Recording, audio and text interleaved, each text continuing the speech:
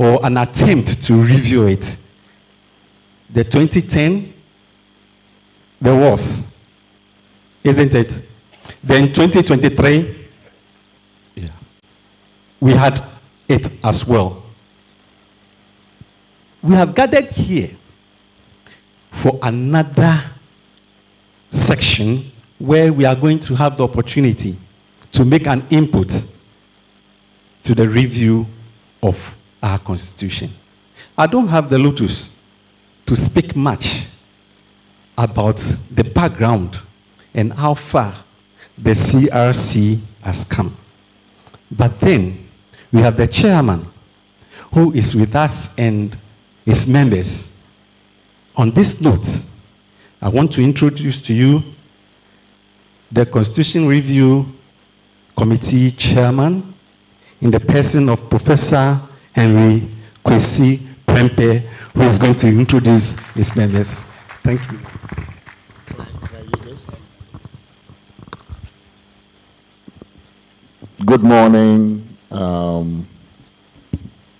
I do not know who is present here and who is not. So, good morning, citizens, ladies and gentlemen. Welcome to the Accra Zonal Public Engagement of the Constitution Review Committee. This is an 8-member committee set up in January by the President, His Excellency John Dramani Mahama, to bring finality to a process that was initiated in 2010 by the late President Jonathan Mills. That first Constitution Review Commission submitted a report in 2011, and the mandate of this committee is to carry on that process and bring some final resolution to the process so that we can move forward with the reform of the Constitution. So I have here with me today the members of the committee. My name is Kwesi Prempeh. I am the chair. Starting from my far right is Dr. Godwin Jokoto, a member of the Faculty of Law at the University of Ghana, a member. Mrs. Charlotte Osei, former NCCE chair, former EC chair, a member. Mrs. Justice Sophia Adinyira, a retired Justice of the Supreme Court. Alhaji Ibrahim Tanko Amidu of Star Ghana Foundation is a member. And then our member secretary, Dr. Reina Akumperija, who is a lawyer. We are missing 2 of our members.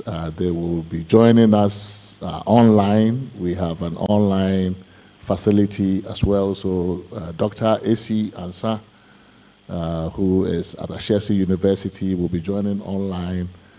And Professor Kwame Kakari, retired professor, is also joining us online. So welcome to today's engagement. This would be the 6th zonal public engagement that we have held since we started work as a committee. I would just like to give you an overview of what it is that we have done in the months since we were first inaugurated in late January. So our mandate as a committee is really to engage in an inclusive and participatory public process, gather additional input from Ghanaians, additional reflections, because between 2010 and now, a number of things have happened many changes have taken place in the way our country is governed. We have gone through many, many different experiences since 2011. So we were supposed to take account of all of these developments that have happened. If I may mention some of them, I mean, at the time we did the 2010 exercise and the 2011 report.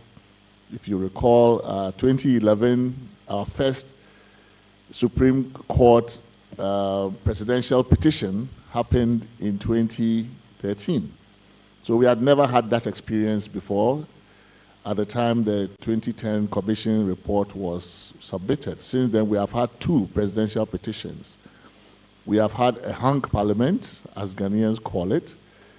We have had, sovereign default, haircut. We've gone through a number of different experiences, which, as a country, we have to take on board in terms of reflecting on how this country is governed and how some of these challenges might be addressed going forward. So because of those experiences, it's still important for us to come back to the people instead of just taking the old report and just proceeding. Maybe some of you have had a change of mind about some things that you thought about in 2010. There's a whole new generation of Ghanaians who have come of age.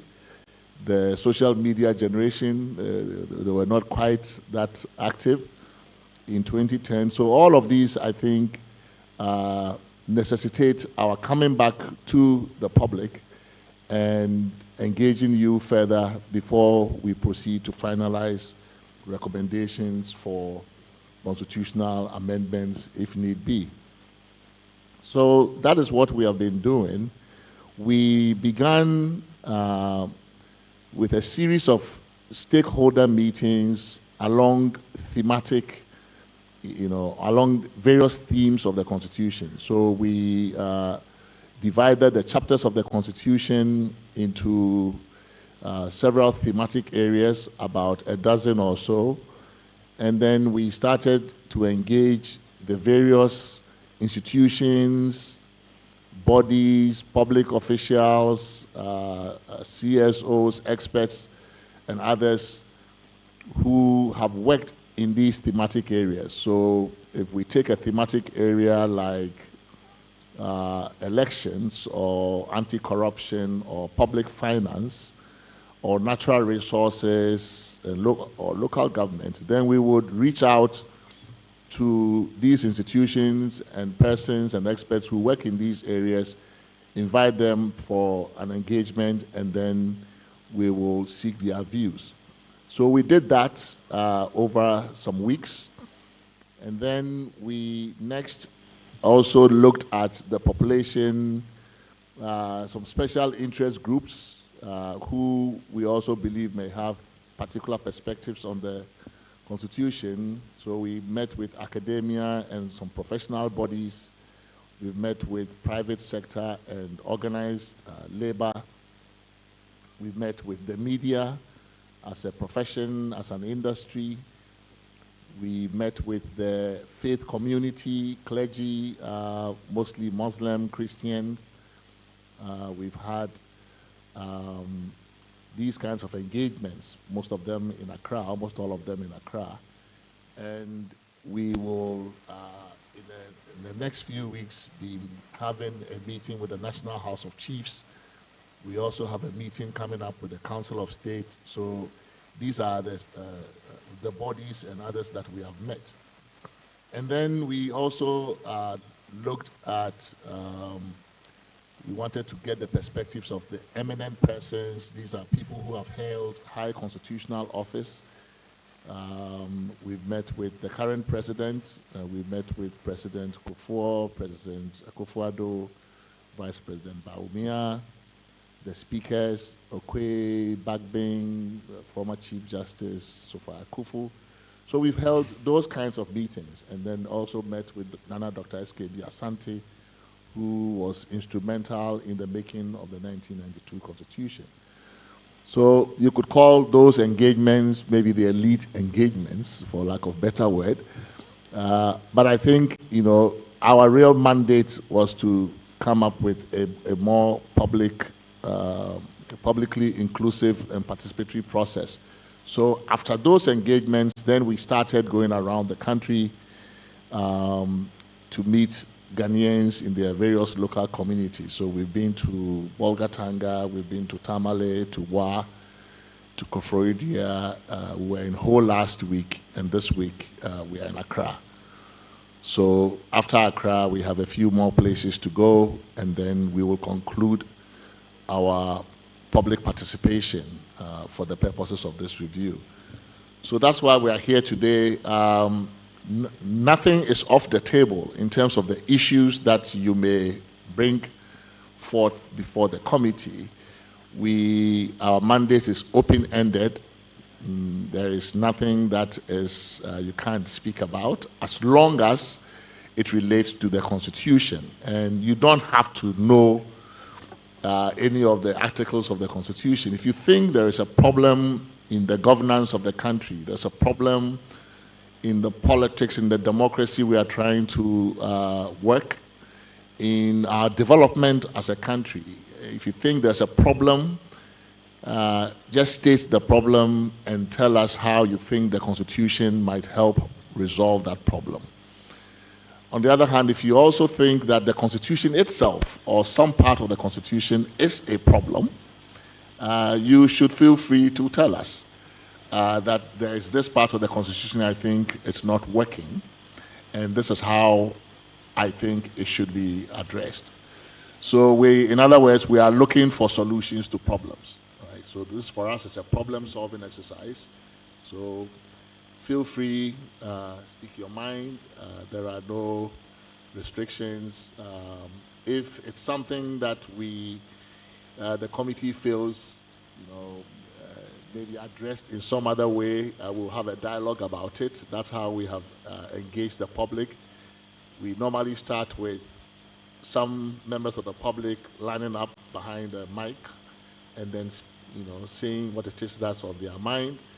And then we will react after a series of inputs, and then we'll go back to the next round and we react, and then that kind of format. So there is nothing else that I can say, but Mr. MC, I can hand over to you from here. You can just invite the public, however you do it, maybe by show of hands, or if they want to stand in the aisle and identify themselves, state what it is that's on your mind, and we will be proceeding in that order. This is live streamed. It's also recorded, but we will also be taking notes here. Thank you. Thank you very much, Prof, for this wonderful exposition. I believe that we are now on course to set the ball rolling. But before I do that, I need to acknowledge one or two people who are here with us, particularly one of my bosses, that is from the National Commission for Civic Education. That is the Deputy Chair for General Services in the person of Mr. Victor Bobe.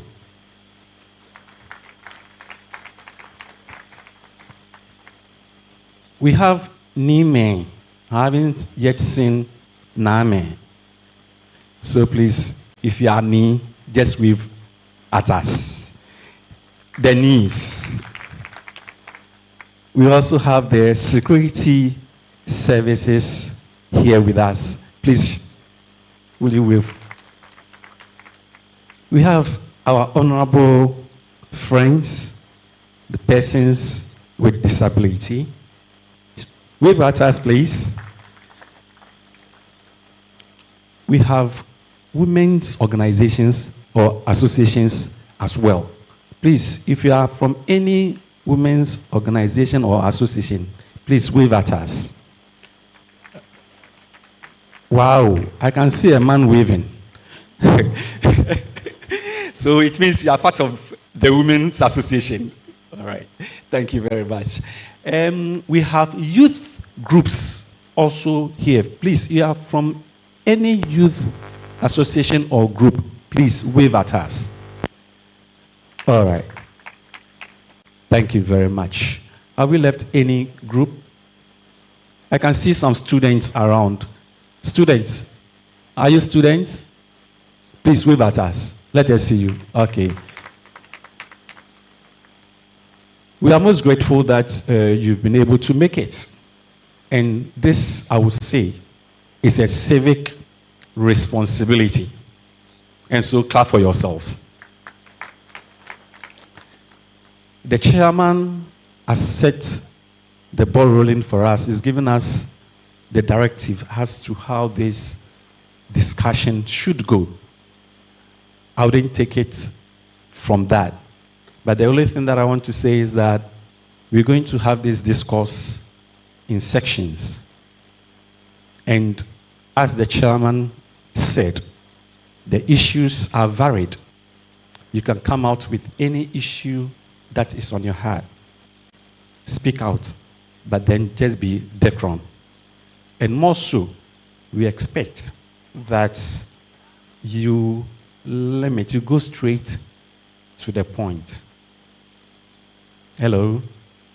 You just go straight to the point and know the limit. We are talking about our constitution. We have a lot of issues that if we are given the opportunity, we are going to talk about. But for this meeting, the focus is on our constitution. It's on our what? Constitution. So we are playing. And please, let us not heckle anybody. We are here to discuss Ghana. And if anybody has any issue that does not go too well with you, please try as much as possible to accommodate. That is the beauty of democracy. The last thing that I want to say is that we are speaking brofo. We are speaking brofo. But the issue is not about brofo. If you can speak Ewe, please. I believe that we have somebody here who can speak Ewe. There's somebody who can interpret. The Ga can be spoken. Akan can be spoken. Please, any language that you want to communicate, please feel free. Gama shipon, Fante ma shipon, Aigbe ma shipon. At the end of the day, we are all what? Ghanaians. We must promote our language. And therefore, please, you have liberty to speak in any language of your choice. I hope the point is well made. Thank you very much. So now, I want 5 women and 5 men. Please, just show by hand that you are interested to talk. I have 1 man, 2, 3. Please, do I have people to support us? 1 woman here. So please, how many mics do we have? 3. So just show by hand. Please, just still show by hand. 1, 2, 3, 4, 5. Please, are you taking notes? I have 1, 2, 3, 4, 5 men. Please, are you taking notes of that? And then the women, 1, 2. Oh, women, are you here? 3. Hello, women, where are you? Okay, so for now we'll have the 8 to go with. I'll give Reverend the first opportunity, since he's seated straight before me, to present his views. Thank you very much, MC, Chair. Anyway, I don't want to quote, but I don't know much about the Constitution. But if I have my take, I think that we have a problem, and if we want to solve that problem, then I think that the President of the Republic of Ghana should not appoint appoint 3 people in position, and that can help Ghana a lot. 1, the IGP, 2, the Electoral Commission, and 3, the Chief Justice. Because we are facing a lot of problem in this selection. And you know, I was just reflecting upon the Ablekuma North just rerun election. And if you see human beings, demonstrating as such, which have gone to school and have attained a lot in society, misbehaving, I was bleeding. I was crying within me. That Ghana, what do we want? What is our problem? So I believe that definitely they know that it is the president who elects the Electoral Commission, and definitely once the president elects the Electoral Commissioner, definitely he will definitely support the president. If the president elects the Chief Justice, Ghanaians will know that definitely the Chief Justice will do something to support the president. If the president elects the IGP, the Ghanaian people will know that definitely the IGP will do something to support the president, even if the president is not like that. So please, I think that to solve a lot of issues in this country, the problem of the president electing these 3 positions should stop. Thank you. The next.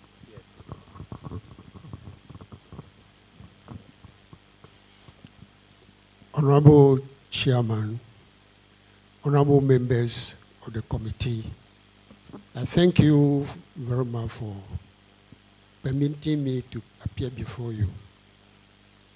I submitted a petition to, my name is Kosi Kedem, former MP and a member of the Consultative Assembly.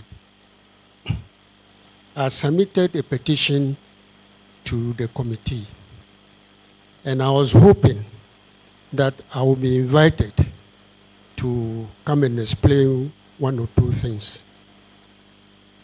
The first meeting of the committee, I was there, and I was told that my topic is under miscellaneous. But later on, I was told that the miscellaneous session was cancelled. So I decided to be here today. Since this is the continuation of the Constitution Review Commission 2010-2011, I have written some responses to their thematic and matrix session.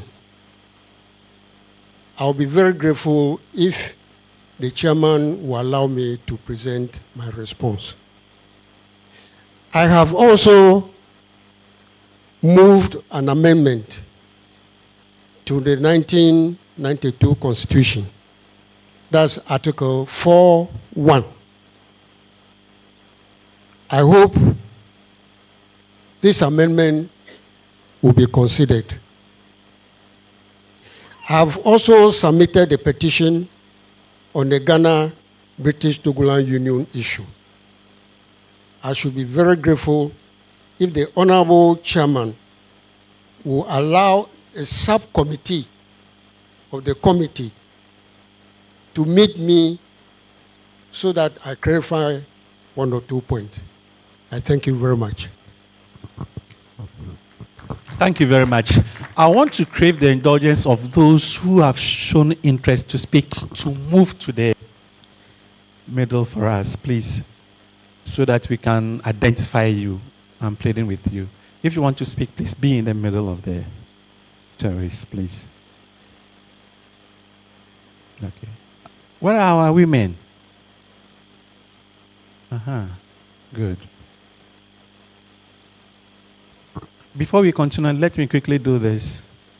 I have my other honorable boss here, and I want to introduce him, then we move forward. He is the Deputy Chairman for Operations National Commission for Civic Education, and it's in the person of Mr. Samuel Asari Akuamwa.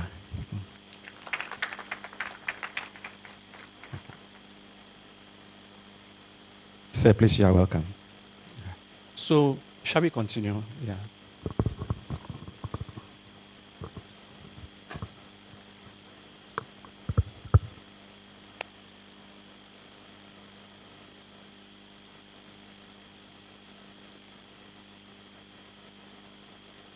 Mr. Chairman, thank you for giving the women this opportunity to talk about our views. But I will speak again. Mr. Chairman, Yaheshiva mean, Nimpa government FI, Ke Onupa Nina Eba Pishin Yebie, Lebine Ake, Kajinya Yenye Bua, Ye education, discipline, etan. Some years back, in the mission schools, there is a discipline.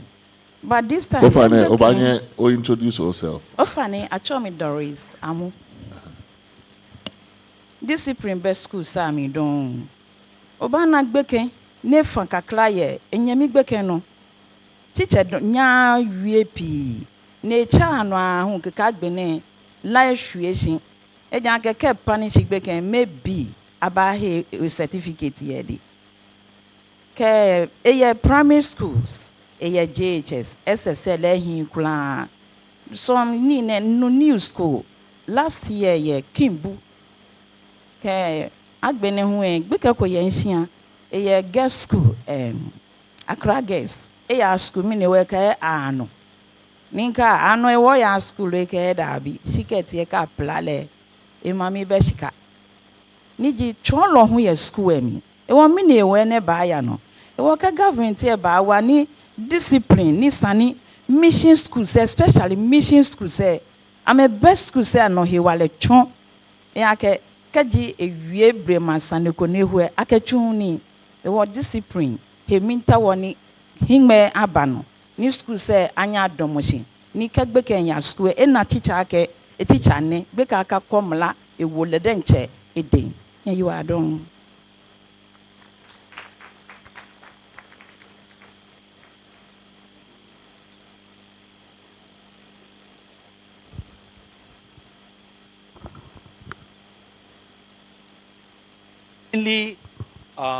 Introduce yourself and also organization or association that you belong to. Thank you. Okay, so thank you very much. My name is Ebenezer Anan. I thought you were going to translate or interpret for us what the woman said in Ghana. Okay. So what she said, I mean, her point is about the breakdown of discipline in our public schools, and she's imploring, I guess, the committee or government to look at that issue of the breakdown of discipline in the schools from the basic school to the SHS level. Thank you, Chairman. Right, thank you. My name is Ebenezer Anan, and I'm a student of Institute of Local Government Studies, studying Development Management Master's Program. Well, I have two issues, and then I want to put across. During one of our classes, something interesting, some discussion interesting had ensued, and then I want to share that with the Commission. In the Development Management class, we were having some discussion about local governance and issues like that, and then the discussion about electing of MMDAs came up. And then as the discussion wore on, the side was like, oh, if the chief executives are elected, nothing will happen. It will be the same status quo.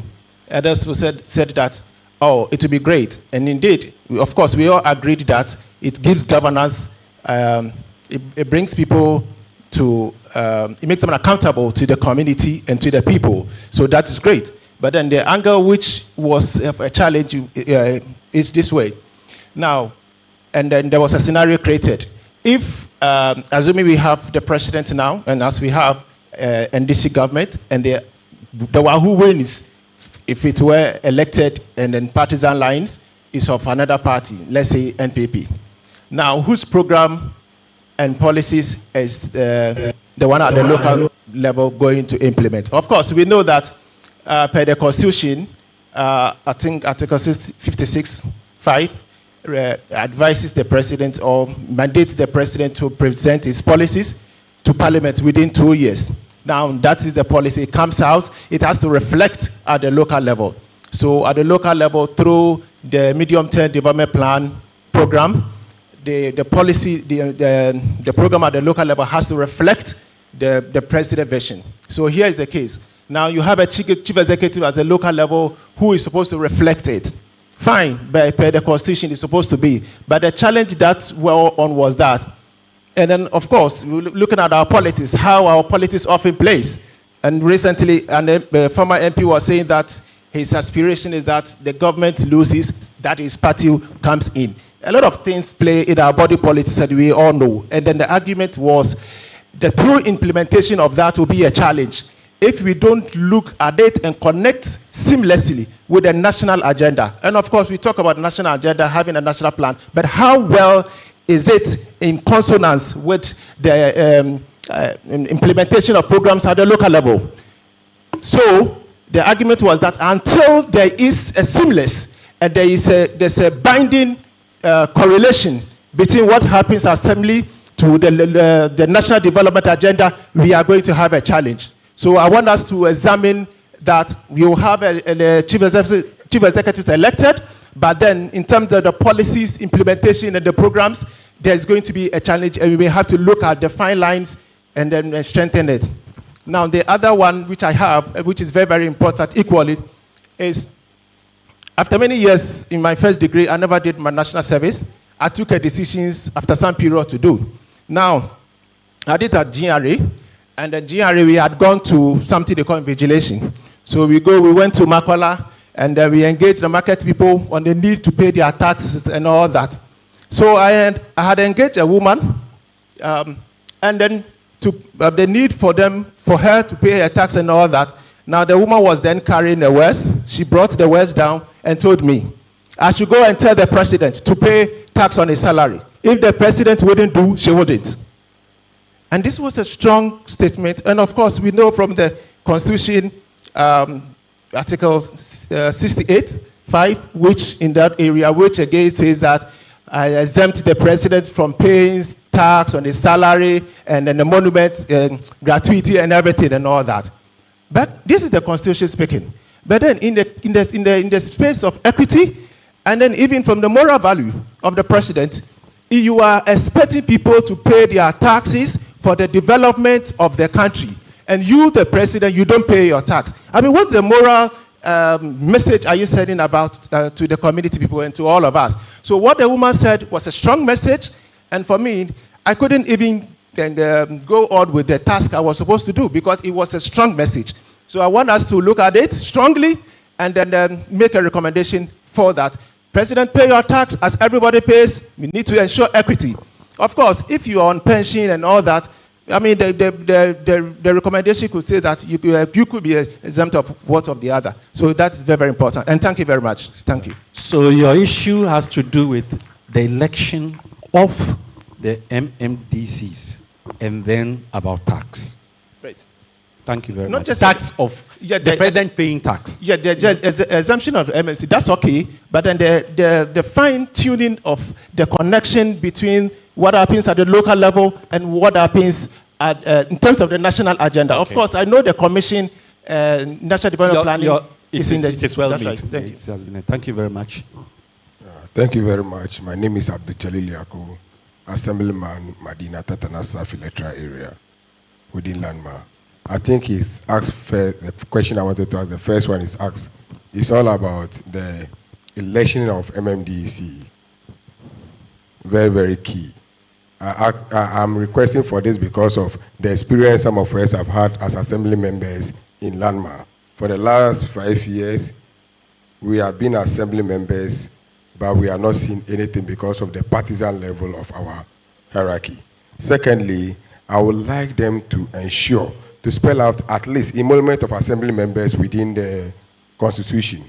This is very key. Why am I asking this? Assembly members are the first point of call in any electoral area. For instance, where I found myself in Medina, if there's anything, even school fees, sometimes they come to you. So if you're an assembly member who wants to work well, and you don't want to be political, you don't want to be corrupt, you prevent yourself from putting some containers and other things elsewhere, because you put them there so that you get something small to assist your community members. There are some areas we don't even know who the MP is. Even when you ask people in Medina who are here, when the last time they saw the past MCE, they'll even tell you they don't know him. Fortunately, I have my chiefs here, but everything is assembly member. When you sleep at midnight, there's a chief here who will call you even at 1 a.m. Assembly member, you have to go and do your own work, but you are there involuntary. But now it will be nice that we spell out a moment of assembly members. Yesterday, there was a news item that they are giving assembly members some allowance, 1,000 cedi, and people were rejoicing. I asked myself, how much is 1,000 cedi? 1,300 cedi, of which they have not even paid yet. But if we know this is what we are getting. And you see, now the paradigm has shifted. Unlike those days, with due respect, that assembly members were anybody at all. Now we have assembly members with masters and PhDs who understand the game. And we use it as a meal to also train ourselves in order to get a position higher. So like I reiterate, MMGC need to be elected. And also assemblymen, there should be a spell out on emolument of assembly members. Thank you very much. Thank you.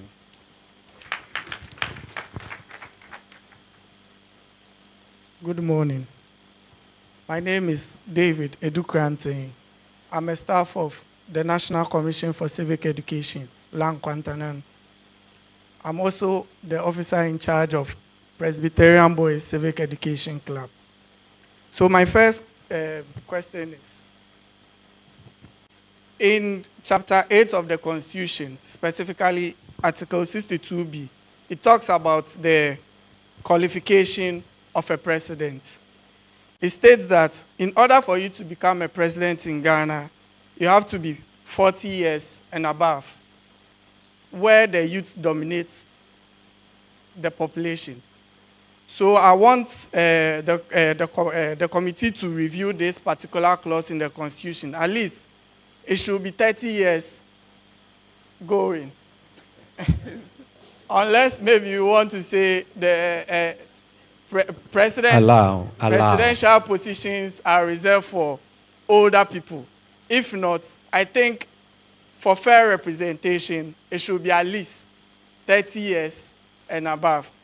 Also, my second question is Chapter 6 of the Constitution, which goes to the political objectives of the country. We see that it states that a government will continue whatever the previous government started. I'm in Medina, like my assembly member was saying. We see so many projects which was started as far back 1992, which are left behind. I don't know what the committee can do about it, but we want the committee to also do something about it. And lastly, Article 146 also talks about the removal of the Chief Justice. Specifically, 146 talks about how the president will set up a committee in the removal of the Chief Justice.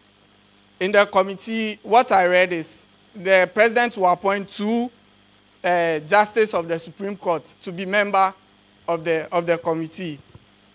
I don't know, in my opinion, if the president appoints a justice of the Supreme Court, and at the end of the day, the Chief Justice is removed, and that particular Chief Justice, who was part of the committee, is elected as the new Chief Justice.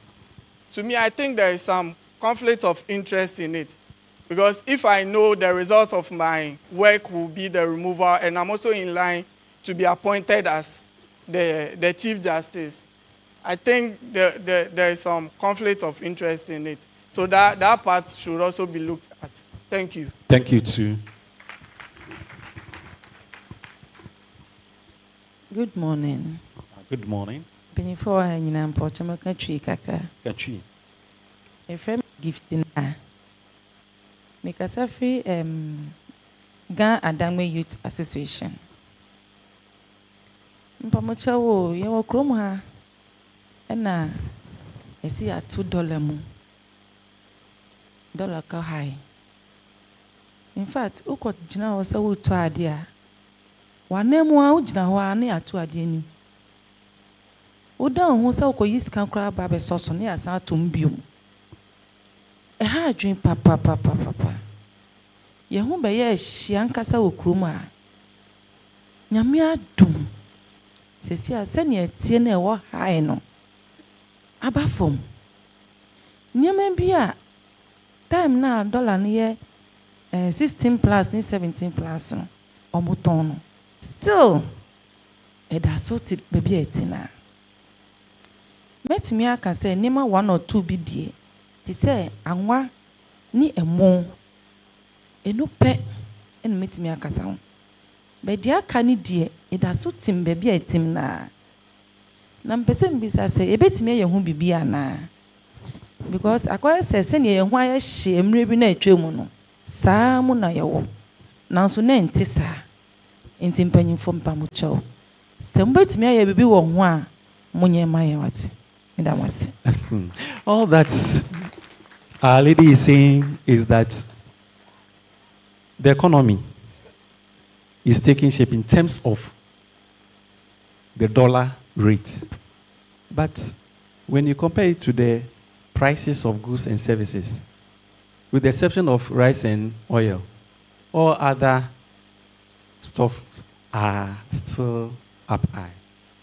This is not, I would put it that way with your permission, Chairman. It's not so directly to our constitution. But then, after I thought I have last person to present. So just give me a second, okay? When he finishes, you come. Maybe the chairman, after this section, will react to some of these issues. So kindly do your presentation and let us. Thank you very much. My name is Audulash Jr., Assembly Member. Mine has to do with our parliament. I'm struggling to understand what sort of parliament we have. Yes, our parliament is behaving like the bat apine. We don't know what kind of parliament the parliament is. I'm told some are saying it is hybrid. I don't know which type of democracy. I'm sure that is one of the problems we are facing in this country because the parliament itself lacks direction. So I believe, and for that matter, you can see that our parliament is not independent. It is always dependent on the executive. So I believe, when I was trying to find out why our parliament was made the way it is now, I was told because of 1979, Dr. Liman was not able to get approval, and so that was the reason. But I think that one should be better than what we're having now. So I'm asking that our parliament should be decoupled from the executive, so that the parliament, once you are a member of parliament, you shouldn't attempt to get to another executive. It is a big problem that we have to ensure that it is resolved. Secondly, my colleague took the word out of my mouth. As an assembly member, everybody knows that is the basic structure in our democracy. And look at that. You are not resourcing the assembly member, yet you are giving parliament and the rest. And you are saying that the assembly member is supposed to interact with the community. All the projects that are coming should pass through the assembly member, yet you don't want to give the assembly member what it is due. If you want to do the right thing, I think it is not the allowance. No. As for the allowance, it will bring a whole lot of problems because even the announcement of the allowance, people have started coming to our house. So, yes, already. So I'm saying that all that we need, if you go to elsewhere, go to Nigeria and other things, I'm not saying we should behave like them, but it is a fact that when you see assemblyman coming, you see that assemblyman is coming. For here, we are all struggling to make a living. Thank you very much. Thank you also. So we are done with the first section. Shall we put our hands together for... we've had the first section of our presentation. I don't know whether the chairman will want, which can continue. Okay. We'll still have it opened, but now I want the security agencies that are here, if they can say something. The Bar Association are here. As for our chiefs, please, you will be the last for a good reason. So we kindly ask you to exercise patience with us. After the public and the security agent have spoken, we'll give you the opportunity to talk. So now, the security agencies, do you have anyone? The Bar Association, you are here. So please be on the podium for me. Just be on the aisles for me so that we would, Security. All right. Okay. So now, other members of the gathering, please, you can join. And for the sake of those who are just joining us, please, we are having a discourse about the review of our constitution. We want your views, we want your ideas to inform the CRC going forward. And as you can see, already a section have presented their issues or concerns. We have the next batch to also do same. So if you are here and you have any issue or matter that you think that the CRC should know, please, the floor is open for you. The next section, you also have the opportunity. So thank you very much for coming. Then I'll give you the privilege. So, the deputy chairman of NCC will want to chip in a word. Thank you, Stan.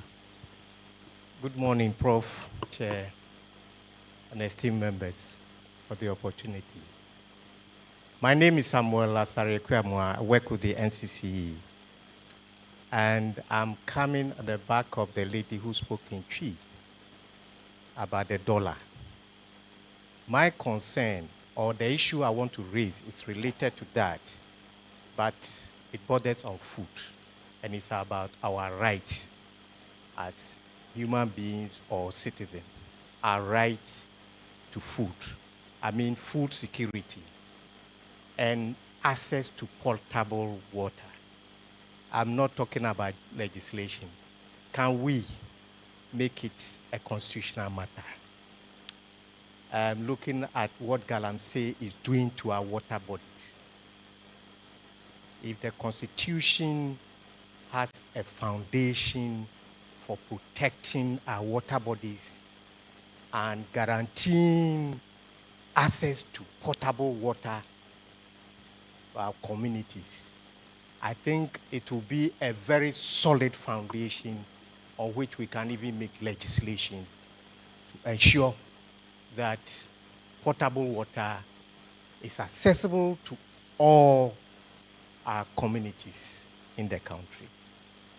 Regarding food, what the lady spoke about, I think at some point, food was the most expensive item in this country. If you all agree. We are still in it. It hasn't gone down. At some point, we encountered even one ministry, I think the Agric ministry, even intervening to buy food and sell so that prices will come down. Can we make it a constitutional matter? Looking at the social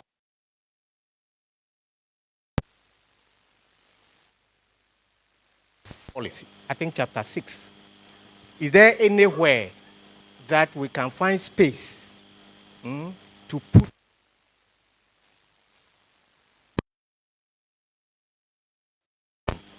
for ensuring that access to food or food security, access to potable water to our communities in this country are guaranteed? So that when excuse my language, the idiots who are in there destroying our water bodies when they politicize it, at least the government will have a constitutional duty to ensure that the water bodies are protected. Thank you, Prof. Chair. Thank you very much. So, you can go ahead. Thank you very much, Mr. Chairperson. So my name is Andrew Apau Obeng. I'm the Vice President of the Greater Accra Regional Bar. I've been a bit under the weather, so please permit me with my voice at this time. So from the Greater Accra Regional Bar, there are some few areas that we would want to bring to the attention of the committee for the purpose of the review exercise that is currently ongoing. Part of our areas of concern has been the issue of the excessive powers of the executive. The previous speakers have in diverse ways referred to different areas in terms of the appointments of the Chief Justice, the appointment of the IGP, as well as the Electoral Commissioner. What we note here is that the President is vested with so much powers that these bodies become more or less at the mercy of the President. I wish to share an experience I had some years ago when in the company of someone who had served as a Council of State member and who had also served as a minister, and even as a cabinet minister, had to approach the IGP in an ongoing matter where a police officer had decided not to obey any orders of the court and nothing was being done. I remember we were at the IGP's office and name withheld. As soon as the complainant's name was mentioned, the IGP froze. We were shocked. I remember coming down with the then retired Council of State member. He said to me, Omanyase, Mr. Chair, the point is that the independence of the police service is extremely important. We are of the view that if we ensure that the appointment is not or does not come under an executive control, as we are aware, the IGP now is directly under the Ministry of Interior, and that has been the practice over time. As a matter of fact, when the new IGP was appointed and people were excited, I laughed because I practiced extensively, I do criminal law in Ghana, and I've climbed all the staircase of the police headquarters. So when I heard that there was a change at the top, I said, well, let's see whether the water will be clean. Let's see whether or not we will succeed and whether or not when we have by-elections, whether it will be different. And we also what happened last Friday. We have the view that the independence of the police service is of extreme importance, and the ability of this commission, based on recommendations, to couple the appointment and removal process, at least even removal should be with cause, and not just by an executive fiat. We looked at the area of the judiciary, and we are of the view that, just like the IGP, we think that we should insulate the appointment and removal from the executive, because whatever the situation is, whether we've had this situation of having two parties governing us, whenever people are in power, the perception remains the same. But we are of the view that we could put in structures that would ensure that either we would reform the current Judicial Council to ensure that it has the mandate to recommend a person and whose recommendation will be binding on the President for the appointment to that office. And then we are also of the view that even the committee that is set up to go into whether or not the Chief Judge should be removed should be such that possibly we could use retired Supreme Court judges as opposed to having sitting Supreme Court judges on that committee, persons who are the colleagues of the same person who is being removed, having to appear before them. We think this could be humiliating in itself, and that we're able to put in structures that will ensure that the process is fair, and that at best we will be able to ensure that we respect the outcome of said processes when there's procedural fairness. Another area also is the same, also goes for the Electoral Commission as well.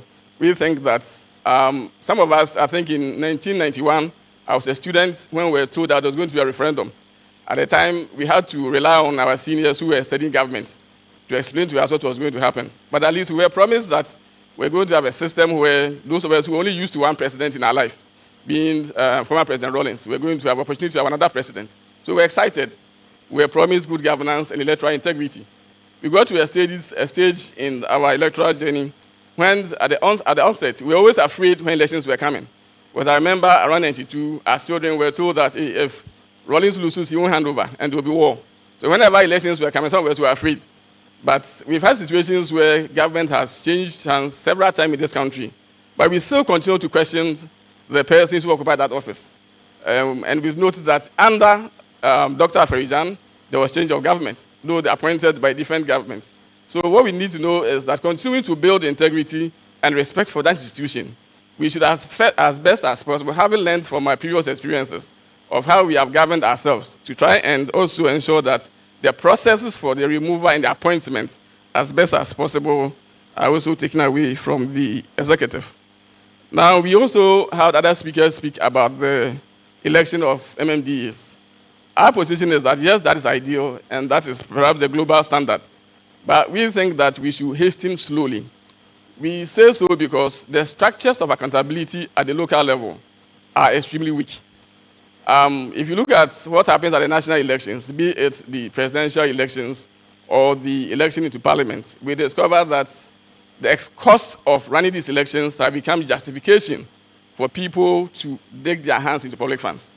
Now, if you are weak structures at the local level, and you have people going to spend possibly 200,000 cedis or 400 or 500,000 cedis to be elected as an MMDC, what would we have?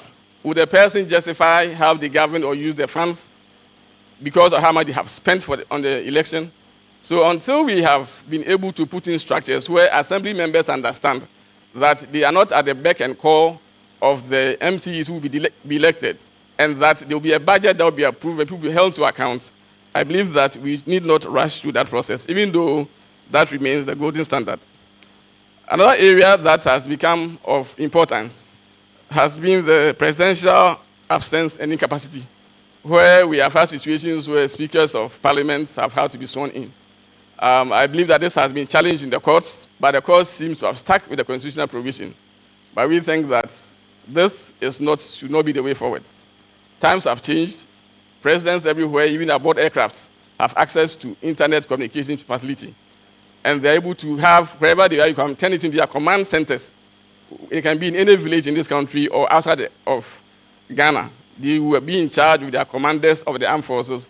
They will be in charge with the IGP and will be able to ensure that governance continues.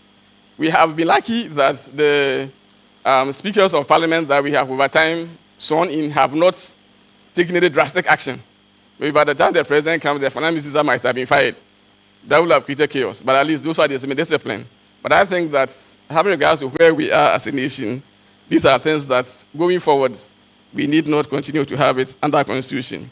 Another area has been the emoluments of the public office holders.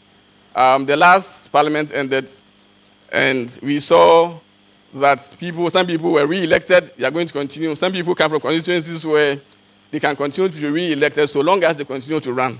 The question is, should we pay them every 4 years for their end of service benefits when we renew their mandate? We have the view that they should be looked at. We also propose that, as best as possible, we have an independent emoluments commission, which would oversee the not persons appointed by the president, so that at least we are able to ensure that, as best as possible, state funds are well preserved. Another area has been that the separation between the executive. When I was coming, I was told that we're going to have a slot for opening for remarks from the GBA. So I have a few points. I'll be done shortly. Do you have a written memorandum? I have. I'll be able to subsequently share it with. Subsequently after this, I can share it with you. Yeah. But a few points, 2 more points, and I'll be done. Okay. Please permit me. The other one has to go to the clear separation between the executive and the legislature. We have noticed time and again that you can have a regional minister who also doubles as an MP. Sometimes when parliament meets, they can have a quorum. People are sitting on as chairman of various boards, and they go back in there to protect the same decision.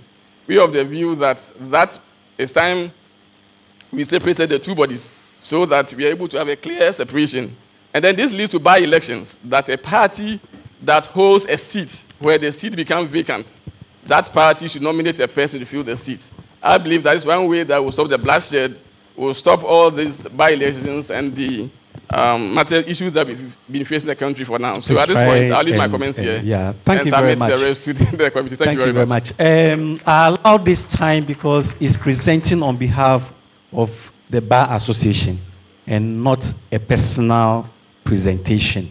However, let me announce this.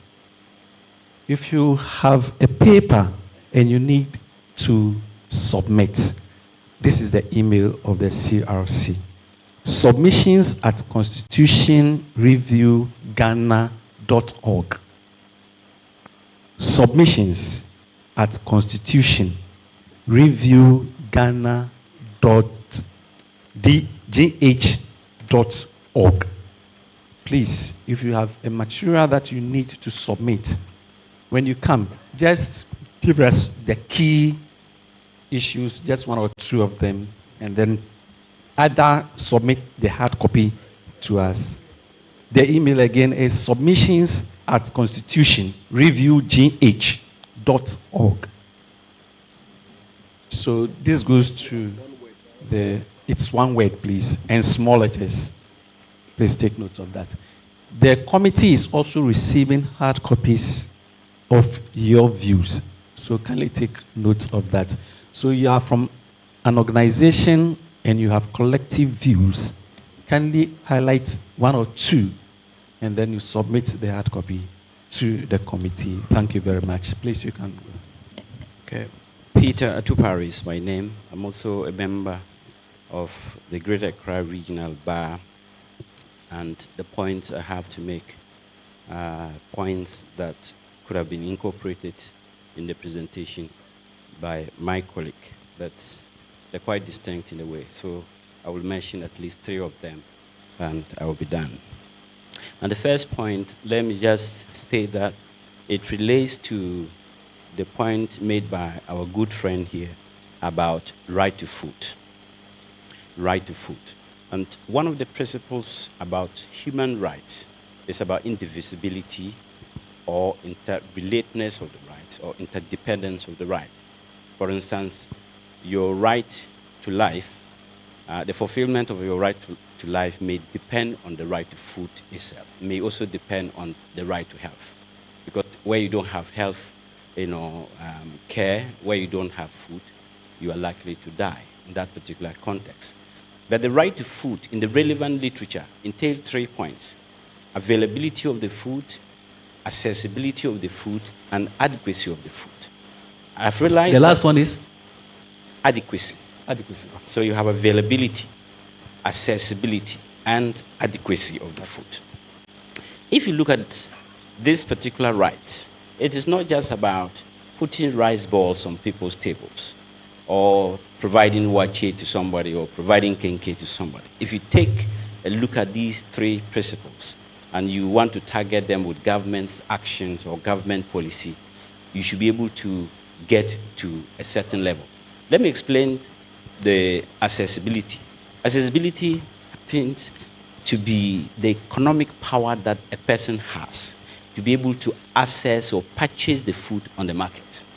So if a fisherman whose source of income, is the lagoon where he fishes, and that lagoon is being destroyed by galamsey, or is being destroyed by some, crude industrial operation, the fisherman's accessibility power is denied.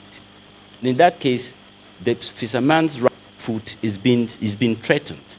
And that's why, if you take into account this galamsey exercise, it is not just about what they get. It is about what it will affect somebody's earning power also, which is not necessarily dependent on the goal. So that right to food, an independent right to food, will even help us tackle the galamsey issue. Can we move to the second point? Yeah, would help us tackle the issue of even the environment, the destruction of the environment by so many people.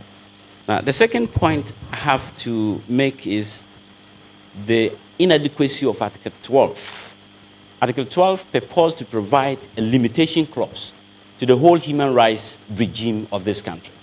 And the indicators are 2, where the rights of others are going to be infringed and where it is in the interest of, it is in the public interest. These 2 indicators in the human rights context, especially if you take comparative jurisprudence, is woefully inadequate.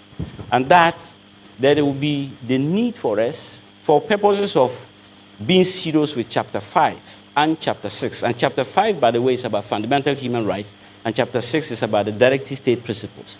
To be serious with Article 12, there's the need for us to provide for a standing limitation clause. We do have it in South Africa, we do have it in Canada, and I was thinking that Canadian Charter, which was enacted around 84, at the time we were making our constitution in 1992, we could have taken some lessons from it. But South African constitution, which came in 1996, rather took the inspirations from Canada, and we did not. And if you look at the limitation clause there, it talks about where the limitation is reasonable and justifiable in an open and democratic society.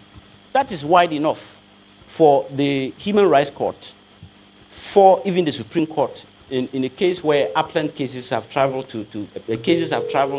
by the exercise of the appellant jurisdiction of the court, to be able to flesh out some kind of, and I've taken a look at the Kenyan constitution as well as the Gambian constitution. They have gone further, in addition to this open limitation clause, even to provide for what we call the proportionality test in the constitution.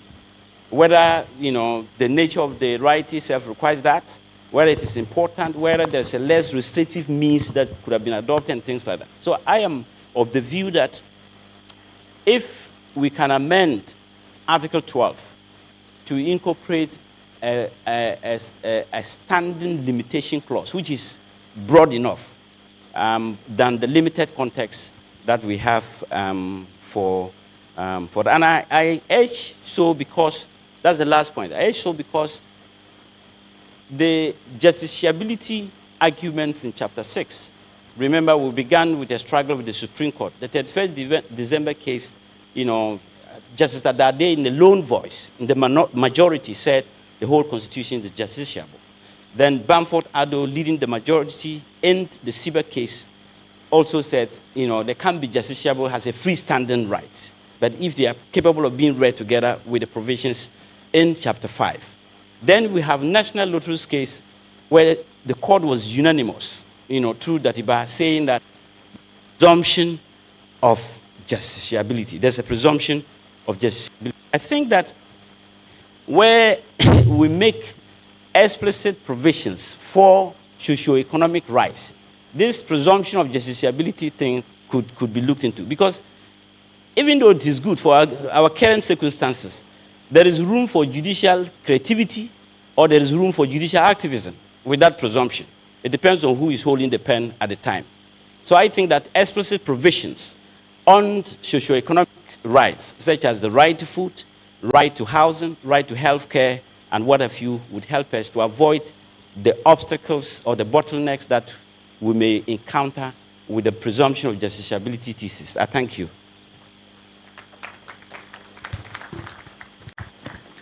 So, thank you so much. For the benefit of the audience, our last speaker is Professor Peter Atupare.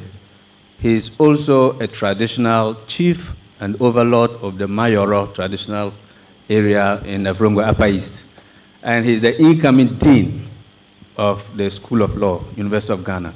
So wow. The person who just spoke to me to talk to him. Thank you. With your kind permission, your submission, would love if you could use it as an appendix to the Bar Association test. So just add it as an appendix so that we can have the comprehensive note. Thank you very much. Please, you can continue. Thank you.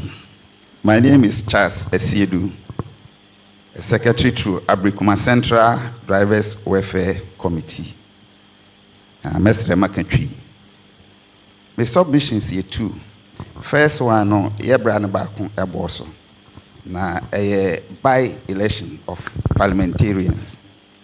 My submission is saying by-elections in Kwem. Yam family constitution yam mendino. Say parliamentarian be etwa party na ofimuno. Omo leti obi sinanai. My reason is say Sebi Kafra, a president to crown as a president, be a sitting president. Now ofimwa, yanya by-election for president. But party no film the head say ne vice and I say party ne appointee. Elsewhere in the world, party ne crown put me see president na osisuno. Ne appointed president from the party. No baby do mine. I think I'm the submission is say by-election senia ye disika logistics any nneɛma na ohwepra eporo ni sika ye send no by election ba komo a I think say sika no e bitimi aye nneɛma bebree am of my Ghana. My second submission road safety. Being a transport operator, you who amane e lorry kwan so. Ye bobisia jisika kese pa e de lorry kwan. Ye wi a na dan market. I don't know. Say driver no right to road no so and traders no and all right e road no so. Some of the roads ni bi wa o driver no ba police gina ho chew. But obi aye store e lorry kwan ni fimfini. Yanka sembi ankyere no. Enti anka constitution amendment ne fanshim say prohibition of trading on the road. Nanka driver for yenya yemfa ahodi. Anye sa mo beka se etrim yedi enso ne ekun krofo okwan so. Na enya yen but omom ye illegal activities are being backed by supported by the government. I rest my case. Thank you. Hello. Thank you very much. To it, the last point was that the evasion of traders on our rules should be taken care of. And the first submission has to do with by-election issues, that when a party loses the MP or whatever, the law should allow the party to either nominate or elect someone to take his or her place, instead of we spending so much to have a by-election. Thank you very much. Next. Good morning. My name is Honorable Mohamed Ishao, elected Assembly Member, Iowa North Municipal Assembly. Mine has to do with the tenure of the Honorable Presiding Member. If you look at Parliament, the tenure of the Speaker is for 4 years. But at the Assembly level, it is for 2 years. So I am of the view that it should be changed to 4 years. Why? Because in the situation whereby an appointed member is elected as the presiding member, in case there is a change of government, that appointed member is no more an assembly member. So there is a vacancy over there. We need to wait for the assembly to be reconstituted by the remaining 30% of the membership to get the 100% membership before a new presiding member will be elected. Secondly, I am also of the view that the appointment of the 30% of the total membership should be scrapped. Why? Because my colleagues, honorable assembly members here, can testify that the appointment is being made politically. And at the local level, it is not political. But 90% of the 30 membership that is being appointed to form the 100% is done politically. You go to an assembly, a constituency party rep is an appointed member. So I'm of the view that it should be scrapped. Secondly, the reason why I'm of the view that it should be scrapped is that when there is a change of government, all the appointed members, the appointment is being revoked. So we need to wait for a new government appointees to come, and in that period, the assembly is not in session, which shouldn't be so. So I'm pushing for the election of the MMDAs. When that one is being factored, then the appointment of the 30% of the assembly members should be scrapped, so that only the elected members and only the elected MMD municipal chief executives will be there for the assembly, so that in case there is any change of government, assembly should be able to be in session. Thank you very much.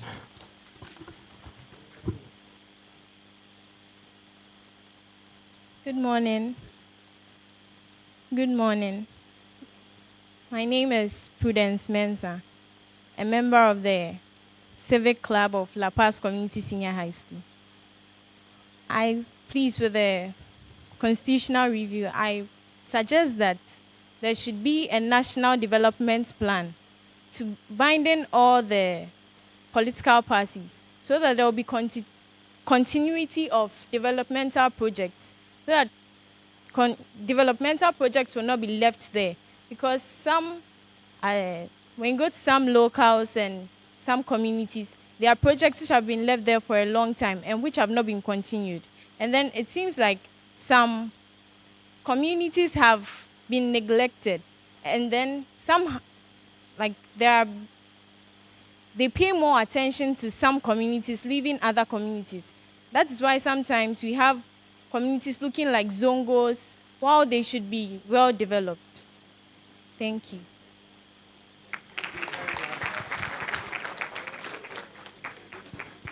You mentioned your name. Your name is? Come again? Prudence Minson. Thank you very much for your presentation. Good morning. I'm Prince Emmanuel Lahoto, and I'm the director for CEA Medina office. So I have 3 short interests. Please, what is CEA? Complementary Education Agency. Exactly. Thank you very much. So my first interest has to do with the age of consent.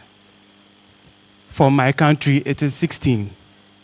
And you can vote and decide who to lead you for 4 years at the age of 18. But supposing when you are 16, you should get pregnant. You are saddled with not a choice, but the headache of being a parent at the age of 16 for the rest of your life.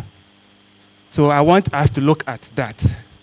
When you are 18, you can vote. When you are 16, you are allowed to have sexual engagement with others. So please let's have a look at that, because let's think about our girl child. At the age of 16, the average age of a final year student for the senior high school is between... Excuse me. So what specifically are you suggesting? You So I'm looking at the age of consent, if we can change it from 16 to at least 18. Okay. Yes, that's sexual consent. What problem are you trying to solve? So we increase it to 18. Yes, please. Does it mean that they're not going to have sex? They will. Children? They will, but let's take it that at the age of 16, when you become a parent, you are still in school. The chances of you being a dropout is much higher. Yes. Yes, please. I know there are cultural nuances to it, but probably with clearer thinking. So please, let me get to the second point of interest.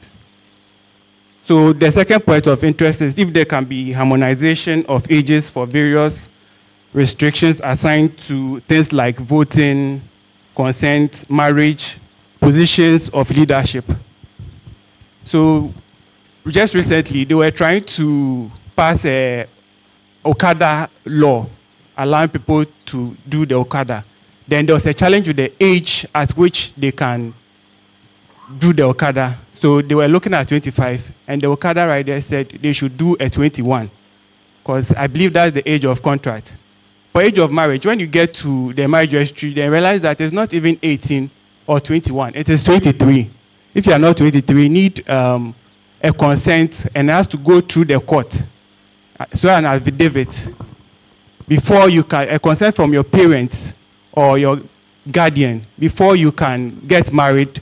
But if you are not 23, you need the consent.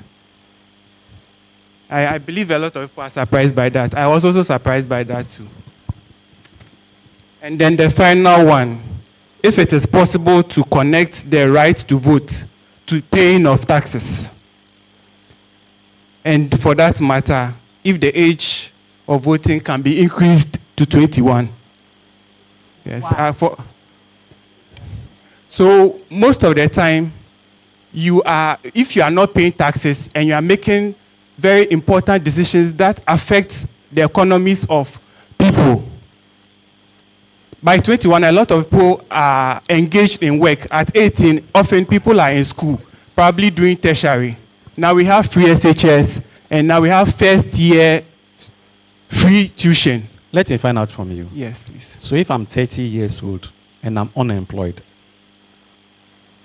how would you treat me? I believe that if they have the age at 21, it will help our economy too. If you want to make a decision that will affect my life, I'm a tax. At the moment of the month, I don't tell government that, oh, please hold on, take this amount, next month I'll add some. Immediately, income tax is taken from my salary. And it is a good percentage which can do something. Chairman will address that. Chairman will address this. I believe so. So if I'm bleeding financially, I believe that every other citizen, if you want your roads to be better, please pay taxes. So if you want to vote for the better roads, come and join us, pay the taxes, so that it won't be just a few people who are trying to push the country forward, and some people at their offices. Someone, my mason, at the end of the month makes more than me. He'll tell you, this is plastering. He's charging you 14,000. And in 2 weeks, he's done. Tax-free. So if we can look at that, it will help the nation. Thank you.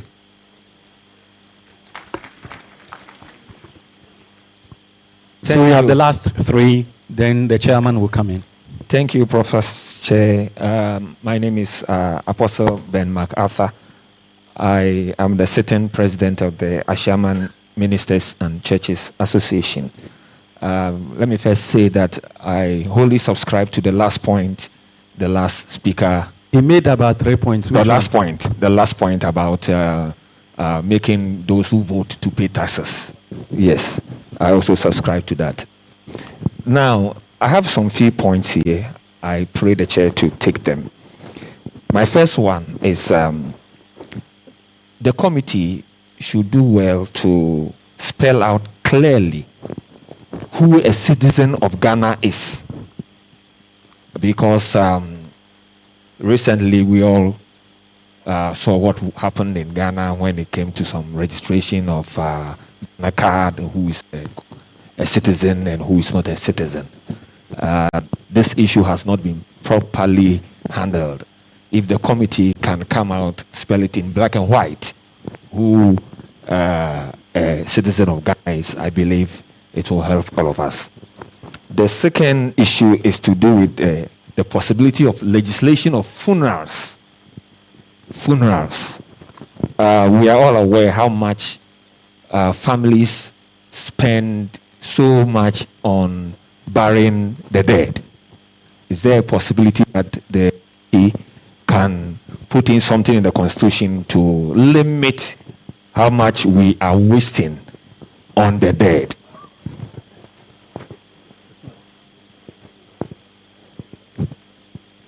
Linking it to economic issues. Yes, linking it to economic issues, yes, of course. The third thing that I want the committee to address is the transitional process for our elections.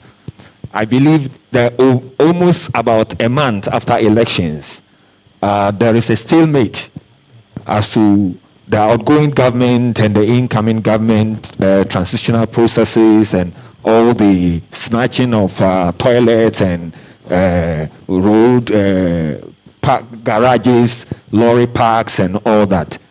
Is there a possibility that the committee can at least put in something in the Constitution that the British have, that immediately there's an election, whoever wins moves to number 10 Downing Street, and there is nothing like constitutional, transitional team, all the hanky-panky games that goes on in our body politics.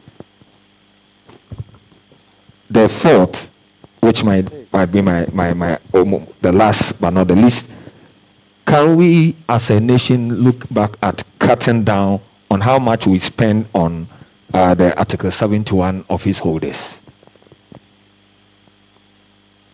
The last one, I believe our eminent chiefs are here. I thought you said last one. I said last but one. Last but one, okay. Yes. Well understood. Yes. Our eminent chiefs are here. I grew up from a typical traditional area. In the past, our chiefs held a lot of power. They could determine certain cases within the particular community. But over time, I feel that their powers have been taken over by the central government, and then we have made them just sitting in the communities doing nothing. Can we look at giving them some powers? Of course, taking them through some capacity building, so that they can help in sanitizing our communities. My senior spoke about Galamsey. If these chiefs are properly resourced, I believe they can play a major role in handling some of these vices that is in our communities. Thank you. Thank you too. Can I let me just ask you a question? You raised the issue of the citizenship. Yes. And you said it has not been properly handled. I mean, yes. What specific concerns do you have with regards to this issue of citizenship? My challenge is with what happened with our former Chief Justice when this issue came up. If you are having a birth certificate, you are not a citizen, and the one who has a passport that came out from the primary document of the birth certificate is now a citizen. How can the passport holder be a citizen, but the one who holds a birth certificate is not a citizen? Thank you. Good morning. My name is Imam Yusuf from La Paz Central Mosque. My first concern is curriculum. My child is in first year senior high. He is one of those who started a new curriculum at the GHS. We suffered a lot. You buy this book, they change it. You buy this book, they change it. You have to go through research on the internet. Now he's addicted to internet. So what I want the committee to do is that, will you get a law to guide our education so that the politician will not be using the future of these children for nothing? Today, they say we don't have teachers, we have facilitators. They have to go and do their own research, whether you understand it or not, bring it, assessment, 60% assessment, and then 40% examination, just like that. Please, I want something to be done about this education. Very important. This is our future. Of nothing. If our children are our property, we can't suffer and leave the children like this. That's one. Two, about our chiefs. Too much indiscipline in our communities. As we were coming, I saw on La Paz main road, youth mounted something with a long rope, taking money from throttle drivers, parking anywhere. Police are standing there. Because of politics, the colors, we are the MPP, we are the NDC, so nobody can do anything. Why don't we transfer the authority to the chiefs? When the chiefs summon you, you go. So that authority, the chiefs will have the authority based on the constitution. Stop anything. You can't tell me that because you are going to vote your chief out. It's your chief who is speaking. The government is backing him. Whether it's your government or not, the chief has spoken. Then also, on our media, everybody is just talking anyhow because he has money to support a political party. We have to look at the funding again. Because he funded the political party, so he can talk anyhow. He can call bluff of our security and anything. So I think the funding issue is also a very important that we should also consider. Our institutions, you employ someone to come and head an institution. When you are a head of an institution, we should look at how you do your work. Sometimes they said, I'm going to court to challenge police authority or immigration or whoever. But it is one person who did something wrong. Because you know when we go to court and there's a damage, it's Ghana that is going to pay. Let's check if it is your action and inaction who doesn't make, sense, then you have to pay. Ghana is not going to pay for you. So everybody is there doing anything. He knows if you go to court, after all, Ghana is going to pay. And my last submission is our women. Our women are working very hard. Even with the men who help them at home, we can see how they work. Look, 4 o'clock, a woman has bathed her children, carry one, holding one, going to work. Can we have a law that can make their work flexible?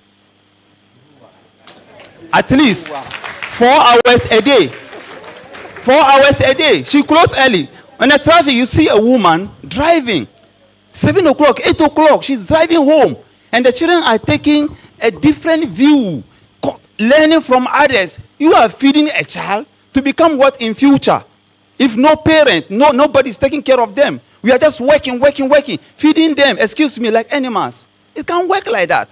Thank you. Hello. The chairman will come in. Good morning, Mr. Chairman. I shall be Katri Accra. I shall about Article 71 holders. I shall teach about 30 years. Kafui Yomehu, a citizen of Ghana. Teacher about 30 years. But the end of the Oko retirement, as a pension money. But Article 71, holders no 4 years, they are moving 500,000 Ghana cedis, 600,000 Ghana cedis, 4 years. The way to be a BBO Article 71 maybe a benefit musu maybe more hon Jimbamu be Article 71. Article 71. A higher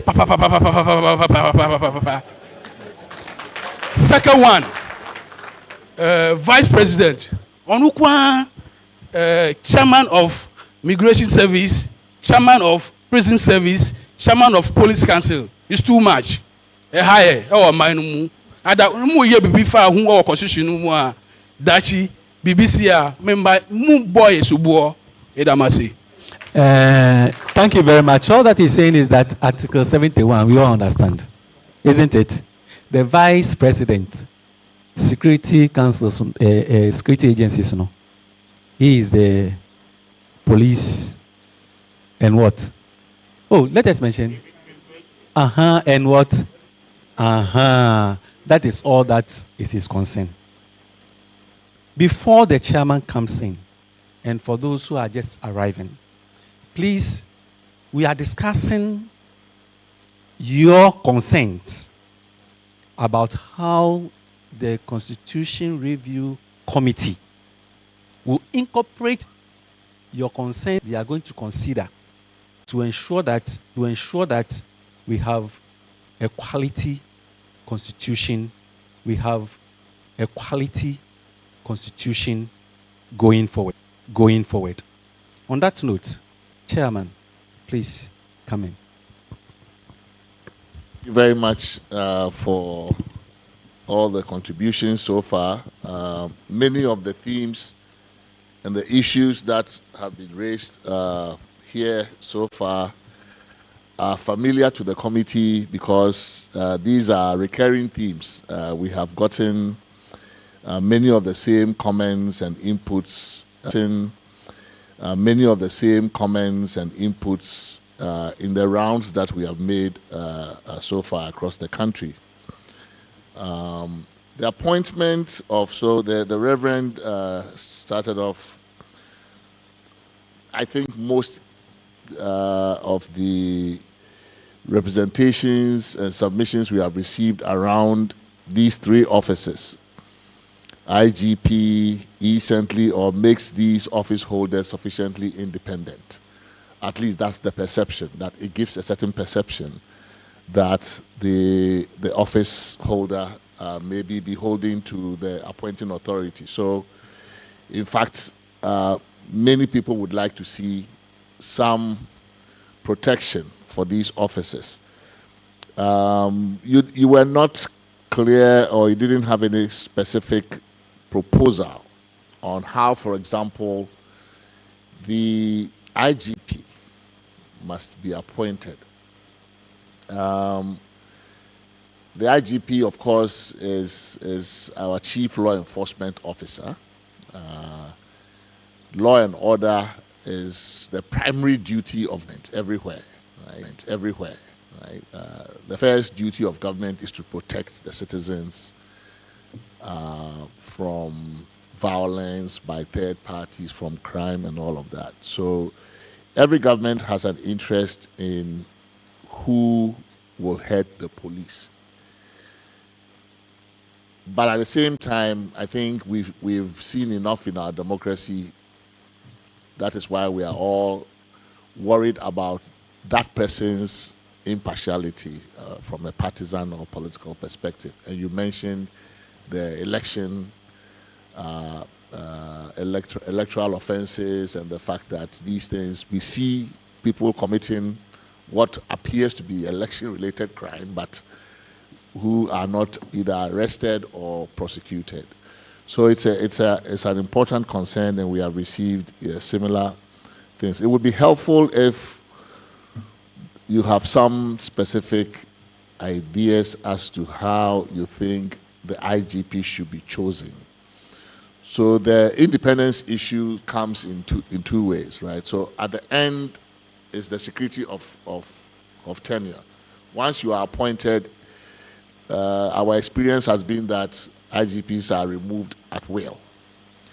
I believe there was a lawsuit in the Supreme Court. I don't know if it was ever determined, because I am aware that an action was brought suggesting that the IGP could only be removed for stated cause. I don't know that that action was ever heard, has been heard so far. But in terms of their independence, we are interested both in how they get into the seat and how they get out. So if there are very clear proposals, I believe the IGP is chosen from a certain category of persons, only from a certain pool. I don't know if they can be chosen from outside that pool. Nothing in the Constitution makes it very clear how that comes about. So if some of you have clear thoughts on that, that would be helpful. This has to do with the Togoland issue in our, which is, you mentioned Article 4.1. In fact, in our last engagement in Ho, that issue also came up, where there were concerns about an existing law, I think from the SMC period, that continues to criminalize advocacy of secession of the Transvolta or Togoland part of the country, and the concern there was that it is limited only to Togoland, and that it is not a general prohibition against advocating for secession anywhere, but only that part. So it appears to criminalize only a certain part of the population or a certain group. So we have received representation on that one. I think there was actually a submission. So it will, your submission is in the care of the committee, and we will look at it. Mr. Annan, I was interested in this issue of the election of MMDCs, and your concern is, this is a common concern people have expressed, of course, on that if we did it on party lines, right, it's still not clear where it's going, whether we are going to elect on MMDCs on a party basis or not. But the general principle, from everything that we have heard so far, it appears that there is huge public support for electing our MMDCs. However, it is not an easy question. And in fact, somebody did mention that we should hasten slowly. Yes, in fact, once as a committee, we have looked at this issue from many different angles. There are a lot of implications. This will be the first time since the colonial period, since we became a unit as a country, that we would be electing chief executives at the lower, at the subnational level. So it's a very big change, and we need to make sure that we don't make a change that will compound or create new problems, right? So we are indeed very careful about this. We have identified lots of issues that we must deal with when we start going in this direction. One of them currently is just the sheer number of districts we have in the country.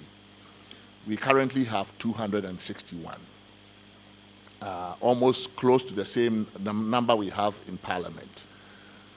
It's because we have linked the creation of constituencies to the creation of districts. And so it's created this kind of a situation. But when you look on the ground, you see that many, if not most, of the districts are not economically viable. They don't have some of them don't even have markets, but they are still districts. And yet the districts are supposed to lead local economic development. That is their main job, is to drive local economic development, and yet they don't have an economic base. So there are a number of questions being asked. How do you start electing mayors, so-called, for all of these areas, and then they don't have anything to work with? No local budget, no economy at the local level, no tax base. How exactly is that supposed to work? Then when you come to the urban areas, the big cities like Accra, when I was growing up, Accra was just Accra. Now Accra alone, we're not sure what is Accra now. This is AMA building, but it is difficult to tell the limits of the city of Accra. Does it start from Dansoman? Does it start from Bawe? Does it end in Adenta? We're not sure. But if you started to elect, say, mayors in Accra, you could elect as many as 20, depending on how you define Accra. Is that an effective way to manage the city of Accra? Is that how, can you have 20 mayors in different jurisdictions managing one city of Accra? How do we do that? So that's also another question. If we elect on a no-party basis, how many people do you think will show up as independent candidates? Probably 20, 30, 40. In some places, you will get a large number of people. How do we filter the number down so that we can elect somebody who has a majority, at least, in the community? So that's also a consideration. Issues also have been raised about gender representation.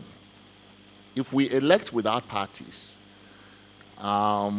there's concern that given our voting patterns, we probably will just elect all men across the country. Just district chief executives will be only men. And you may not find representation for women. So what do we do to that kind of, what do we do about that kind of situation? Must we have the mayor being elected with a deputy mayor on the same ticket? And we say that maybe both of them cannot be of the same sex. If you have a man as the mayor, the woman, the deputy must be a mayor. So there are a lot of different questions that we have to ask ourselves. Then you also raised the question, another person, if not you, raised this question of what's the role of the mayor once we start electing? Is this person still the representative of the government, of the president at the local level? How do we deal with situations where, assuming we elect on a party basis, there is a mayor from one party different from the governing party at the national level? That issue has been raised. I think, basically, if you look around Africa, not even just the world, but in Africa, many countries also elect their mayors on a party basis. Freetown is one of them. The mayor of Freetown, currently Yvonne Sawyer, is from a party that is different from the president's party. Yeah, they have occasional friction, but it works. Right? It's doable. In other words, it can be done. I'm not saying that it is not something we should think about, but these are some of the things we have to think about in terms of the effects of the election. Once we start electing, a lot of different things will happen, and we must account for those things. There is some concern about District Assembly Common Fund has been raised. The current arrangements, a lot of the money doesn't come down. It's appropriated in Accra, but some of it is spent even before it gets to the local level, so the local community doesn't get. So it's so I'm saying that, yes, we are hastening slowly. It's an important caution. I think that elections will happen, but there are a lot of things that those who are in favor of the election should begin to think about the consequences and then help the committee with more perspectives beyond just electing. The election is the easy part. There's plenty that we haven't thought about at all. And I think it's important that you have raised that caution.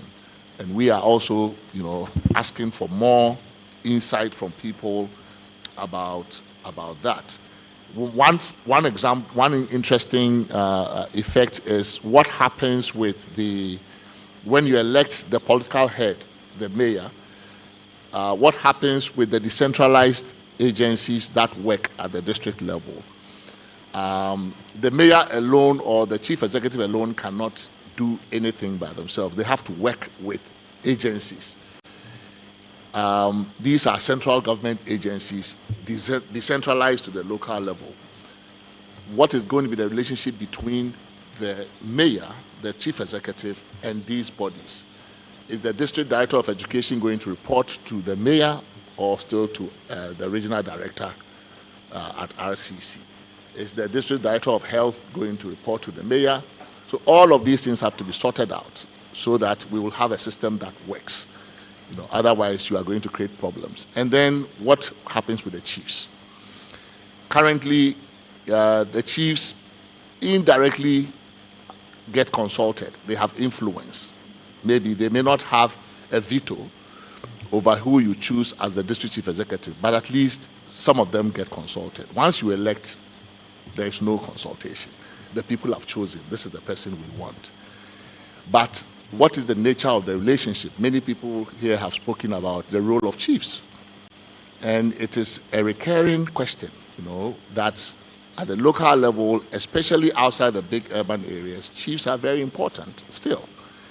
And yet they are not being used as part of the local government system. We expect that when we get to Kumasi and meet the National House of Chiefs, that will become a big part of the conversation. But already in our zonal engagements, we have met many chiefs.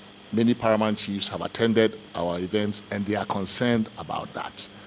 What is the role of chiefs? How do we mainstream chiefs into the local government system so that it will be effective?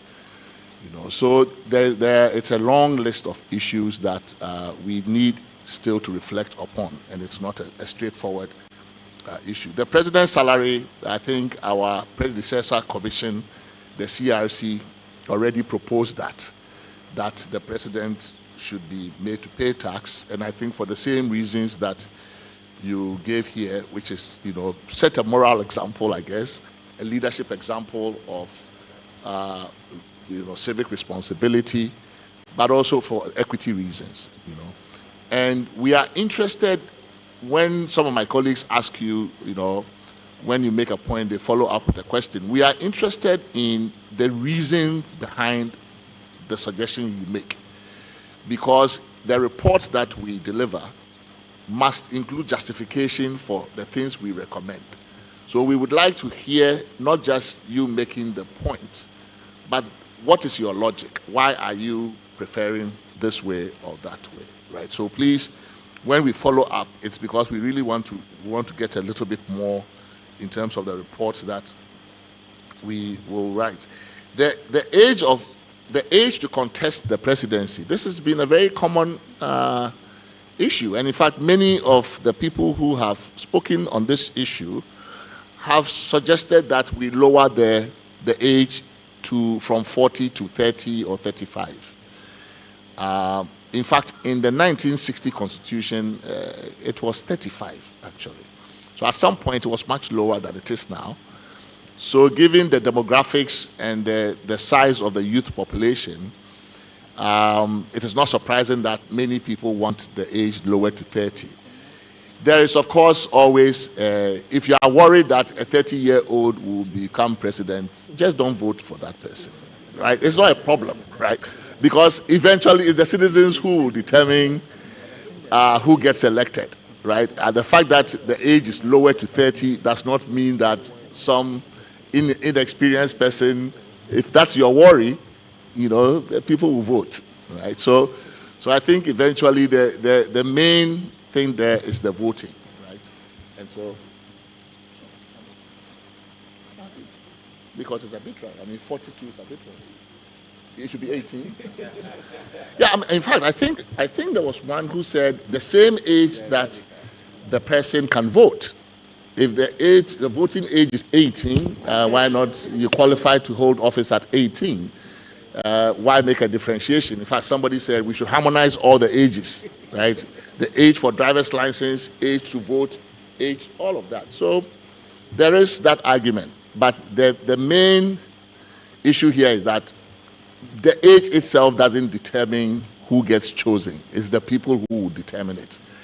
Similarly, we have received submissions about a maximum age, a cap. Some people say if you are above age 70, if you are at age 70 at the time of, and I'm just using an arbitrary number, if you are 70 years at the time of filing your nominations, you are disqualified.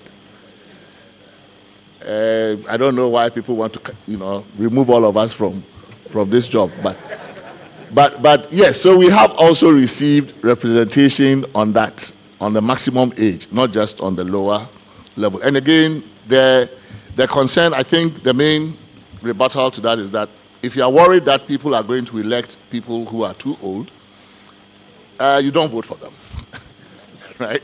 So there is always a response to that issue. The continuity of projects issue has come up, and it's a difficult, and I think most of those who have raised this issue have linked it to, of course, the National Development Plan, right? The idea that we should have a common plan that gives us a picture of where the country wants to be a certain number of years ahead, and that the various parties and candidates who compete for our votes must commit and essentially link up their manifestos to that plan. And there are various suggestions. One proposal is that the National Development Plan must be passed by Parliament, for example, because if it is passed as a law, then there is a certain legal obligation for you when you come and meet the law. So if, for example, free SHS was a law, then when you come, you can't just walk away from it because it wasn't in your manifesto. If it's a law that says that this is what we're going to do, then you will follow it. But unfortunately, a lot of the parties implement their manifestos through other policies without law. They come and just make a new policy, but it's not in law. So maybe if you put it in law, continuity becomes easier because there is a law that now obligates you. There may be an ally that says you have to do things this way. So it is also the way in which parties implement their manifestos, through policy law. So maybe if we move towards that, we may get some more continuity. But the biggest one is the projects, and we don't have a clear solution to that. There is an obligation in the Constitution, actually, in the Directive Principles of State Policy. Governments are supposed to continue projects that they come to meet. The question is, how do we make it enforceable? How do we make it more effective? So the idea is there, in principle accepted, but the implementation and the enforcement. And in many of the conversations we have had, that is a critical issue. Many Ghanaians say the laws are there. They are not being enforced. So how can we use this process, for example, to enhance enforcement? One of the issues that, and we've gotten very interesting insights. So, for example, this issue of, you pass a law, and many of the laws require you to issue an LI, a legislative instrument, after the law, the statute, or the act is passed. Oftentimes, the LI is never done. So the law is passed, but the implementation is held up forever because the accompanying legislative instrument is not passed. So maybe we should make it a requirement that if you have a law that requires, for its implementation, that you enact regulations in the form of an LI, we give you a time period by which the LI must be enacted, so that the law is not left hanging there with no implementation schedule or no timetable. So some of these ideas we've gotten from some of the recommendations, the conversations we've had. The removal of the Chief Justice, yes, Article 146 has come up a lot, and I think your proposal of who sits on the tribunal, on the committee, the 5-person committee, not to include sitting justices of the Supreme Court, we have heard it more than once. That is the practice in Kenya. So in Kenya, when they are doing the removal, they also have a committee like that, but only retired judges. And sometimes, if they can't find a retired judge, they actually allow Commonwealth judges from other countries to come and sit on that committee. So people are concerned about the conflict of interest issues that you raise. So it's another issue. What kind of parliament do we have? Yes, so a lot of people have recommended that we decouple the parliament from the executive, right? That we shouldn't let MPs serve concurrently as ministers, or ministers serve concurrently as MPs.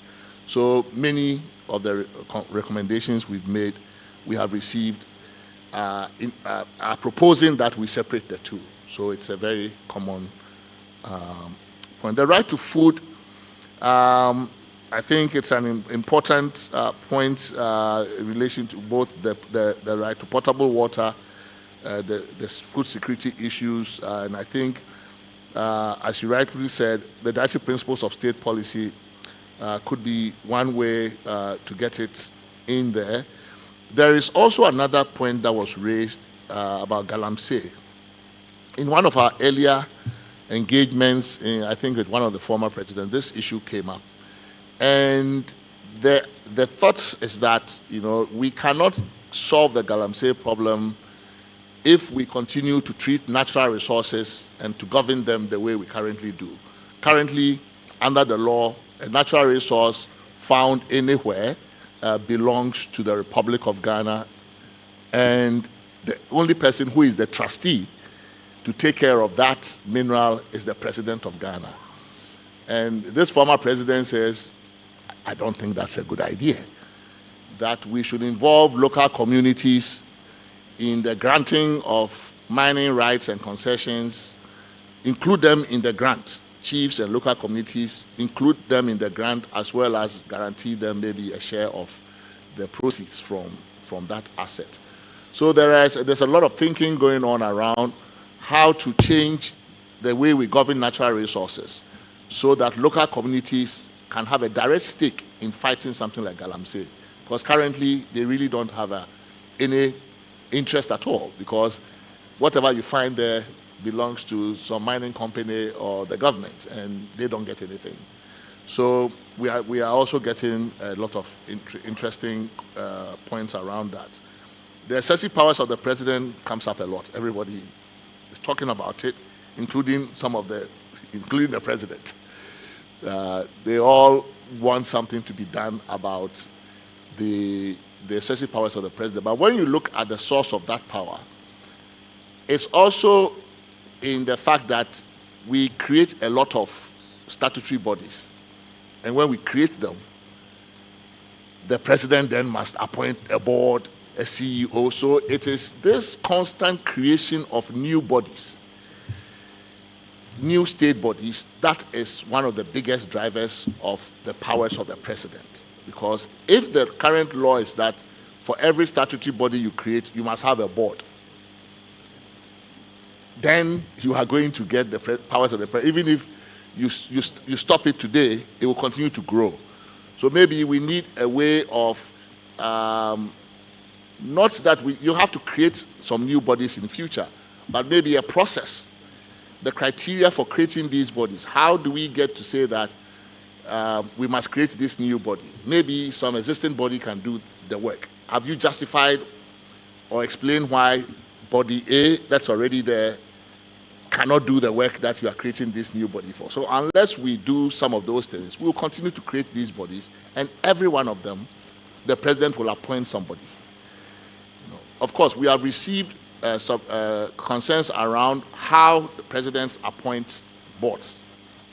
and how presidents appoint people to state-owned enterprises. So that is also a question that has come. And we've gotten some useful, I think there was a lawyer in Ho who made some very interesting, very direct recommendations on how to deal with this problem of president appointing everybody, both the board and then the CEO and all of that. So, yeah. Okay. The vacancy presidential, yes. I mean, yeah, I think that point is well taken. That, you know, when the president travels, it should not be considered that he is absent or that there's a vacancy so that we swear in, you know. It's just to be restricted to the death of the president, resignation or incapacitation for health reasons. But when he's traveling, there's no point to swear in anybody. Those of you who don't like Article 71, you are plenty. There's a lot of that we have heard. Dean, I am interested in your point about the limitation clause, right? Which so Article 12.2, you find that inadequate and you would rather have like the Canadian style or the Kenyan style or South African style limitation clause. Would you then delete Article 21.4? Because apart from Article 12.2, I actually think the one that is probably causing the most mischief is 21.4. So could you take a look at 21.4? And it's not a generic limitation clause, but it applies to the most important of the rights and in that chapter, right? So when you look at 21.4, it limits a lot of the rights that are under 21. So if you could take a look at that and advise.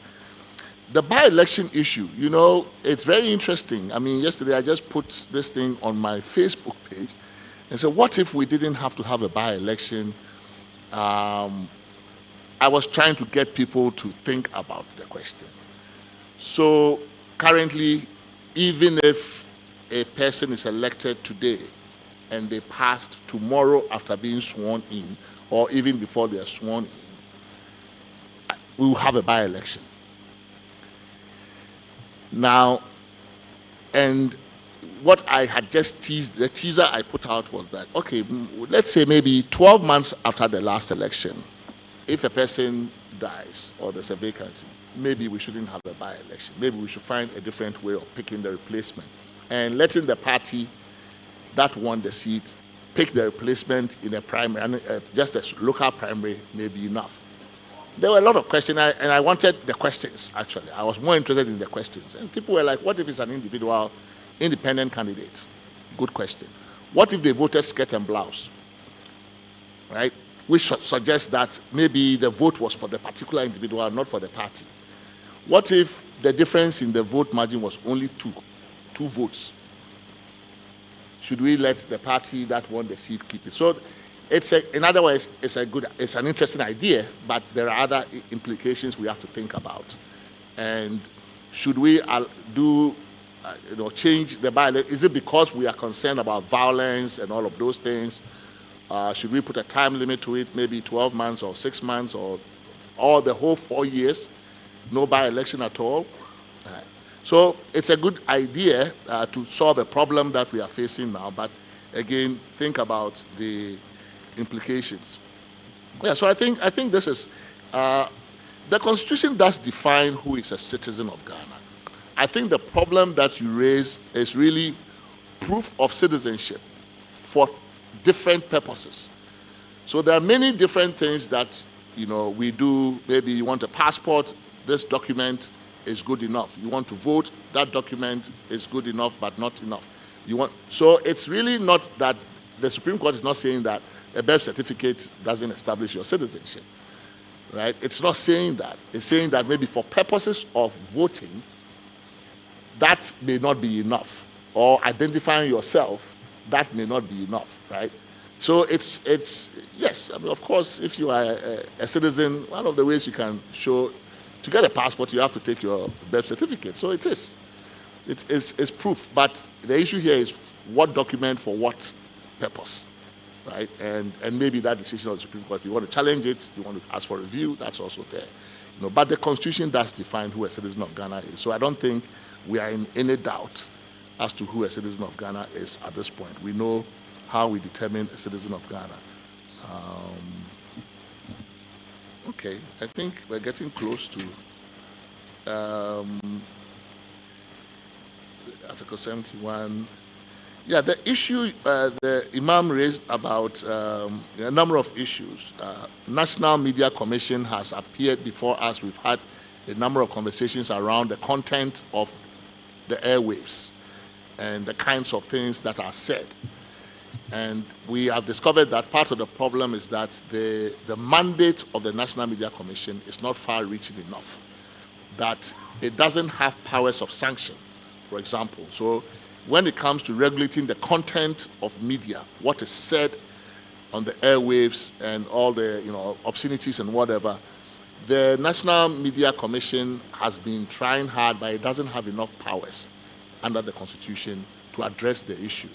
So part of the problem may be that we give it a little bit more power so that it can address that issue.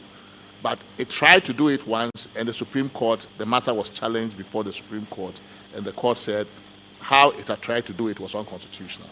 So it stepped back and hasn't done that again. So that is an issue that has come before us, and I think we will look at it.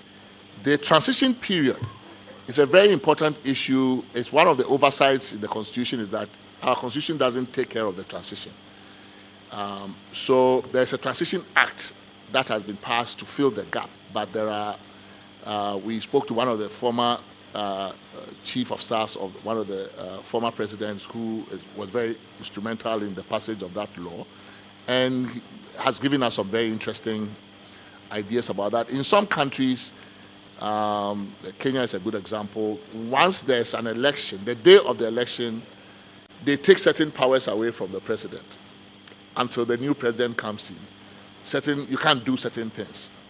Maybe that is one way you go. You just, so that, for example, certain appointments you cannot make the moment of the election. In some other places, actually, 90 days before an election, I think Zambia has a very interesting provision. 90 days before an election, Parliament cannot start doing certain things. So it depends on the length of the transition. Our transition is mostly just 1 month. Some people have said it's too short. Some people think we should take elections to November so that we address all the issues around the petition. Because of the way our time is short, we do our petition we are still talking in court after the president has been sworn in already. And that is a big problem. So in Kenya, you have to resolve the petition before the president can be sworn in. In Ghana, you swear in the president, he starts making his appointments, he starts sending ambassadors, he starts doing other things, and the matter is in court. It puts too much pressure on the court. It's not fair, right? It's not fair, and basically, so there are problems around the length of our transition that is maybe too short, and that it's not helping us deal with the transition issues well. So we have received those kinds of issues. I think these are the ones that I can respond to. Funerals, other things, these are matters for the local authority. Matters for the local authority, right? So really it's a matter of when people getting engaged with the assembly, too much of the attention is focused on central government and also on constitution. Bylaws are also laws, but it's done by the assembly, right? Statutes, acts of parliament are also laws, not just the constitution. So some of the things that we can't address in the constitution, you can pick it up in some other law. Parliament is the permanent lawmaking body, is always there. This committee comes, if at all, once in a generation.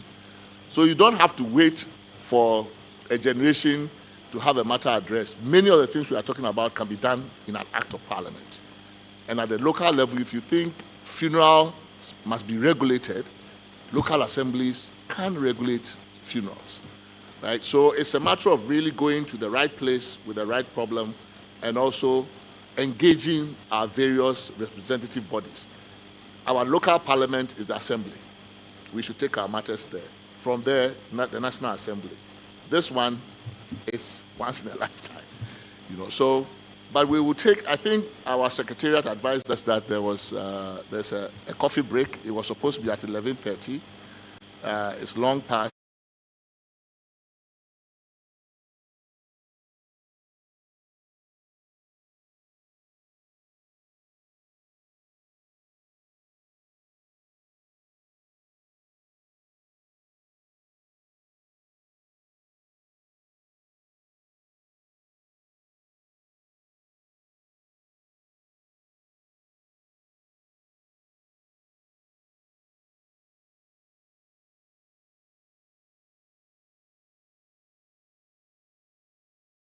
Laws.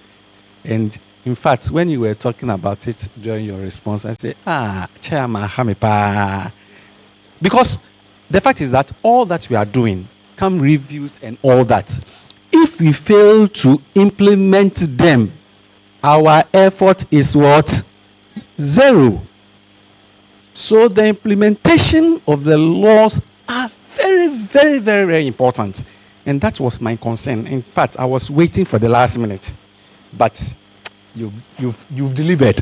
Shall we put hands together for our chairman? So on this note, I think it's already hinted us that there is a need for us to take a break as adults.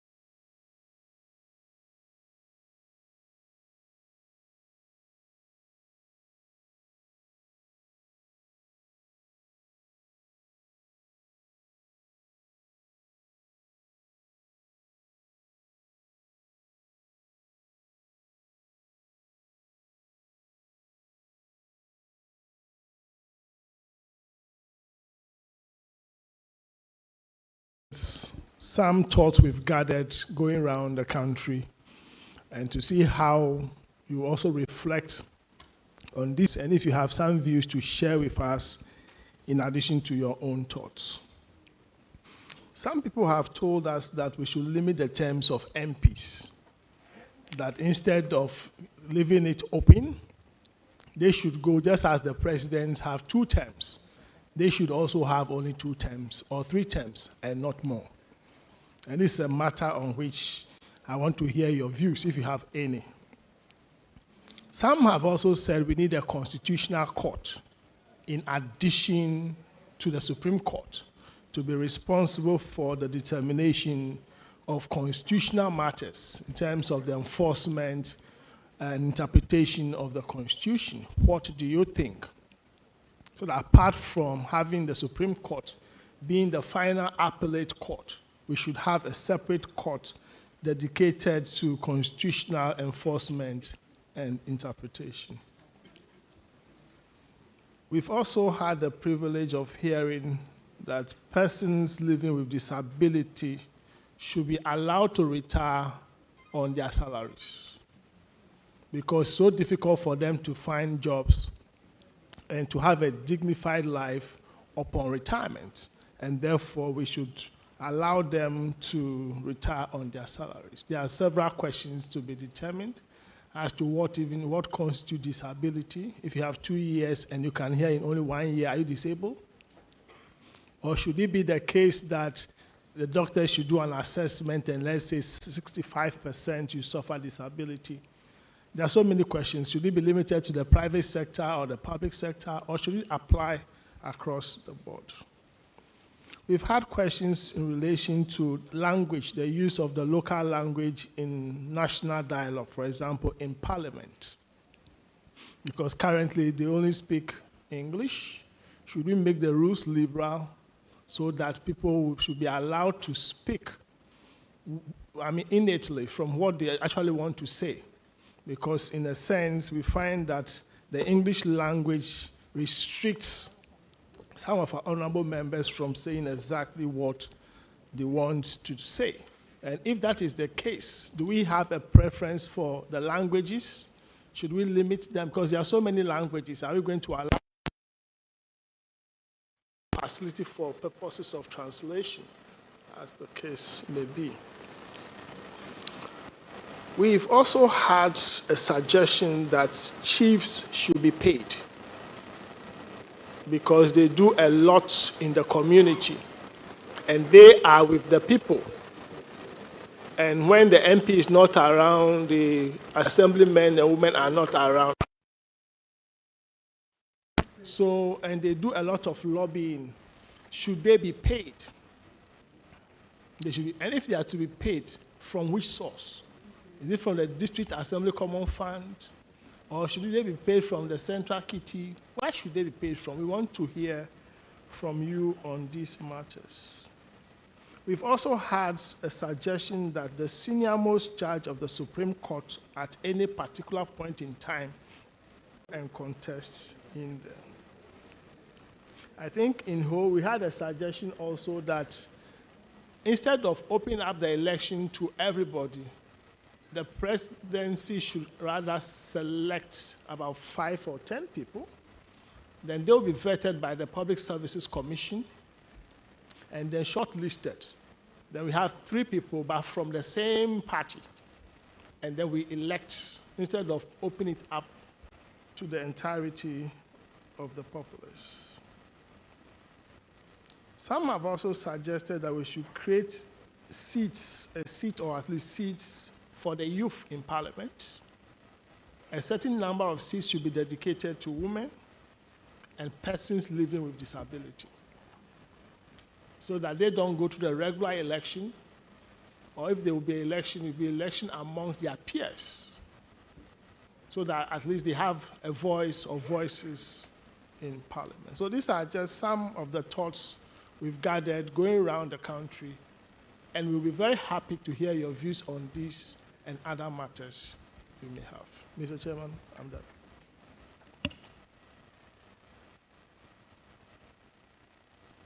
Hello. So that is to our information. So in addition to whatever that you want to present, you can pick any of these issues that strikes you a bit and you talk on it. But we are pleading with you. Kindly have at the back of your mind that we need to save time. Okay? So your presentation must be brief and straight to the point so that others will have the opportunity to also share their views. So at the end of the day, at least all of us who are gathered here, spending our time for Ghana, will have the benefit to the glory of God. Amen. My name is Stanley Queno. I'm with the National Commission for Civic Education.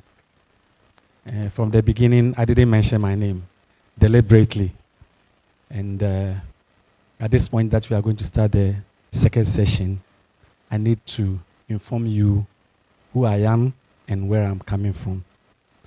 So thank you very much for clapping for me. But if I get another one, I don't mind.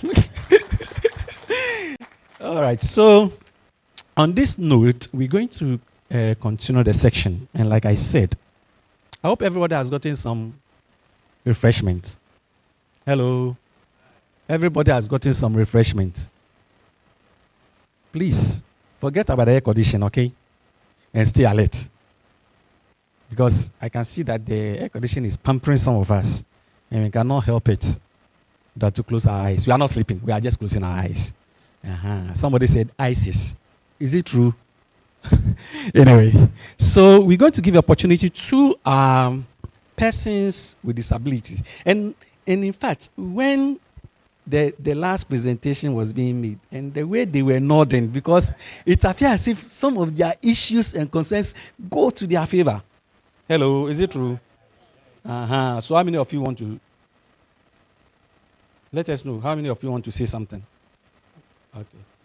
One. I know. I just want to get a number of people. 1, 2, 3, 4. 4 of you. 5.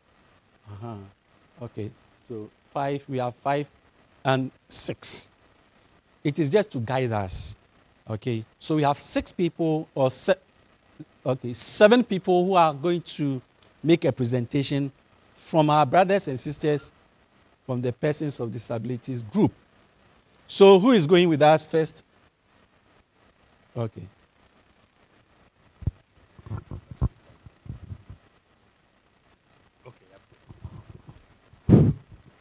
Good afternoon, Prof. Chair. Thank you for the opportunity. As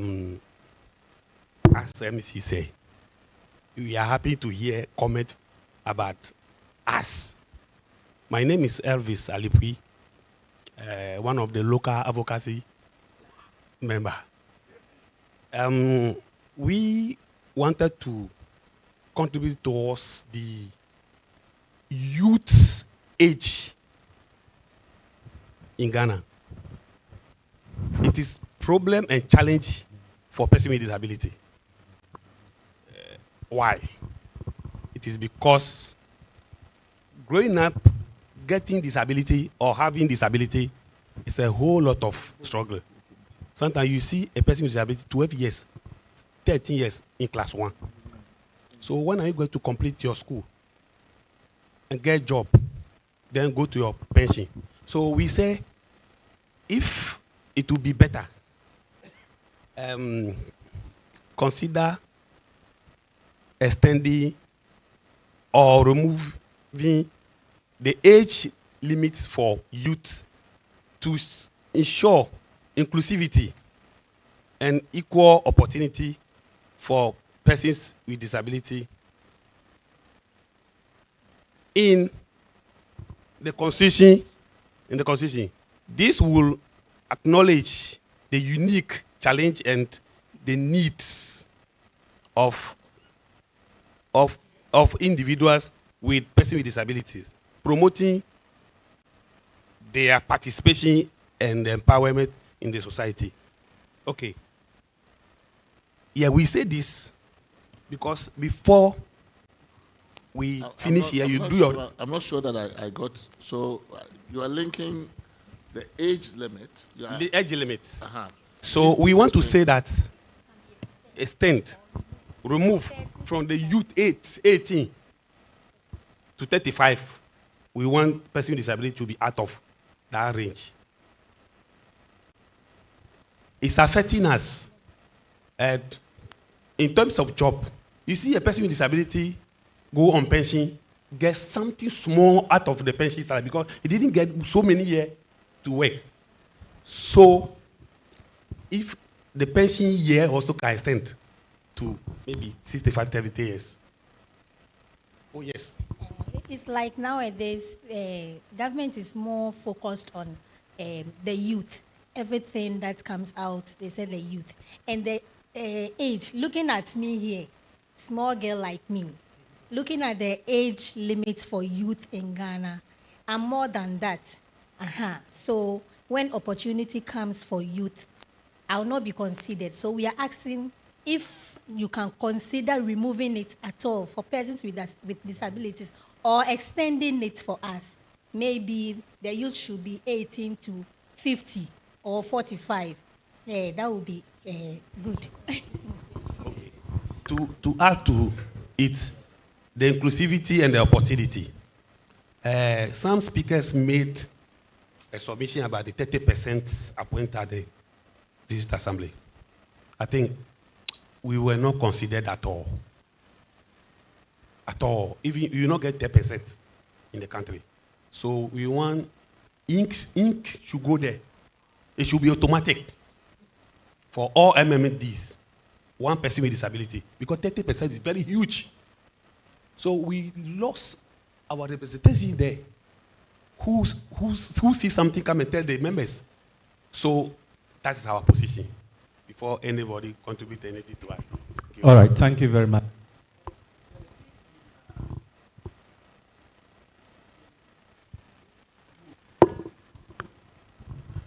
When you spoke, yes. Yeah. It's not your substantive there. Will you say something? Okay.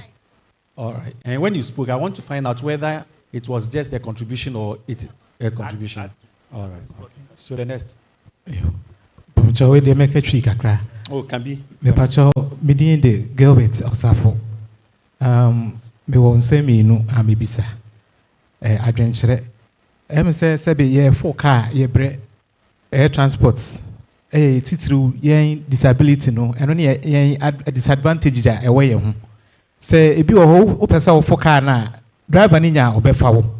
Nanso osan say police ni gina ho nti oso obechimenti me mfa wo. Na watu car ne ko. Second, ebi won so awot wheelchair mu na wo pese ugina taxi kra na wo fa taxi na. Ono so odwen say time no be food wheelchair na watena car ni mu. Eso to di uja ho. Nti ye best stress GPS we phone so won be hwe yen e wo sa side ho. The second one so ye sebi to be president as a Ghana Federation of Disability Organization or district awo no oba be president wo ho. Na e was we allowances no me hu ni say kayitimi ye to say be a pay monthly pay na onipa no kra na sebe okofi mpo a ebi a obenya bibi kakra e de didi say term no so na ofiri super eno ano no emo abia ni ba bia abiem a ye de boa wo sa side ho nti mestre say sebe ke betimi anya kwanya bi na yen so ebi a ye de ato monthly pay so say ebi aboso mi bia oso je kakra na o term so na saban na emo obiem kra fine oso betimi adweno na say ye beto aso na ya hwewo so a enka some adventure me de ba no. Let us get it clear. So to it, it's saying that when it comes to transportation issues, persons with disabilities have a lot of challenges, and therefore the committee should look at it.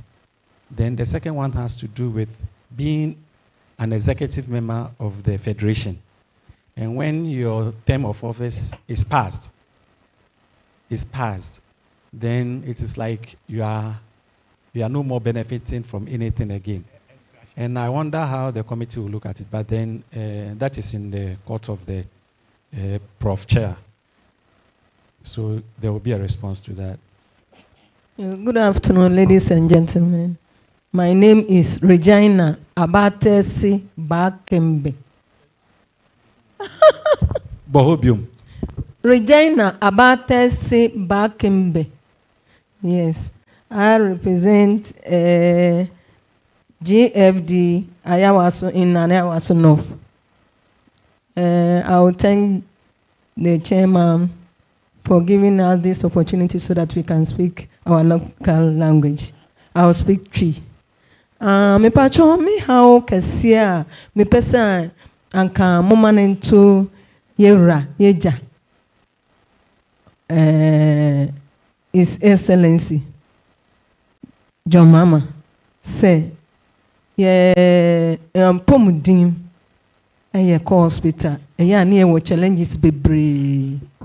In fact, befa yenmu bia yentimi nanti ko baby I just offer dropping na ebi I see bra never check you BP every month. We could do at the end of the day see drone ho I just saw koto no asan for dropping abafi nti amaye mu bebre atiada bebre to be frank obeka say meko drugstore no makwa koto BP eduro no instead of say me spend ni misika ayeden aba hospital nso member be do no ye say eduro no bi ni o nso anka BP eduro na anka ye very common pa kai wo say the boy because ye sure na say 1 2 ye see what a shock we ye be say BP ya. In fact, yen physical challenge for there. Ye be call hospital lab test ne won keka ho kan ye be stre president say anko hwe honomo emaye ti say yen mu bia ye di dem say ye ko do hospital fa yen dro any lab test no anka obeboa ye afa sa afam me pa cho ne to so mienu say tem bia ya me bom pa ye say sa ohaw no bi ma ento Oman Ghana, a COVID time. Ye mu bi say ye hu ye mobo. Enam say yentimi nante. Yentimi tumrika yeti wo say ne hu say chiche aduane. Nso ntimi ndwane nkoka no nkoje aduane ne bi. Ena ye district assemblies no a wo say omoboa yen mu bia anka ya di dem no. Ye boaboa ya ho anu betina wo say be che aduane aban. At the end of the day yen hu bibia.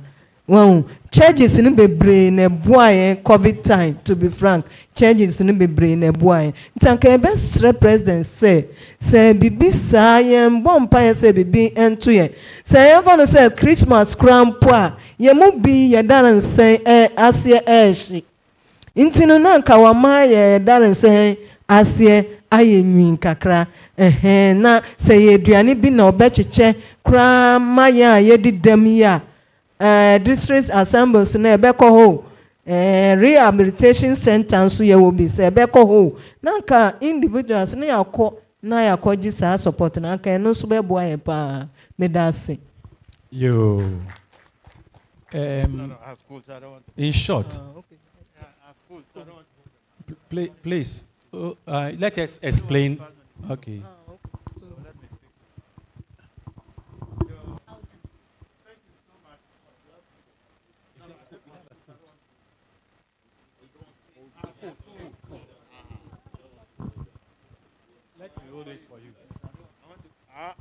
I myself to carry my disease.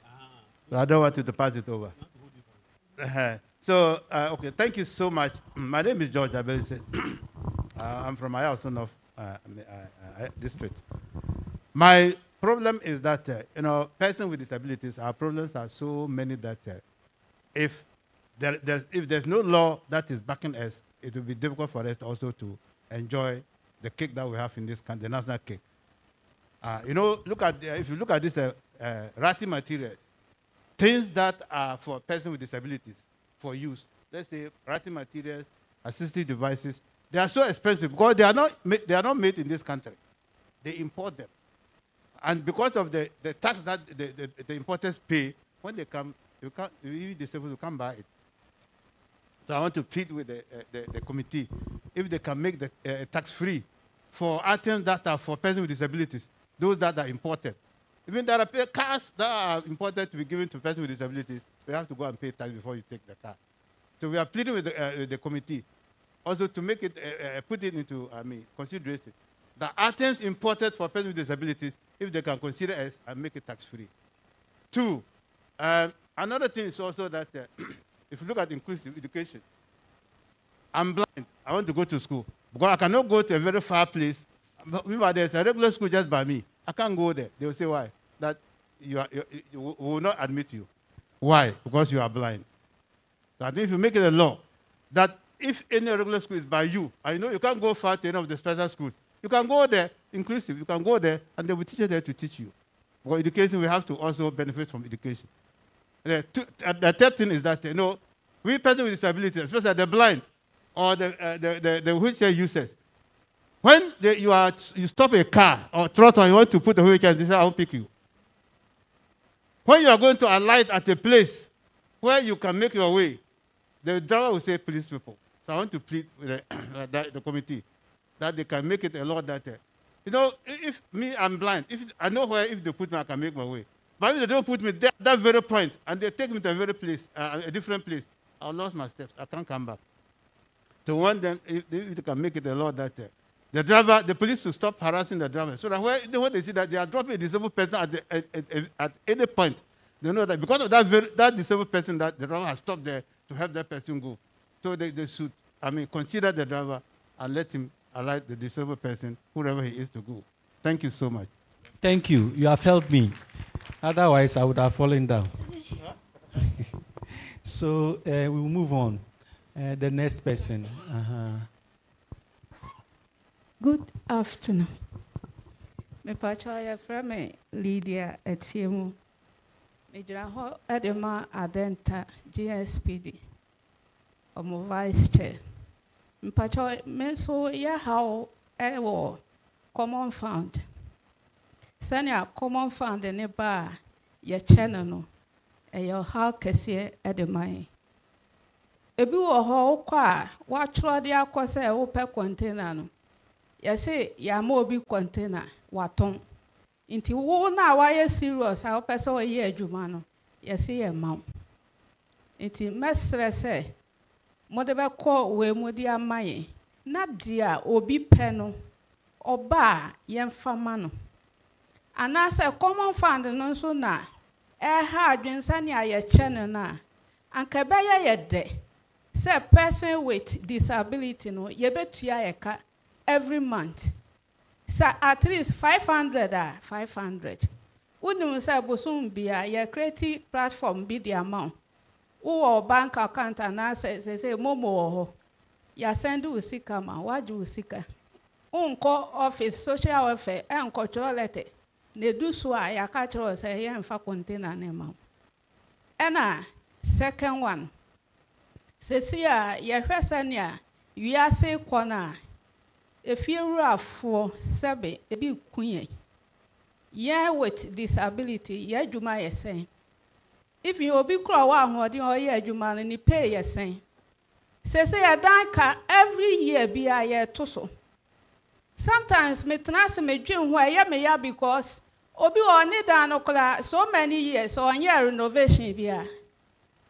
But every year bia no omo yeden omo to so uni bia wo si two sans obi gina kire eba it is adie no mepese aban so de law bi bayeden ebe tale ho ama efie ruafo no ama niema bia yeden aba from de amaye and a second me third one me pacho na saying social media na niema bi koso Yehun say Nigeria ni bi or say oye king. Wakoto asase. Ede be ye no we wo ho no. Mesre say aban be ye law. Ede ama foreigners. Say limit eyi bi be wo ho say wo ba ye kroma untumi nto asase more than 500 acres. And I say 50 acres. Law bi be wo ho de amaye. Sabi omu de omu ba omu wo sika. Imagine say Nigeria ni king ya ofra ne hu king. Na so obesi we wo ho si bibia obeye bibia ohobi. Bibia obeye bi wo ho. Iti den na dachi Nigeria for no beye ye. Madam Wasi. So to wait, the first issue has to do with common fund. The second one has to do with accommodation. And the third one has to do with the king so-called buying land.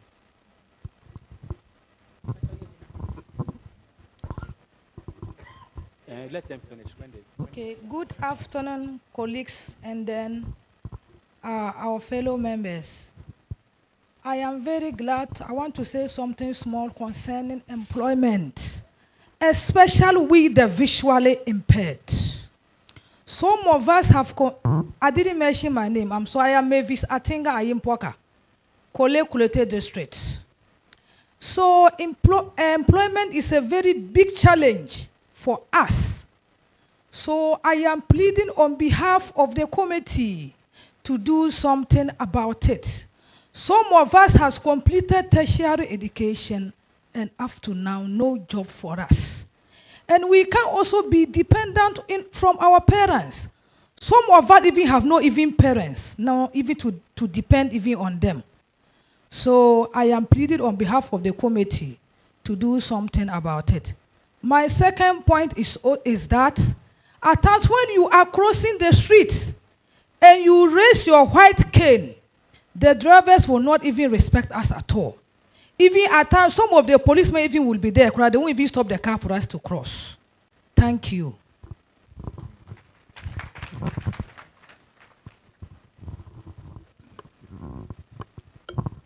Thank you. My honorable chairman, I salute you. I'm a physical challenged man and a school secretary. So, honorable chairman, permit me to speak a little about the physical challenge and then the stool. Thank you.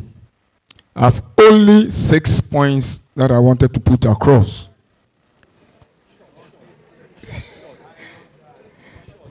Thank you. I'm now on the benefits, provision of benefits to physically challenged. I worked, it reached a stage, I have to be given a motorbike. Physically challenged, how do you ride a motorbike? That was slipped.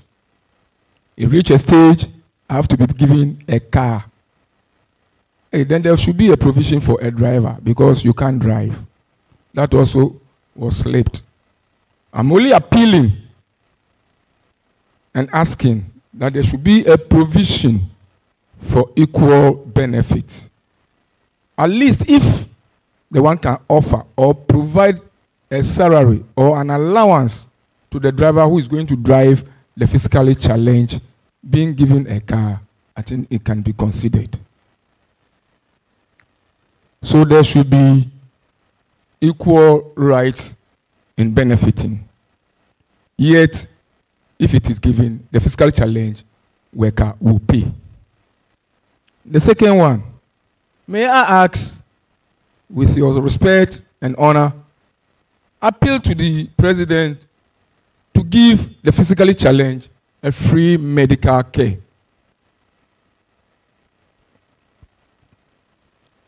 The third one, I feel I have a child or I have children outside. They wanted to send in a car for me or something that would be a benefit to me and my family in Ghana. The cost of the tax, I can't even ask them to bring it. Because the cost of the tax is even more than the product they are sending it to me. My honorable chairman, what should I do? There should be free tax, free for physically challenged with your audience. Thank you. Then the fourth one, I'm proposing that there should be a housing project for physically challenged. Because even Kayayi, excuse me to use that word even, there's a provision for housing for them. What about we, the physically challenged? We have so many, somebody was just making reference to how even to pay his or her rent. It is very difficult. Now to the stool. No stool. If you invite somebody for a course, the person can choose to come or refuse to abide to the invitation. I'm asking and appealing, if it will be possible, they should make a provision that if a chief calls you, respond. They are all human beings, as the police invites.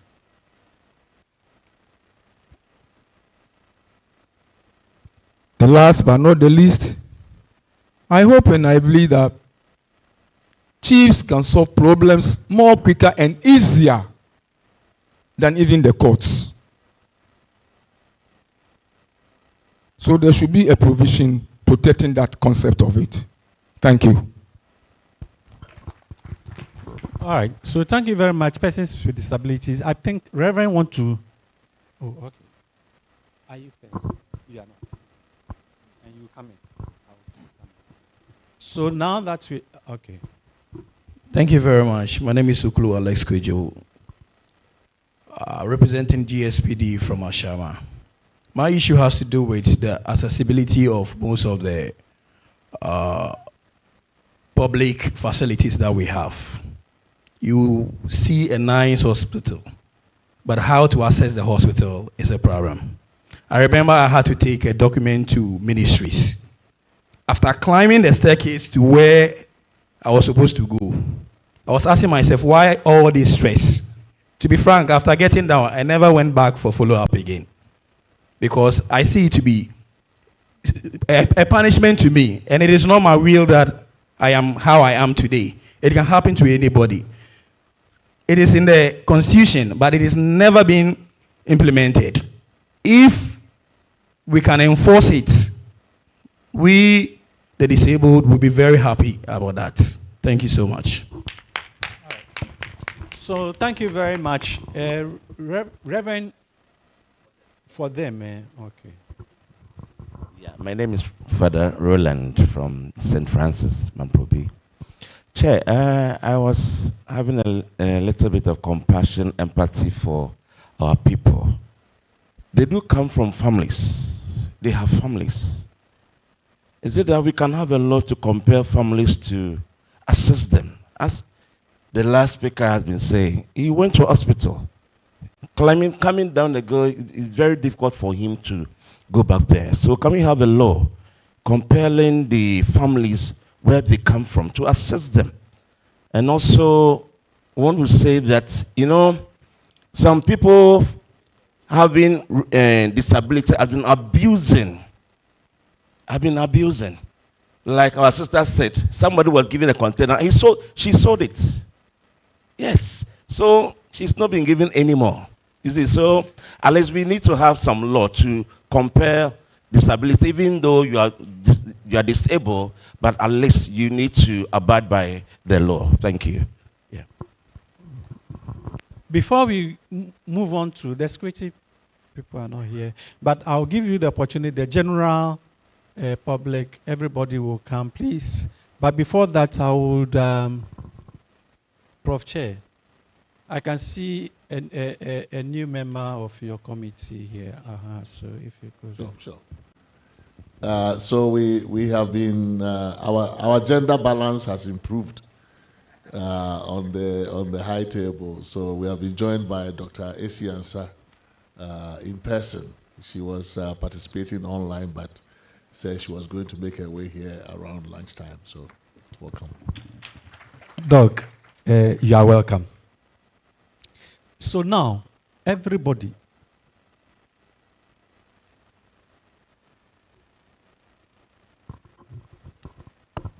please, my name is Gladys Agbenu. Concerning the sale of the container, sometimes with the disability common fund, and now the guideline is they are saying we should choose a working item or something like that. Sometimes the person is forced to choose something that the person doesn't even need. Sometimes you said the person should choose what he or she wants, and the person will go container, the price is high, so let me choose container. Like the person doesn't even have a place where the person is going to put the container. So before giving this person the container, you have to make enquiries. Where are you putting this container? Do you have electricity that will run through this container before you can work with it? If you don't do all this check up and you give the person the container, the person will go and sell it. So you are giving the person the wrong item. So they are to make sure to look into the person needs before giving the item out. Thank you. All right. Thank you too. Now, all of us, please come. All those who want to talk, please come. No normal limit.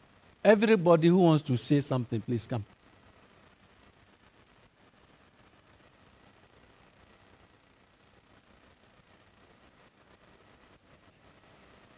I just want to be sure of those we have. So when we start, no addition.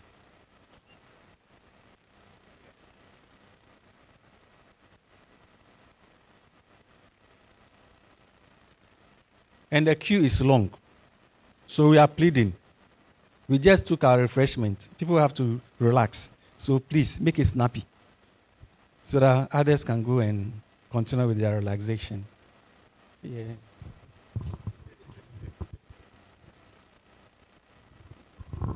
Ghana Bar Association. You want to say something, huh? Okay. So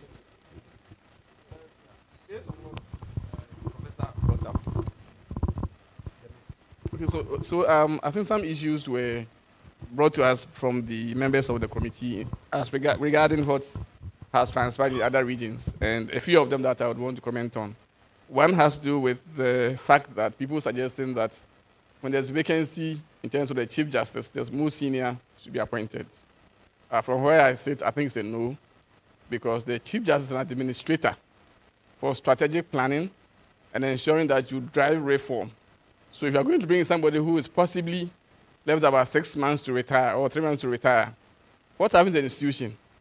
I'm a courtroom practitioner, and I've seen the effect of changes in Chief Justice and delays in cases. Some of the view that at every point in time, based on the earlier recommendations made, whatever the committee will come out with and the recommendations, that body should be able to screen the justices available to see their leadership skill, their willingness to drive change and innovation. So I think that the idea that you choose the most senior most, I do not stand for that. Another issue has got to do with the Constitutional Court. I am not pro-institutions. I say this because if you look at our current state, you'll discover that we created passed a lot of acts and created so many institutions, multiplication of functions and all that. The issue with the courts currently has to do with efficiency and the use of technology. My lady is here, and she sat as a Supreme Court judge.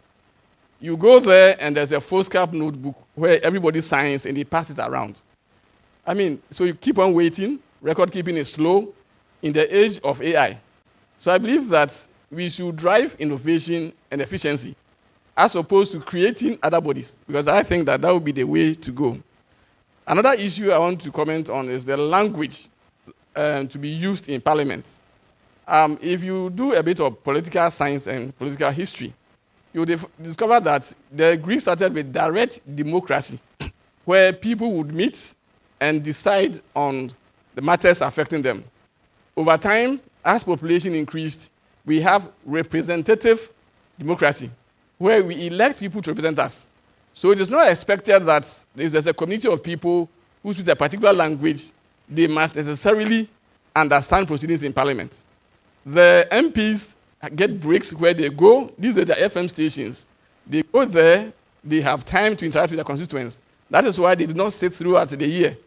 So I think that we should, going back, even the logistics and all that, by having moved away from direct democracy, we should, as a nation, we are talking about several years of independence.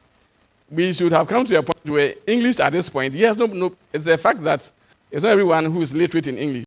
But we can't go back to a system that will make proceedings slower at the point at which we are at this point.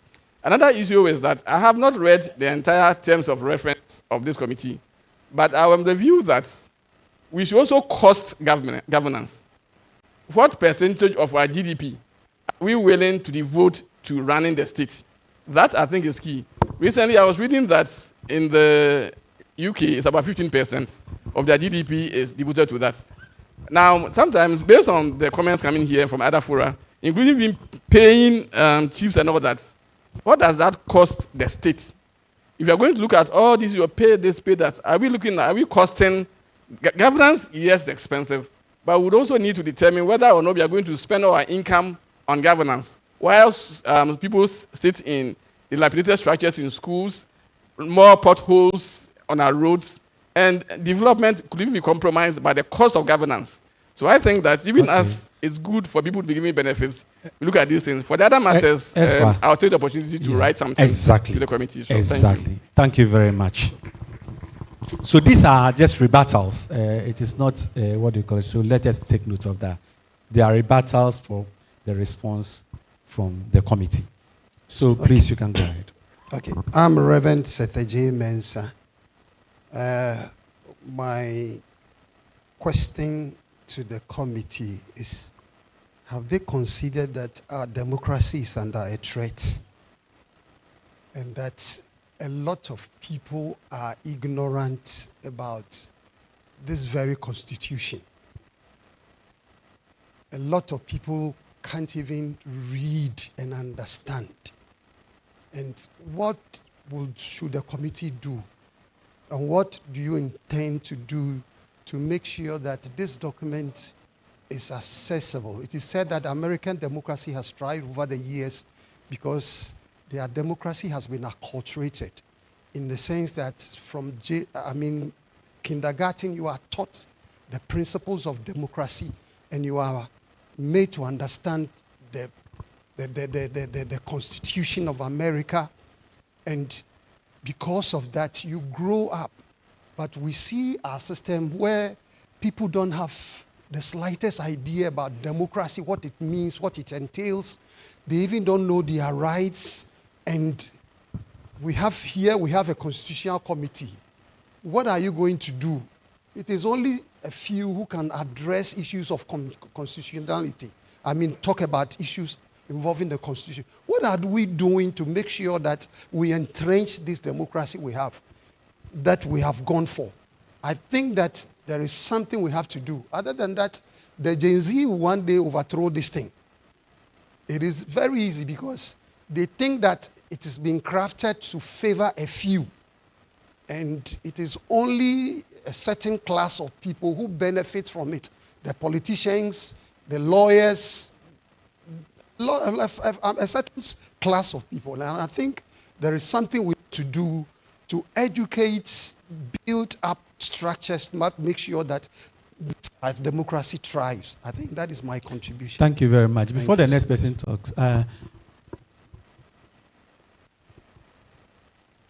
so please don't leave. We have to complete this exercise. So there is lunch for us. Exercise patients, don't leave. Please be snappy in your presentation. Good afternoon. Chairman, I hope that this won't be another gathering that will air out our views and then we go back and nothing happens. My name is Araba Williams. I'm from Okankwe South. Chairman, I believe that there are so many loopholes in our country when it comes to foreigners living in Ghana, because they come, they do whatever they do, and they go. But elsewhere, you'll be on the road and then the policeman will approach you and tell you that your resident permit has expired. We are free, everybody is free here, and I believe that if the government does something about it, it's about time the government gives immigration job to do, because the immigrations are not doing anything. They just pass out and they feel they just have to arrest a carload of things. I believe that the government should let them be up and doing.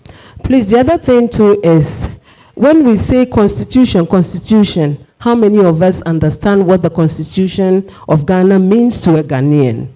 We are there, we don't even understand what it means. I understand, but my auntie out there who sells tomatoes doesn't know even her rights as a citizen of Ghana. She doesn't know the benefits as a citizen of Ghana. And I believe Ghana, the only benefit that we enjoy as Ghanaian is the health insurance, which is not even up to 100 cedis. Please, something should be done so that whenever we walk out there, when we are doing something, we'll do it willingly and happy, because we know that when we do this, the government, we are going to also benefit from the government. And the last thing is housing. Please, the bylaws are there, but the landlords and landladies have taken advantage of it because it's not being enforced. So please, you have to pay 2-3 years before you can have somewhere peaceful to lay your head. And how can we work when we don't have a nice place or a peaceful place to lay our head? So please, it's in the laws. Please, and please again, let it work for us. Thank you. Thank you too. Snappy. Please, my name is David Bodo, Chairman of Ghana Youth Association. The brofo is too much, so I want to speak my language. Go ahead. Ofani, mitama bi chairman ke ewebi ake ke president Jiboni obaye maneno ni otem ebana gbe ile ake constitution ha gbe ake president ebeja some years dani abanye account ke ha nation committee ebanye review na kanie ko ni president ye ke akeshika ko ha bono ke feni bi kome ye mami yo ke shika afeni bi kome ni ke sinamo ba ma ye ni abahu responsible example ji ake president kome abata mano ni amehayo private jet ke akpashi ni ke bo ma anyomu agbo ni awo project kome ni ke sinamo ba ma ye na fio na gbe kabata no na aptation abi amenoko no nke mabia ke abanya review na kanelo.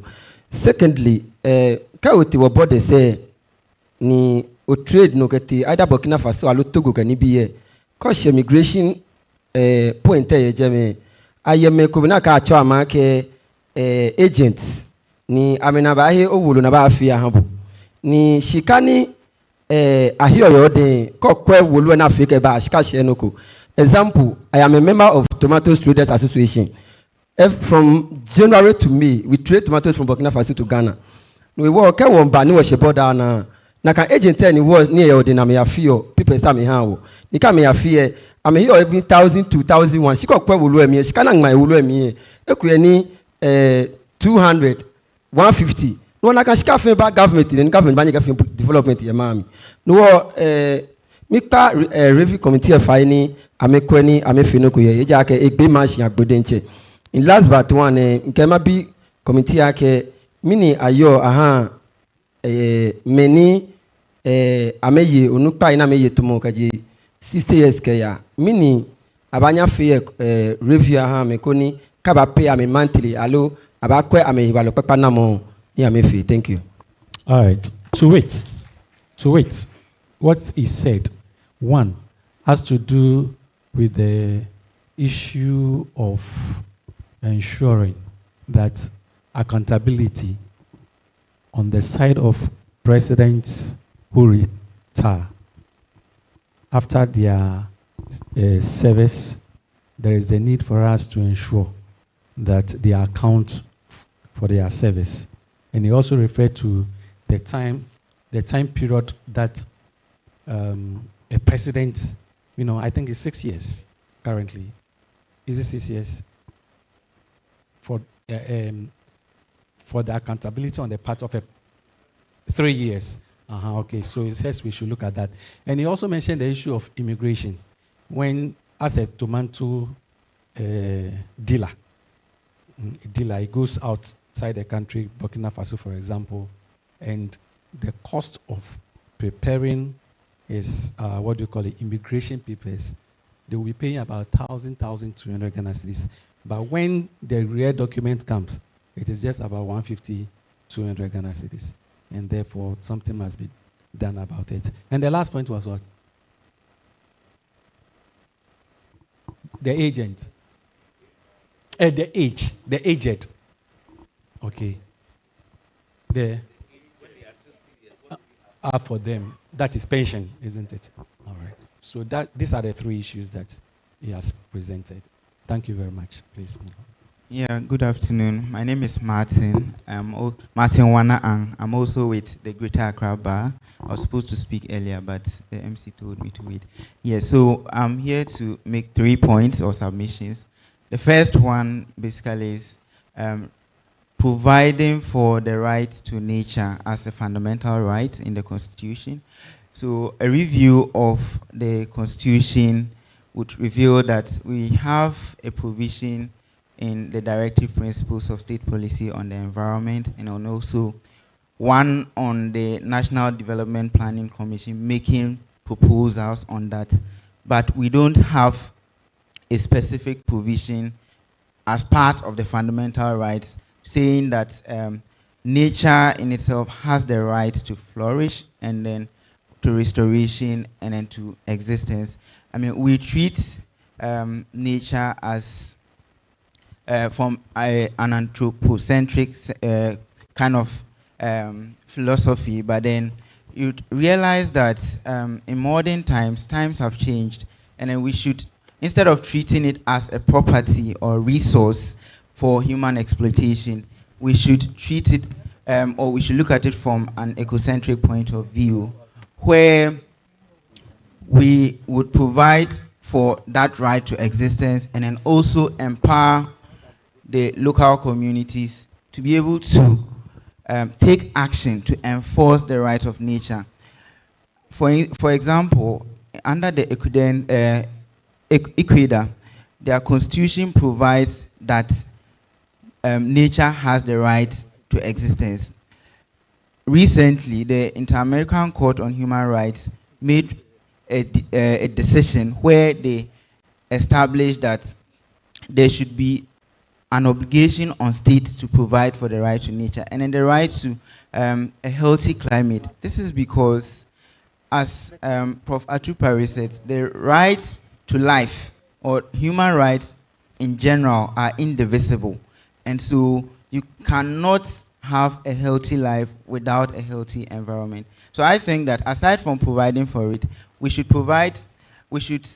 just like we have under Article 2 of the Constitution, citizens should be empowered to take a constitutional action to enforce the right to nature, to take a constitutional action against the government to provide for reparations for local communities suffering from these menaces, and then also reparations in the form of damages, reparations in the form of rehabilitation and restoration of the communities, and then sufficient safeguards that it will not be repeated in the future. And then secondly, my second point has to do with the right to education. Article 25 provides for the right to basic education, but this right has not been, or what constitutes basic education has not been defined. Now you have people would go through primary 1 to primary 6. Someone who has ended primary 6 cannot read or even write. According to data by Ghana Educational Service, about 2% of people who are in primary 3 can read and write. I'm advocating for what we call evidence-based instruction, where we say that the right to basic education encompasses the right to read and then literacy. You know, the Supreme Court has interpreted functional literacy under the Constitution to be applicable to only adults and not children. And so what it means is that what is the point in going to school and then at the end of the day you come out and you cannot express yourself? Invariably, it violates other provisions such as the right to freedom of expression. And we have countries like the US, India, South Africa making provision for that. How can we also strengthen this particular provision in the Constitution? And then finally, the Constitution provides for under chieftaincy that chiefs should not take part in active party politics. And then any chief doing so or wishing to do that should abdicate his tool. Now, the Constitution doesn't define what constitutes active party politics. The Supreme Court attempted to make a definition for that in the case of Elom Kwamigoni, right, providing for some guidelines. But if we have specific provisions in the Constitution that defines what constitutes active party politics, it will be helpful so that we don't leave it to interpretation by the Supreme Court. Now, the Constitution says that any chief seeking to engage in active party politics should abdicate. Abdication is voluntary. What if the person is engaging in it and he's saying that he's not doing that? I won't abdicate. What happens? The Constitution does not provide a remedy. The Supreme Court did not provide a remedy in Elom Kwamigoni. And then chieftaincy issues, abdication is a cause or matter affecting chieftaincy. It means that someone cannot go to the ordinary court to compel the chief to abdicate the stool. What if the people in the community are not also willing to do that? So the person would be engaging in active party politics, but is still a chief. Can we make a provision in the Constitution? I mean, elevate it, since it is the Constitution is the supreme law of the land. Once it is breached, someone can go to the Supreme Court to declare or to compel that person to abdicate the stool. Thank you very much. Thank you too. Please, we allowed that because of a certain reason. So please understand it. Hello, do you understand it? Thank you very much. Yeah, thank you, and thank you, Prof. and his people. My name is Wisdom Ofori Nchomai, and I work with the National Commission for Civic Education. I'll be very snappy because I have 4 important points. Number 1, I said I'll be smart. Number 1, the Constitution made provision for the president in the unlikely event that he dies or resigns, what should happen?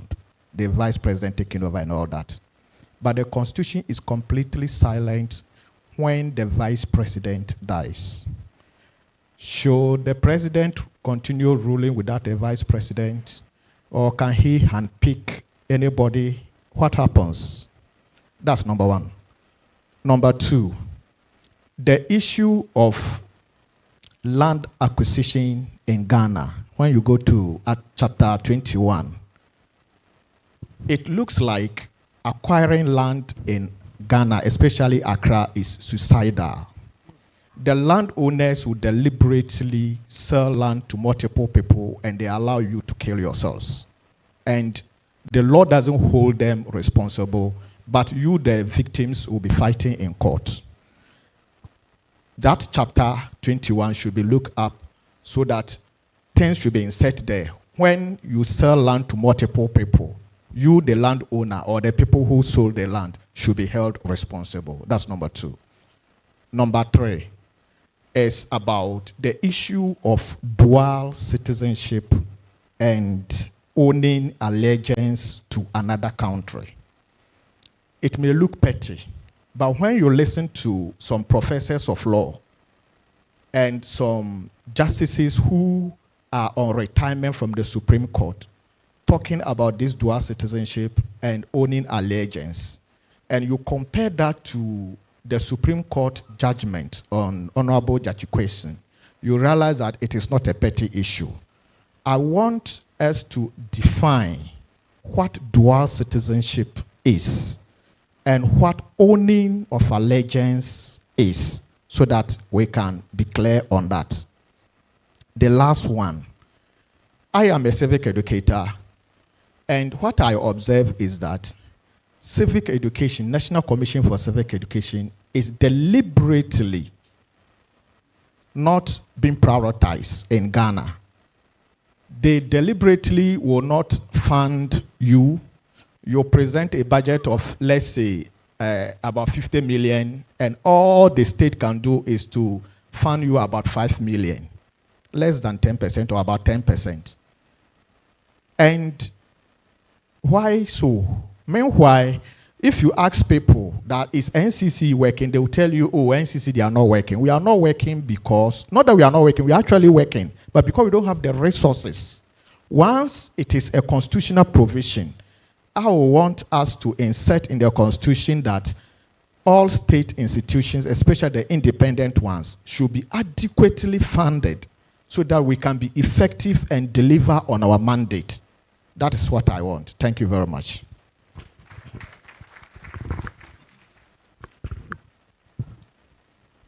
Before you, please, I can see that the line is, there is addition from time to time. This is the line. I can see only a lady. I can see the lady. She's, please check there for me. No more additions. She's in Rasta style. Okay, please continue. Alhamdulillah. Assalamu alaikum. Praise the Lord. Hallelujah. Beautiful. Mr. Chairman, I will bullet my concerns. Number one, sanitation. Cost of disposal of our sanitation today is very, very, very high. This has resulted in people gathering, filled waste and disposing them in a way that is not proper. And as a result of that, we see our gutters choked. So I think if we could, the government could provide a truck that will go around and take off these things from people to help stop indiscriminate disposal of waste. Number two, today when you walk on our streets, you see a lot of mentally challenged people, as if nobody cares. You see some lying on the street, some lying on the bus stops where people sit and wait for cars. They sit down there, and when I see a madman sitting on that chair, I will not dare come close to him because I don't know what he can do the next moment. So please, let us sanitize our city. Number three. How many more? 2 more. Number three, I have also come to realize that most of public institutions like this one and others like airport and children's park and national theater, there is no place for us when it's time for prayer. We are not saying that mosques should be open to the public, but at least on an occasion like this, that place should be open, where Muslims can go and pray and come back and continue. When we go to the airport, our airport, there is a place designed for smokers. If you want to smoke, go here and smoke. But there's no place for people to worship. Let's check it. The last one. Our schools have now become like a depot or a camp where students are going, second circuit institutions and tertiary. People go to school with catalysts that are sharp, both front and back. They go to school with knives. Some go with guns. And when there is misunderstanding between two students, police cannot intervene. I want to beg that if we could, because this morally bankrupt in our second circuit institutions and tertiary means that we are not going to have correct leaders in future. Let us institute a law that anybody who misconduct himself in the secondary school or university should go and continue his schooling in the prisons. Whatever course we are doing there, you stop and go and continue it in the prisons, so that there will be people who are calm, who are humble, gentle, who could comport to the laws, study in an atmosphere that is serene and conducive. Thank you so very much. Assalamu alaikum. Thank you very much. Now, I have to be biased a bit. Not more than 2 points. Not more than 2 points. So select your best 2. And please, I beg you, go straight to the point. Otherwise, by the time you finish your first point, I will declare you. Thank you very much. Pamacho, good afternoon. Your friend Medela Kuvo. Now, Mr. Go straight to the point. It's the first one. It's talking about constitution review. Constitution review, you know, yenya yeti omanimu yeti Ghana. Ebusianko in a kaboom in a bay nation. It's no, you ever find say constitution ye Bible or mine Bible. Ye di boomino. It's or mine Bible ye di boomina. Mijidi says civic education responsible say.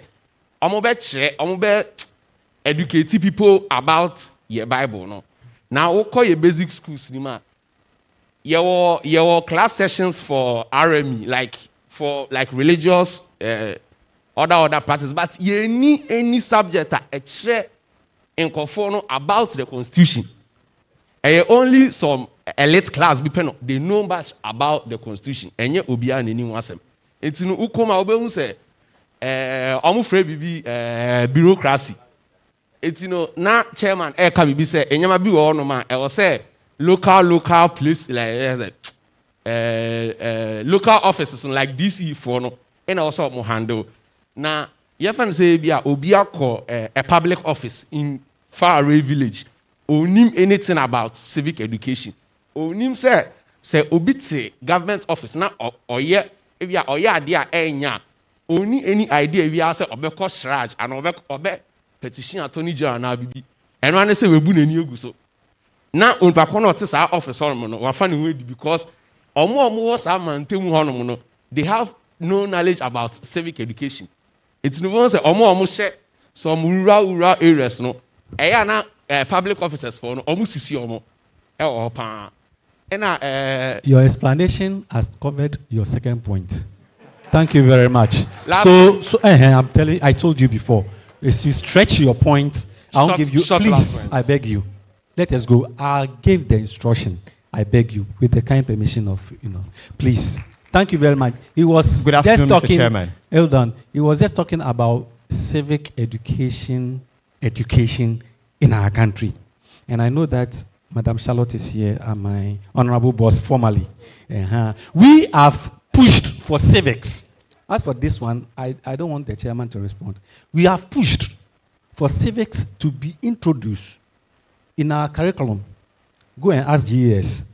Thank you. Good afternoon, Mr. Chairman. My name is George Williams.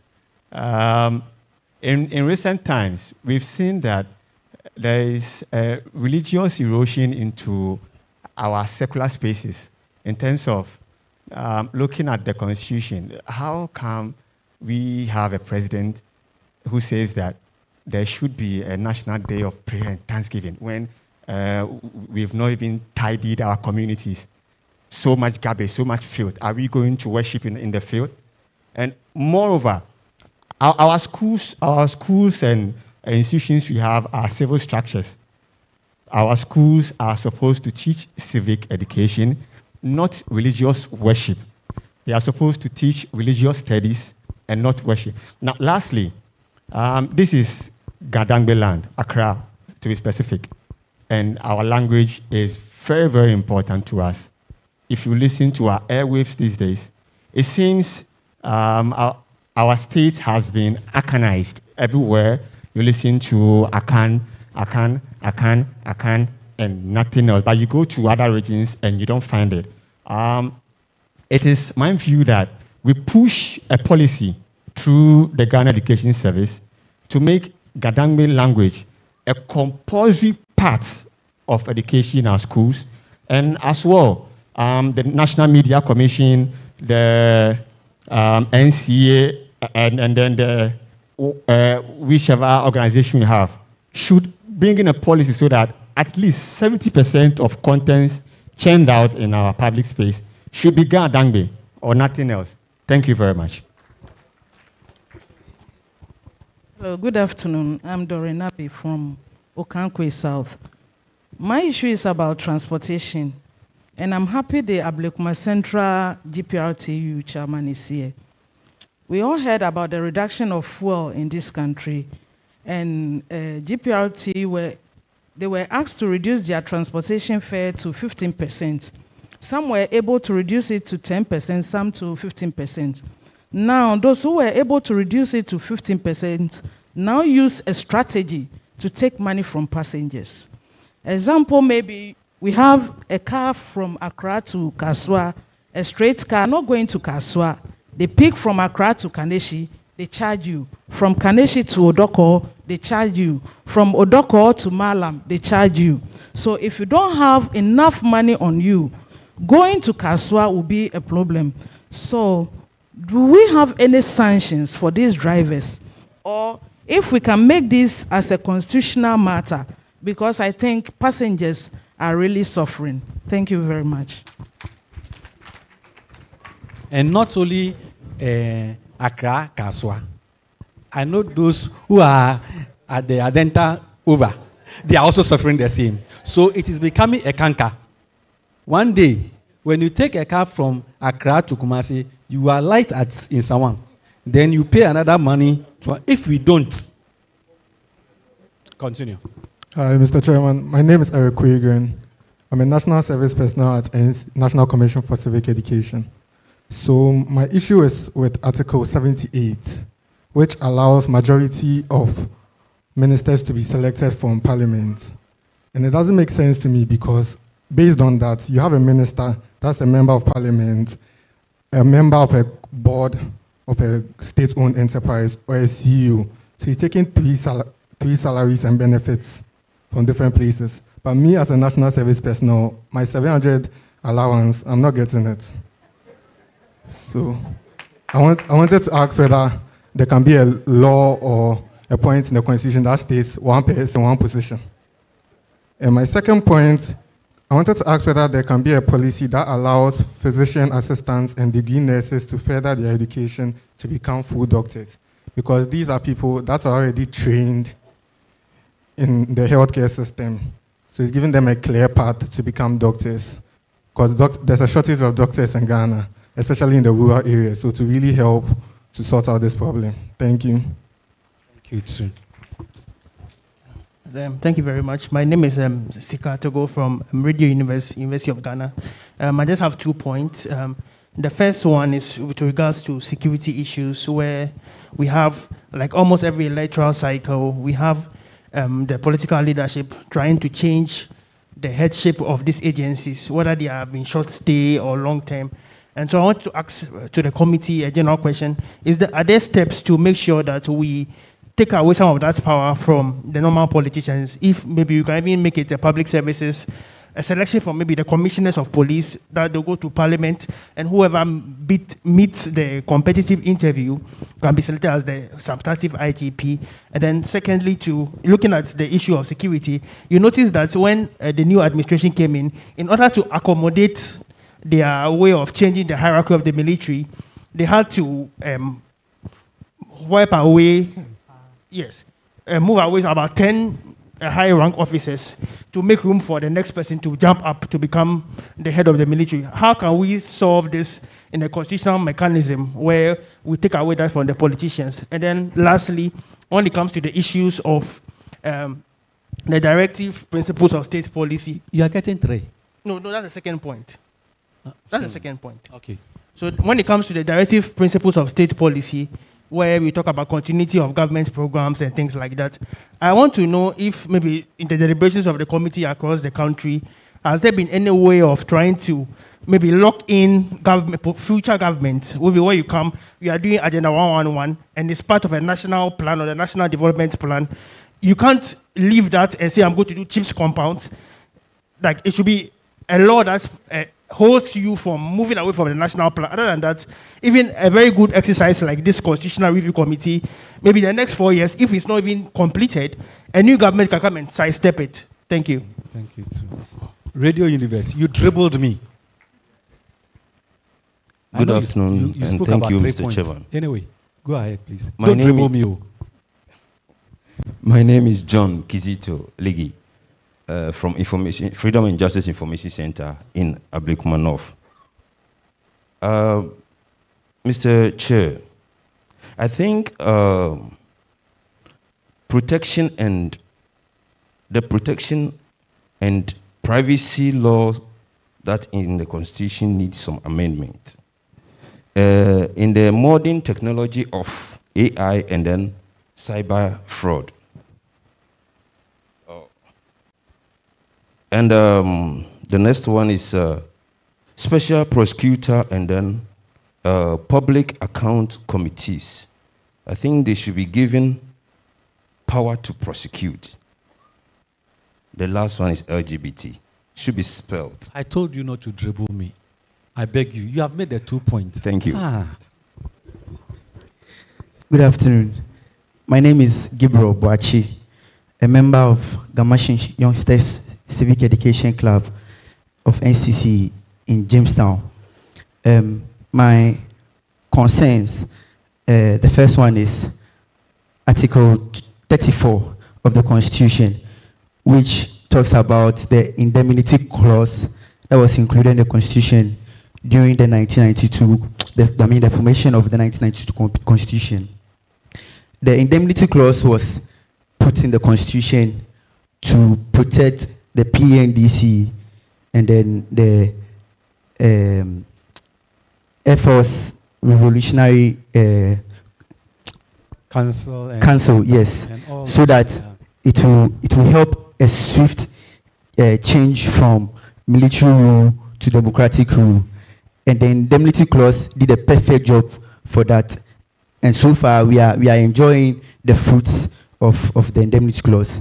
But as it stands now, the indemnity clause has become a hiding place for political criminals. That for a long time now in Ghana, we don't prosecute heads of state, even when they are internal, when they are functioning. Yes, it is not only Ghana that doesn't, or it will not be Ghana that will be the first country to prosecute its sitting president or former president. In South Korea, they prosecuted their former president. In Brazil, they also did the same, even in jailing the former president 9 years. So I believe that the indemnity clause can be amended. I will not be an extremist to say that it should be totally removed from the Constitution, because the indemnity clause has helped us promote national stability. So I believe it should be amended so that funds that are being stolen from the coffers of Ghana, embezzlement by sitting presidents can all be taken upon, and then legal battles can be taken against them. Last one, please. Your explanation has taken your second point. I beg you. Move on to the next person. Thank you very much. Please, if you stretch your explanation, it will cover your second point. Please go ahead. Thank you. Please, Mr. Chair, my name is Theophilus Richard Atchison. Yeah, my first question is in relation to the transition that you said earlier. Please, I want to suggest, can we have a law that requires that all projects or recruitment or any other important functions of the government should not be penned down? That is, they shouldn't sign any contract for 2 to 3 months before election time. With this, it will enable us to have a good accountability, and our resources too will be kept very well for us. Then the second one too is in relation to the committee itself. We can all attest to it that many of the reports have been written. I think in 2016, there was one. Our past government also had a committee for the constitutional review. But as we are talking now, for about 16 years, or let's say 12 years, none of this has been implemented. So I want to suggest that can there be a time frame in the Constitution that when there is a committee review on our Constitution, within a maximum of a year or two, these kind of recommendations can be implemented after it has been received, so that it will not be a ritual where we will come again, all of us will board our cars and come and sit down 3-4 hours. Point well made. That is it. Thank you very much. Thank you very much too. Thank you. Chair, Professor Chair, Prof Chair, the implementation issue has come up again. Thank you. My name is Pearl Hilda Ado. My concern is on the issue of lingua franca. The lingua franca. Yeah, lingua franca, because we all know that officially in Ghana, English language is the lingua franca of Ghana.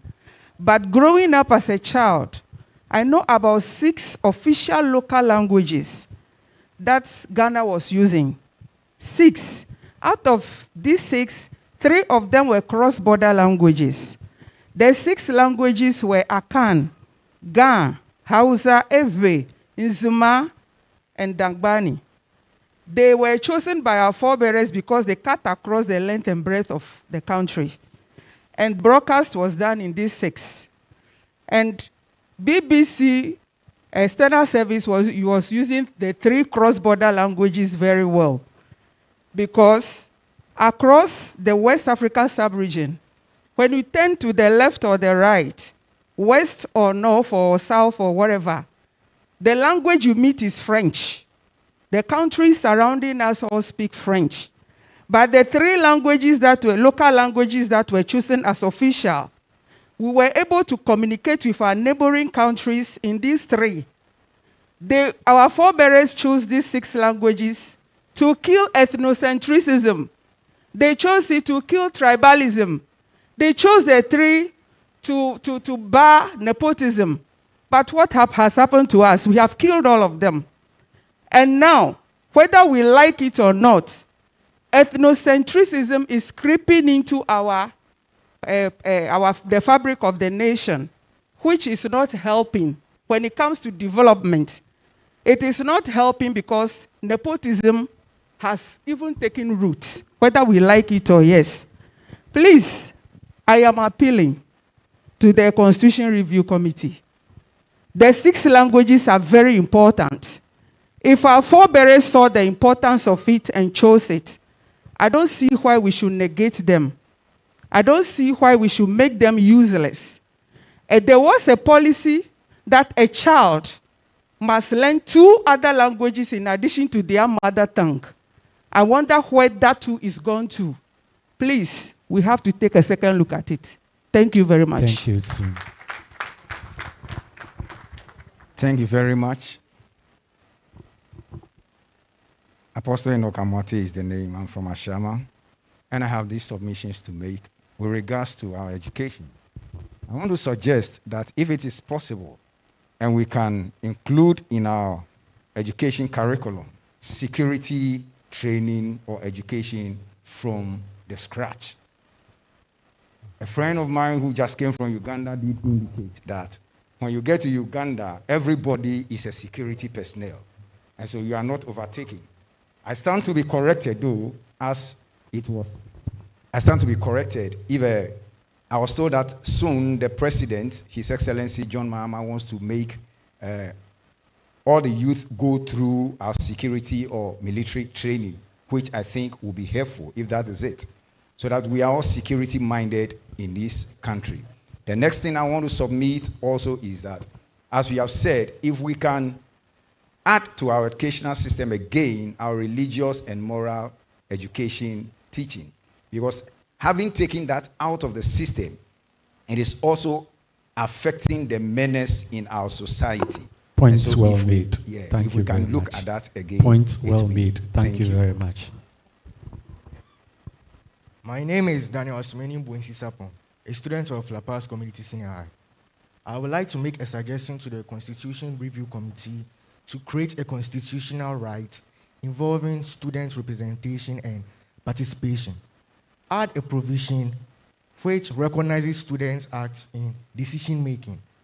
It makes the committee to know the things affecting students and ensures also representation in education boards and also protect students' union autonomy. Thank you. Thank you very much. Hello, good afternoon. My name is Ophelia Palm from Osu Ebenezer Church. My first point is, in the media some time ago, we saw some nations using their prisoners to do Operation Feed Yourself. So if we can also, since we go out and learn some of the things and then come to Ghana and use it, can we get our prisoners who are very active, the young ones, so that we acquire a land and they make Operation Feed Yourself, then we get it to feed the country. Secondly, Article 66 of the Constitution, can we look at it again? They are saying if a president says for 2 terms, if you can look at it again, because as some countries, A government can sit on the throne for a number of years, even if they are old, they want to sit on it. So let's look at the Article 66 again. Thank you very much. Thank you very much. Please, before we continue. Please, let me just, Madam, is that we should look at it? What exactly? Yeah, according to the Constitution, they said if a president said for 2 terms, and here is a government who served 1 term, went out for 2 terms, and back again. I've been hearing people saying that is going to spend just 1 term. That's what I don't understand. Because in my church, if you are a presbyter, you serve for 2 terms, which is 4 years, 8 years. You get down and you stay for 1 term or 2 terms. You come back, you can serve for 2 terms. No 2 ways about. So just look at it again. Thank you. All right. Thank you very much. Please, hello. Hello. Please, are you with me? Uh-huh. You remember I said that the last person on the row is a Rasta lady. Please, do you remember? The 3 there, please, I beg you in the name of God. This is diabolical.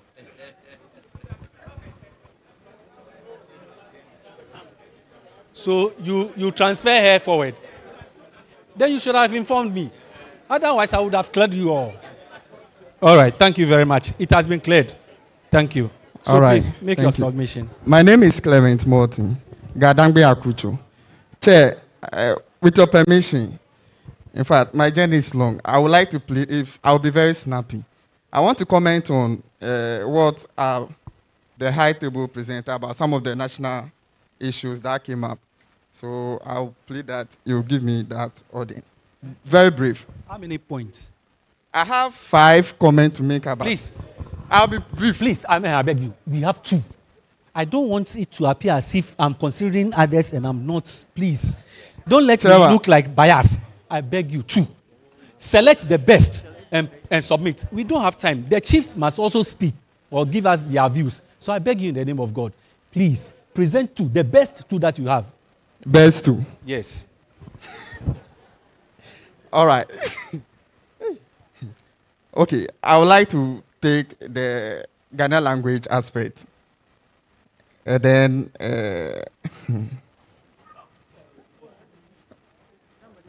all right, so I would like to suggest that the issue with Ghana language teaching of the Ga and the Dangbe is a problem just because teachers are not given opportunity to participate. I want to suggest the committee, they come out with an instrument that allows us to teach 2 languages. We have 2 Ghana language. 1, a compulsory one, which we cater for. It's compulsory for everybody, the native or the community in which the school is located. And then the optional one, which will cater for those who have been transferred, those who like other language, and they want their wards to get involved. With this, I would like to suggest that some people will ask, how would you implement it? There are teachers, when we're young, we all taught Ghanaian languages. There are teachers who voluntarily would like to assist in teaching other languages. So Please I would suggest that the government... to the next point, and let us move on. Okay. Thank you. I'll talk about relocating of the regional capital to Dodua. Yes. In fact... Is it in our constitution? You said... Is it in our constitution, or you are not proposing it? I'm proposing. That... I'm proposing if the committee can establish some form of linkage with an identity for Ga and Dangbe. Yes, usually some of us, we are far off. I came right now from Adam. My journey is far. We hardly get closer. So if you have opportunity like this, we would like to air out our grievances. Yeah, well, then we return back. Okay. Because we have an identity crisis. People think that when I tell somebody I come from Accra, he will ask, Accra is your hometown. It's very difficult. I pray the committee that they see to it that we have an identity. Thank you. Thank you very much. Your 3 points, the 3 points that is left, submit it to submissions@constitutionreviewgh.org or write it and submit it in hard copy to the committee. Thank you very much. Next. Professor Chair, my name is Eric Ohin Labi. I work with Center for National Culture and the National Commission on Culture. Professor Chair, everybody in this room can respectfully bear with me that culture is the backbone of every national development. And the framework of our constitution, I believe, was drafted based on our culture. Here like the case, our culture and its bodies that are mandated to ensure that our cultural heritage, values, norms, aims, and aspirations are well taken, are deliberately, left uncared for, like NCCE. Center for National Culture and the National Commission on Culture is the only commission that its commissioner is an executive director. And we are always tossing between one ministry to the other. And the commission has not been fully mandated to implement the core mandate given to them in respect to the commission and its 16 regional centers for national culture to execute our core mandate with respect to protecting, preserving, promoting, and presenting our cultural values. Hence, we are losing our identity as Ghanaians since somebody even came to us, how are we going to identify ourselves or, describe ourselves as a Ghanaian? Is it by passport or is it by birth certificate? These are all the issues that we need to know. And people are also talking about civic education, and also we have also asked that is your next point, eh? Yes, that is please. the next Then point. I will end. We have also made a proposal to Ghana Education Service to include in our curriculum with respect to the cultural studies, which we have left it behind. And we all bear with me that our children are going wayward as a result of this being not inculcating our cultural, norms. To reflect in our national values, promote mutual respect among faiths, reinforce the moral foundations of public life. So let's codify our national values and ethical principles from this religious ethos. So that's our first point. We already made a submission, so there's much more that we've sent to the committee.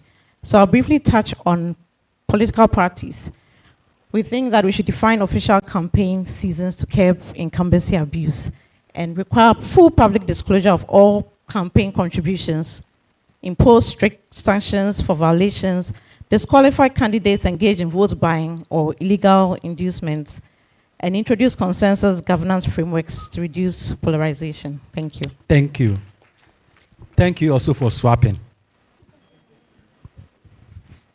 I think she said my point. I was also coming to talk about. Thank you very much. You have saved us. No, you have saved us. Thank you. No. Or you have a different thing.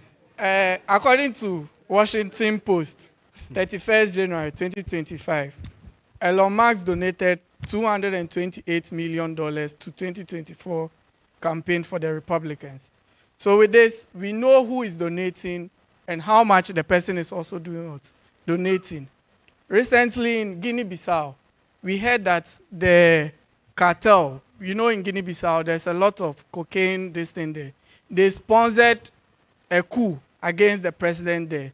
So I think campaign financing and political financing is one thing that we need to look at, especially when we have this galamsey, this thing going on. Point well made. They can decide to finance. Well made. You are just buttressing what your previous speaker spoke. So with please, more examples.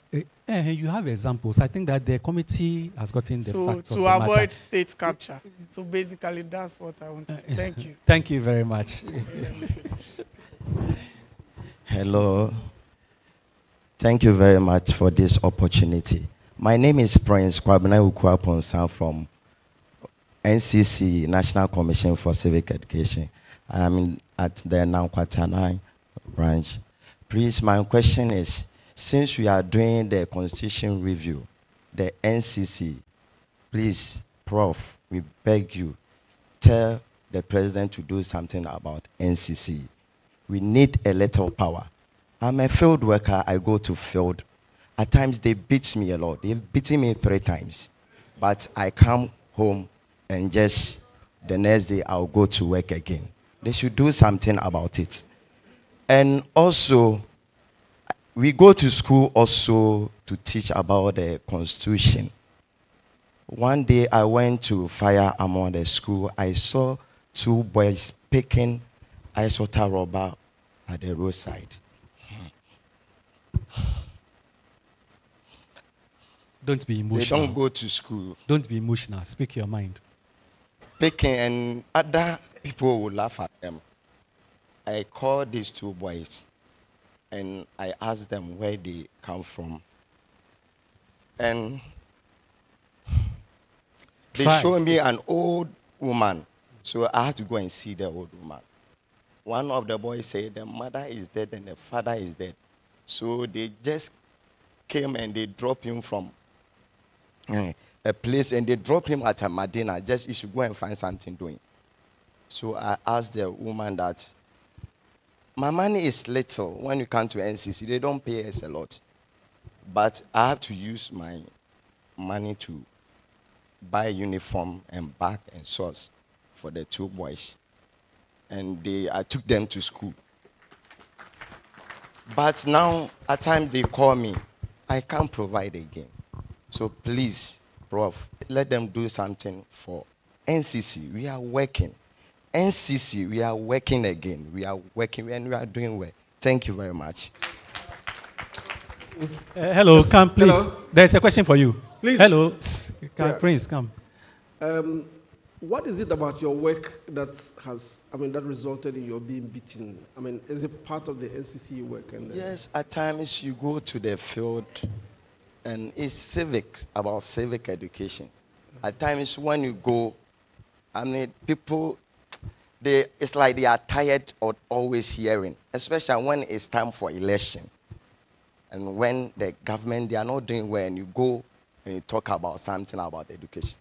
They will ask you to leave here, clear off, go away. The president is not doing anything.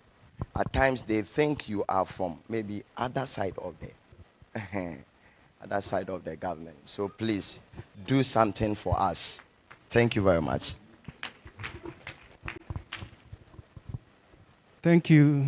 I guess I'm the last person. Yes, you are the last person.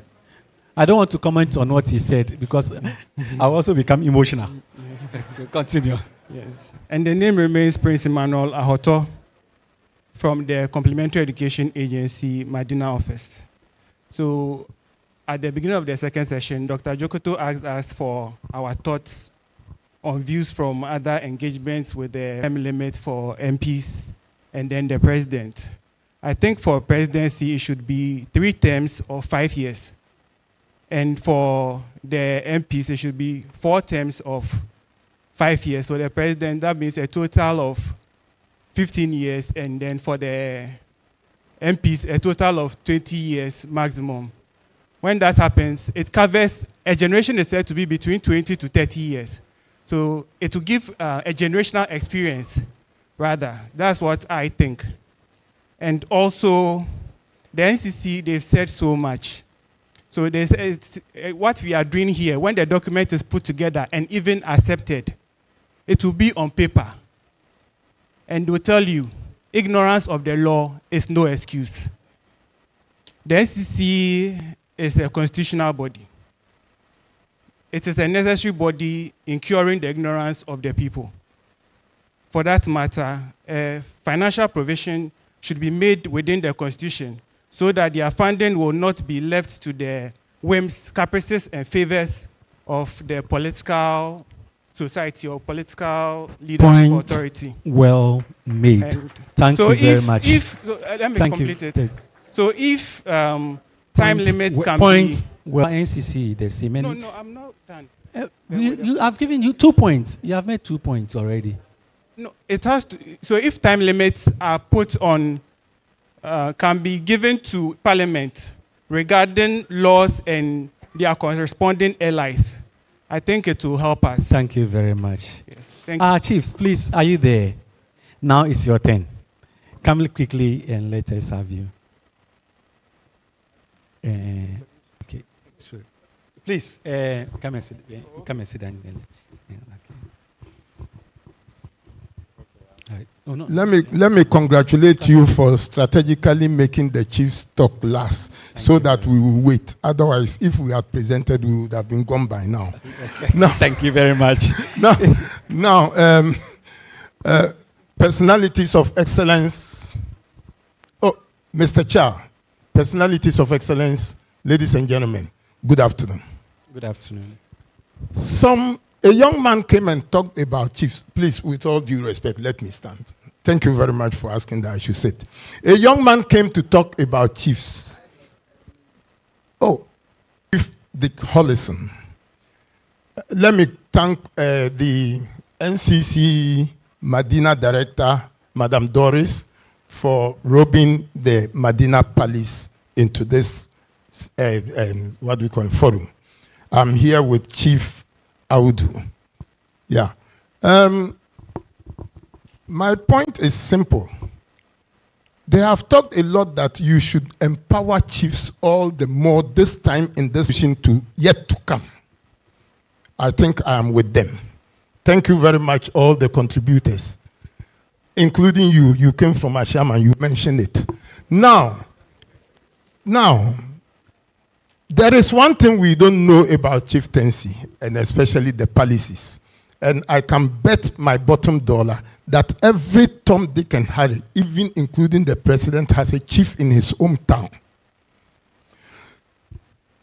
You can get the best of knowledge from the palaces. And even the worst fool in the palace is the wisest man on the street. I can bet you. It's a fact. Meanwhile, we have been sidelined completely. Look at that aspect in the Constitution, who somebody would have said, you have no problem about it, I have.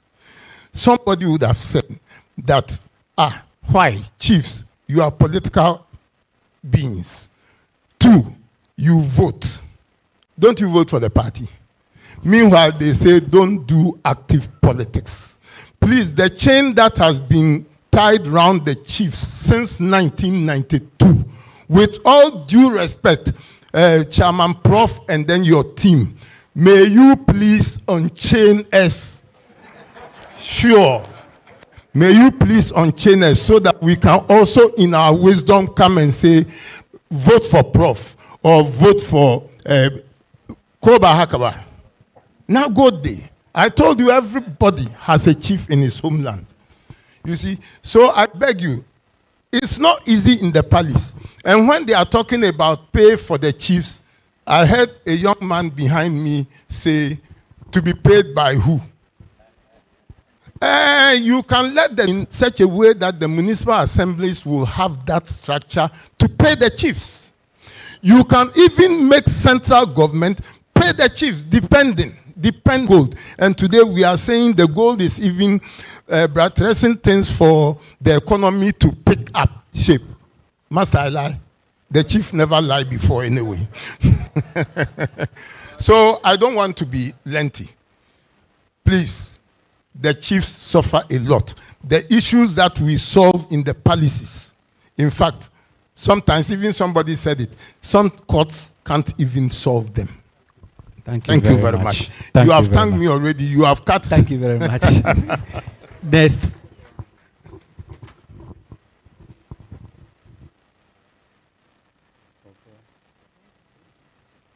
Oh, Ambanya Manu, I told me Nana Otu Akoto, a doomhine of Aquam, a doomhine of Aquam.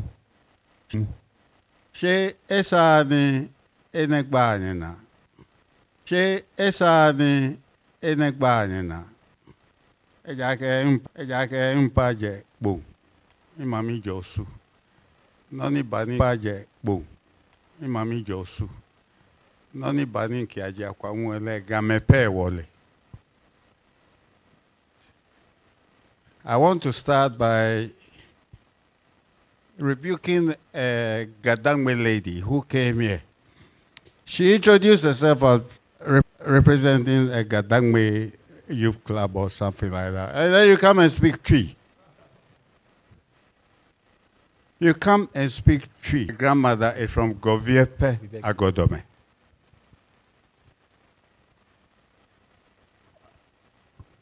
Why is it that when others come to Accra, you don't want to learn and speak Ga? Why? Ga language is the most tolerant language that you will ever come across. It's like English. It accepts, it absorbs. Ga language has English, it has Tree, it has Fanti, it has Dutch, it has all these languages. It is an evolving language. And it is so annoying that my children will go to school and the classroom, okay, I don't mind all other ethnic groups going to the same classroom. But my child, Accra, will go to school tree in the classroom, play in tree outside. Do you know what is happening? That is why our constituencies don't have guns. If we are two brothers from Asante region, and one of us, I'm the MP for Osu, and are they not cheating us? Because when they make all the money, it goes to their homes. It does not stretch to the indigenous people over there. But this is why voting for MPs is rotational. So that Mukwaba ni Mukwaya. So from here, it goes there. So the families benefit. At the moment, we have only about 11 MPs in Greater Accra. All the rest, you go to the house, you have a gun problem, what's it there? What are you talking? No, it is unfair. Seriously, it is unfair. I went to live in Finland, Helsinki. I learned how to speak Finnish. I was in London. I learned Russian.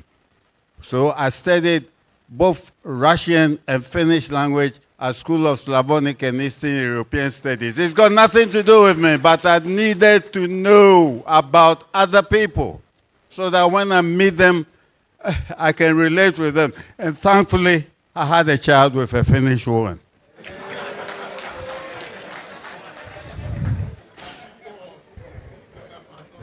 I'm pleading with you. I stand here very sort of agitated. I want you to make Ga language a compulsory language in Greater Accra, in all Greater Accra schools, at least in the primary and basic. In the primary and basic. Language you can learn at any stage. I did my Finnish and Russian when I was about 32 in London.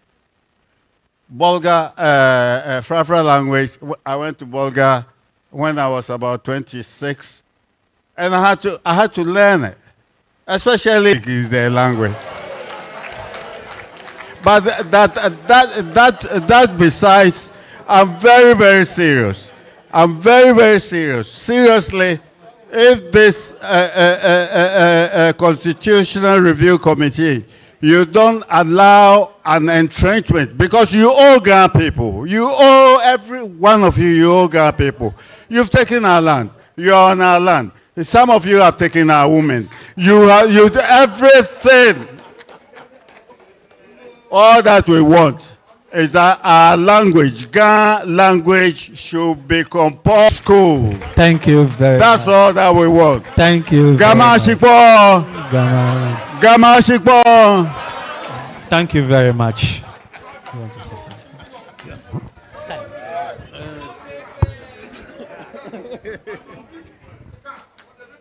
Yeah, hello. Hello. My name is Alhaji Ali Isa. I am the Sarkin Father of Adabaka Zongo community. I'm representing the Adabaka Zongo chief. I support very much what somebody said. The chiefs should be paid because we handle cases. And I want to propose that when you go to the court, sometimes they have cases to the extent that they can't handle. And they say go to arbitration.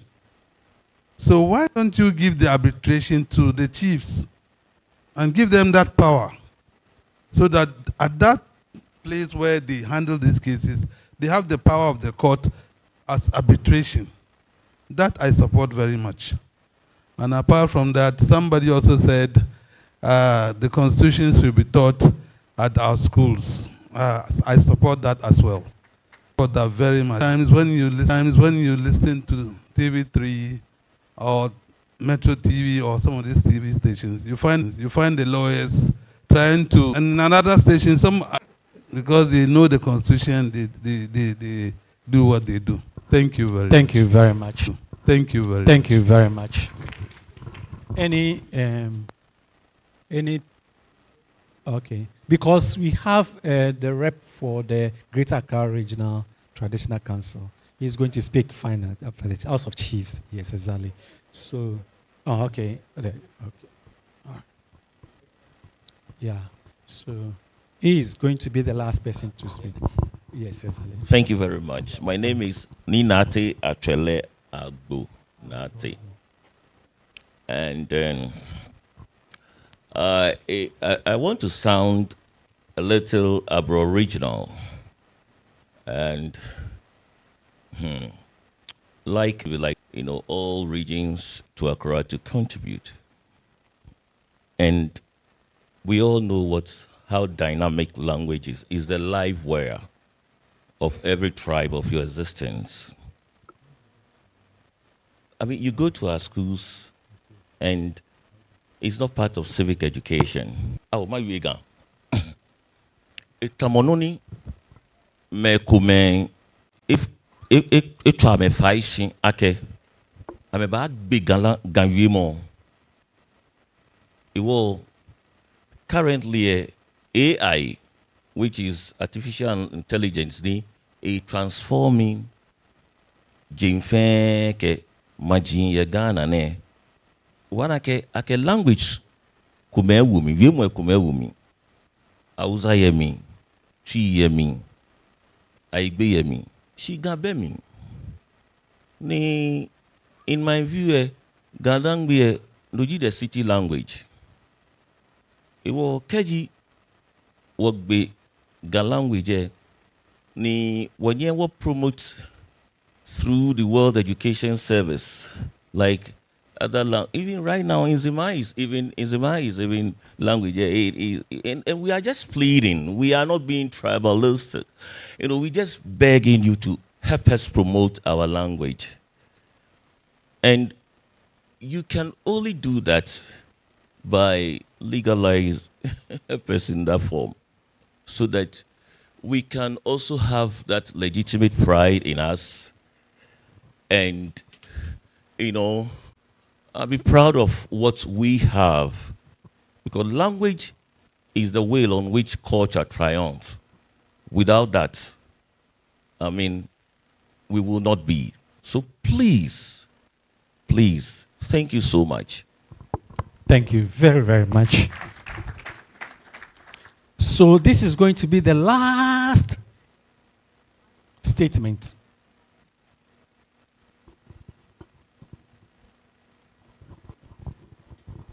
Okay.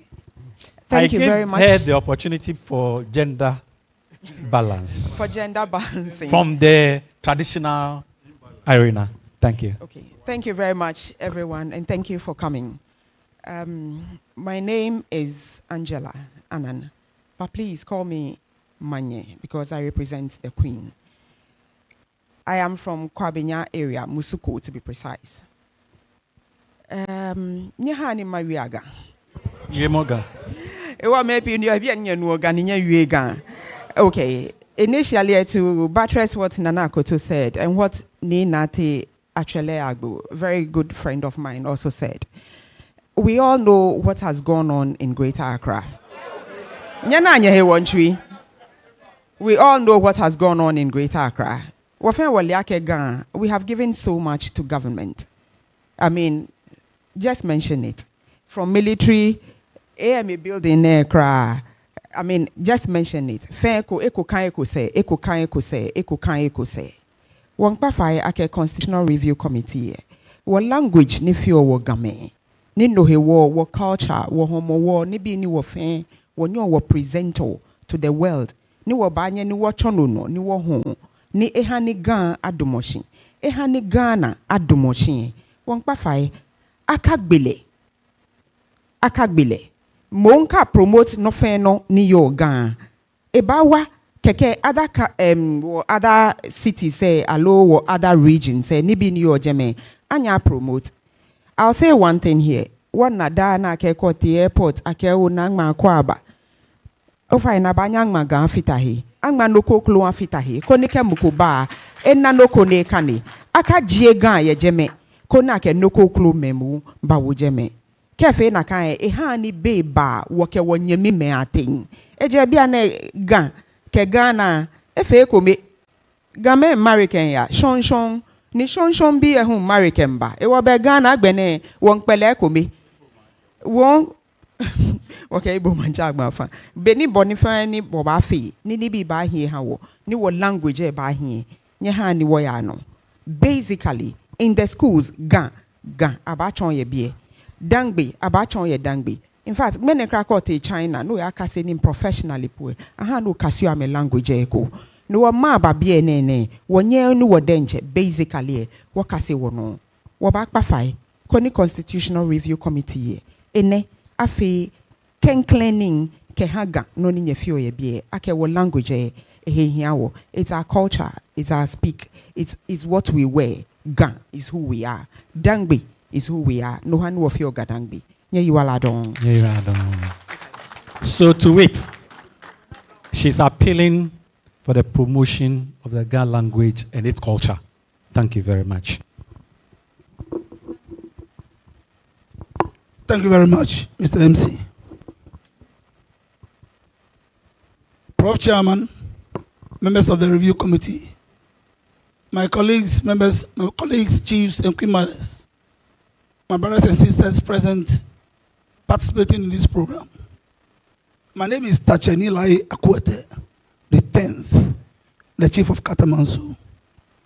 I'm here to make a remark on behalf of the president and members of the regional house of chiefs, Greater Accra. I bring you greetings from the president of the Greater Accra Regional House of Chiefs, His Royal King, Professor Odafi Wolinchi III, and the members of the House. I'm happy to be part of today's event. As an institution, we believe that the only constant thing in life is change. But for the fear of unknown, people are not willing to undergo changes. I would amendment proposals should include the access to the president, especially the power of the president to appoint heads of independent institutions. The appointment and disappointment of heads of such institutions should not be given to any individual but a body of persons. As the world changes, especially in these contemporary times, some laws does not apply to some situations and definitely needs some form of amendment which will cure such irregularities. I would urge every Ghanaian to submit inputs for the consideration of the committee so that at the end of the day, we would have a draft acceptable to all. Talking about changes, a perfect example of such amendments is the Chieftaincy Act 759 of 2008. We members of the Greater Accra Regional House of Chiefs fully support the work of the committee. Our proposal has been incorporated into the proposal submitted by the National House of Chiefs, the apex body of the chiefs in Ghana.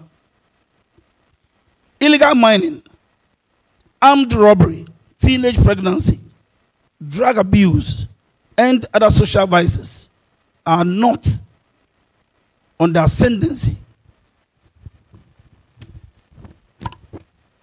And opinion leaders, traditional authorities are now helpless ever since the Section 68D was struck down by the Supreme Court. So far, nothing has been done about it. Various meetings with parliamentary select committees in legislation have proved futile. I propose that a provision be made in the Constitution to give the chiefs power to deal with such matters within their catchment areas. In times past, there have been similar attempts to review our laws, but those attempts didn't materialize. But it's our hope and belief that this time around it would work. Personally, as a former member of parliament, I heard someone coming out to say that the tenure of members of parliament should be reduced to 2 terms. I was in parliament for 4 terms. And the 2 term given to members of parliament, I don't think will be the best. I'm saying this because experience in the chamber matters most. And experience will be given or can be experienced on the job. So long as the more members of parliament stays in the chamber, the more they become experienced on the job. No one can be in the leadership position within the first term in parliament or even the second term, unless from the 3rd term or the 4th term that you can stand and lead your side of the chamber to excel and then make proposals and then bring amendments into our laws on daily basis. Because what we are doing here today, we are trying to work on the constitution. But in the chamber, almost every day, we amend the constitution. And it becomes law.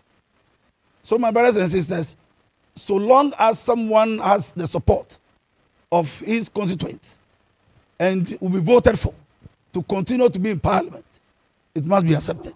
So there shouldn't be a limit for members of parliament in the chamber. Thank you very much. Thank you, thank you. And the next section is going to be the chairman's response. And I don't think that I'll be returning. So on that note, on behalf of the National Commission for Civic Education, I want to thank the Constitution Review Committee for the opportunity for NCC to partner you on this exercise. The collaboration, I believe, it has been good. Oh, please, is it not been good? Oh, let me feel your energy. Wonderful. In the same vein, on behalf of the National Commission for Civic Education, I want to thank all of you, because NCC did the legwork and brought you here. And indeed, you have responded well. Shall we clap for ourselves? I'm Stanley Quino. I've been your moderator, and I'm grateful that you've partnered me to ensure that this town hall meeting has been successful. Before the chairman comes in, I just want to repeat the submission email once again. So we have submission at Constitution Review GH.org. Then, if you have the hard copies as well, please, you can make the submission to the committee. On this note, I'll hand over to Prof. Chair to respond to the 2 sections that we have had so far, and then he will close us. Thank you very much. Thank you. Is it Mr. Sanqueno? Thank you very much for moderating this session of our zonal engagements. And thank you, every one of you, for sitting through today's engagement. It's been many hours, non-stop. We are most grateful that you made yourselves available and also gave us the benefit of your insights. I will not aim to respond to each one of the points that you made. I just want to note generally that the reason we are all interested in this exercise is that we take note of certain deficiencies in our governance or our development. And we believe that through this exercise, we'll be able to make some improvements in the way the country is governed so that we can get the kind of development that we all hope and yearn for. So our goal, like yours, is the development of the country. And we have chosen as a country to do it through a democratic means. It is not working perfectly. There are some problems in the way our democracy is working, and that is why we are here. But we are all looking for the same goal, which is development. The Constitution also affirms that when you read the Dietary Principles of State Policy in Chapter 6, development is not just economic development. We are just not talking about material development. It's political development, it's cultural development, it's social development. So development in a very holistic sense. So the points that have been made, especially the last points that have been made about culture, is actually very important to us as well. In fact, when you read Article 35(5) of the Constitution, it says the state shall actively promote the integration of the peoples of Ghana and prohibit discrimination and prejudice on the grounds of place of origin, circumstances of birth, ethnic origin, gender, religion, creed, or other beliefs. So the Republic of Ghana, as enshrined in the Constitution, is committed to ensuring that no part of the country is discriminated against. So this issue of language has actually come up in a number of our meetings. The Constitution actually, beyond this provision, if you read again very specifically in Article 39(3), the state shall foster the development of Ghanaian languages and pride in Ghanaian culture.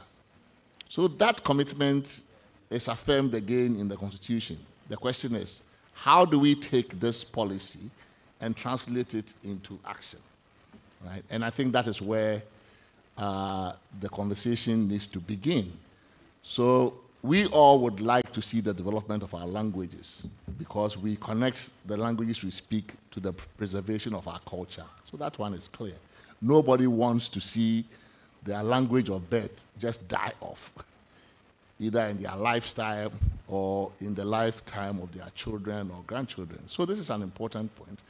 And the Constitution commits the government to develop Ghanaian languages, not just preserve, develop, right? So it's a much stronger commitment. What is lacking again is how have we translated this into action, right? So I like the point made by the last speaker referring to his experience also as a member of parliament. A number of these things, because the commitment is here in policy, it doesn't even have to take constitutional review. It's already there. The commitment is there already, right? So what we need is the next step.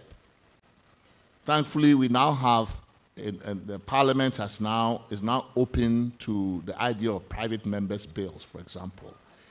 If government is not initiating some action, citizens, private citizens, groups, associations, can put heads together and draft something. If you think that the way to enforce this policy is to ensure, for example, that through the National Media Commission, that when you are issued a license, a broadcast license by NCA, that there's an obligation should be placed on every radio station to at least devote an hour or two within the locality to language in that, then that's what you do. You put it into a law, and then maybe the media regulators would then ensure that it is enforced. If it is in education and it's in public school, that you want every public school in an area to at least teach the local language, then that's what we do. But then, of course, we must make sure that there are teachers of the language who are available. So there are a lot of these things can be done. These are things that can be done. I don't see that there's any affirmative, intentional effort to let any one particular language die. It's just demographic shifts that we are experiencing. And so there isn't any deliberate or intentional effort on the part of government. I don't speak for government, but I don't see any effort like that to kill any particular language. It doesn't serve our purpose as a country for any one of our languages to die. To the contrary, there is a commitment to develop the languages. So we must move the advocacy beyond just advocacy to actually putting something concretely on paper. Yes, even if it's only 11 members of parliament who are Ga speaking or who are Ga, they still can shepherd that bill through parliament and raise it at a higher level. And at least government owns two important resources. Radio spectrum is owned by the state, and public schools and education curriculum is also controlled by the state. So if that is what you want to do, that's how we should go about doing it. So I think it is not something that is a lost cause. I mean, it can be done, but I think we must take affirmative action in that direction. So I thank you for those comments. I mean, I think we have received them from other places, and it is related to the role of chiefs. Again, that has come up multiple times. That's why we are having our very last engagement with on the thematic area is on chieftaincy with the chiefs when we meet them at the National House of Chiefs in Kumasi. And we know that these issues will come up, the issue of language, of culture, but also of the role of chiefs. And this is a long-standing issue from the colonial period all the way to today. And I think people gradually have come to a certain understanding that the way we have marginalized chiefs and chieftaincy is not helping anybody. That chieftaincy is an important institution, it's a homegrown institution, it enjoys strong social legitimacy from the people, and therefore it's a resource that we must harness for national development. The question is, how do you do it so that you protect other things, right? So it is always a question of how you do it. The idea and the ideal, I think we all accept. And we are getting some good suggestions, good proposals around this issue of chieftaincy and how you mainstream them into local government.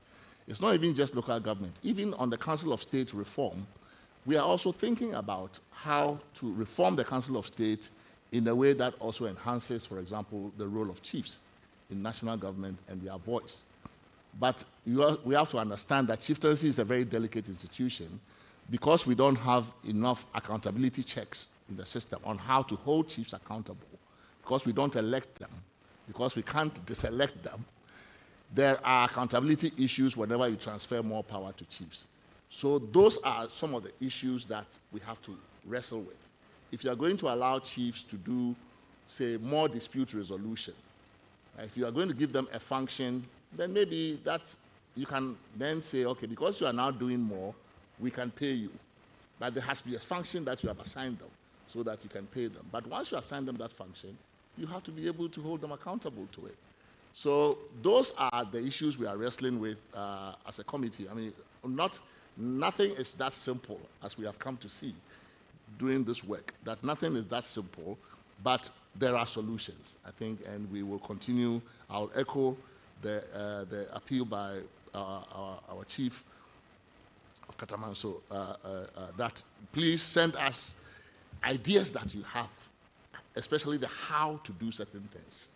You know, that is the real issue, is the how to do certain things. It's not, the principle I think is widely accepted. Everybody here, I think, agrees that we need to develop and move forward. So I'll just say that.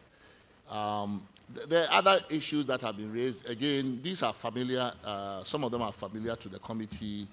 Some of them are actually new. I've heard some interesting new ideas. As I was listening to the contributors from the persons living with disabilities, you know, in the current constitution, the fundamental human rights provisions includes a whole section on the rights of disabled persons. You know, it is there, except that it is not.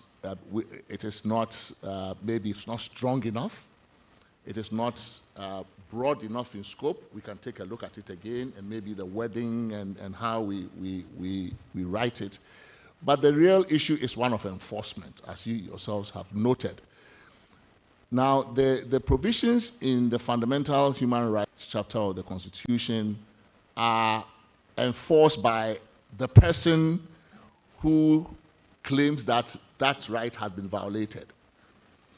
So, unlike, say, Article 2 that can be enforced by any citizen of Ghana, when it comes to the rights, Chapter 5, it is the person who has suffered the violation who must go to the High Court to seek enforcement. Maybe for a certain category of persons who may have exceptional difficulty enforcing this on their own, you could actually make a provision for third parties to step in to enforce it on their behalf. The Kenyan Constitution takes that approach. So it enhances so that merely because you cannot enforce your own rights, you can't have access to a lawyer or go to court, means you can't get the right enforced. But if we open the opportunity for third parties, for example, to be able to go to court in your name and say that, you know, yes, it's not me that my rights is not being violated, but this person, a fellow citizen's rights is being violated, they are not in the position to enforce it, and therefore this is so there are ways in which we can help to enhance the enforcement of those rights, and I think this conversation is useful in terms of giving us some insights into how we might do it. You know, so really a lot of the things you've said here are extremely helpful to the committee. We have been telling ourselves that if we were just giving the mandate as an 8-person committee to sit in a room and do this work by ourselves, we would do a pretty shoddy job. Because some of the ideas that we have gotten from stepping out, including stepping out of Accra and engaging Ghanaians in their communities, there's no way we would have gotten those ideas actually ourselves. So each one of the engagements has been very helpful in highlighting an area of the Constitution that we may not have looked at, in looking at an aspect of the governance area that we really, even all 8 of us, including lawyers, would not have discovered on our own. So I say this to say that we are thankful for this engagement, for all the points. We've taken copious notes. It's also recorded, and so we will, once we start our deliberations, we will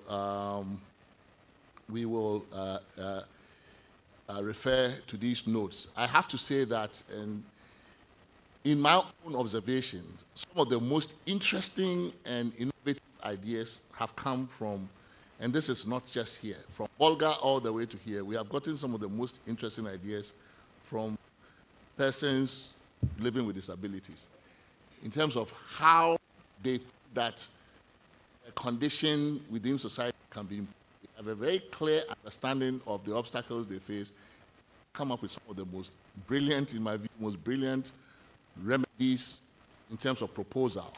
So, and this is true here as well. So I think we are very grateful for those insights.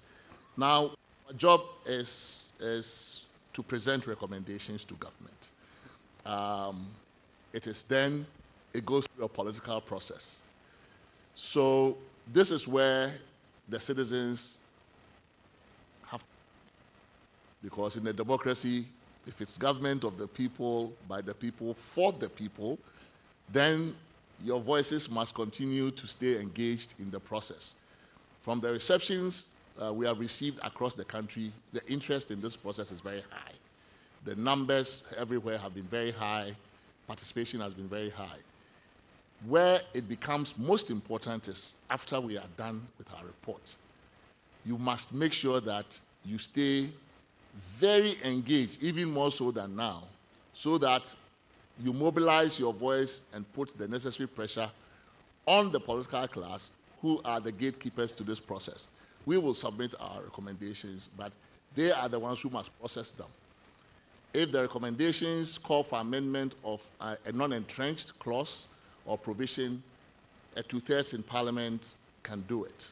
If it is for changing some of the big things like decouple Parliament from the executive, that one, those are entrenched, has to go to a referendum. In that referendum, 75% of those going to vote, and there's a minimum threshold, at least there has to be a voter turnout of 40%.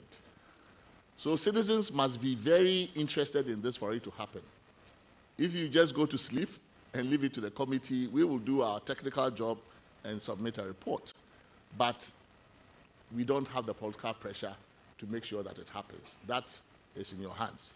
So I'll appeal to you to continue to stay engaged, follow the work of the committee, don't let it stop at the reporting stage. Once we submit the report, if it's publicly available, read it, make sure that you like what you see, and then put pressure, mobilize. Mobilize. That is the only way we are going to get the change that we are all yearning for. So on behalf of the committee, I would like to thank you again, thank NCCE for being with us. Every region we have been, you have helped to make this possible. Every region we have been, the chiefs have come out in their numbers, the clergy have been there, the security services personnel. It's been very warm and it's been very participatory, and we thank you for this opportunity. Thanks.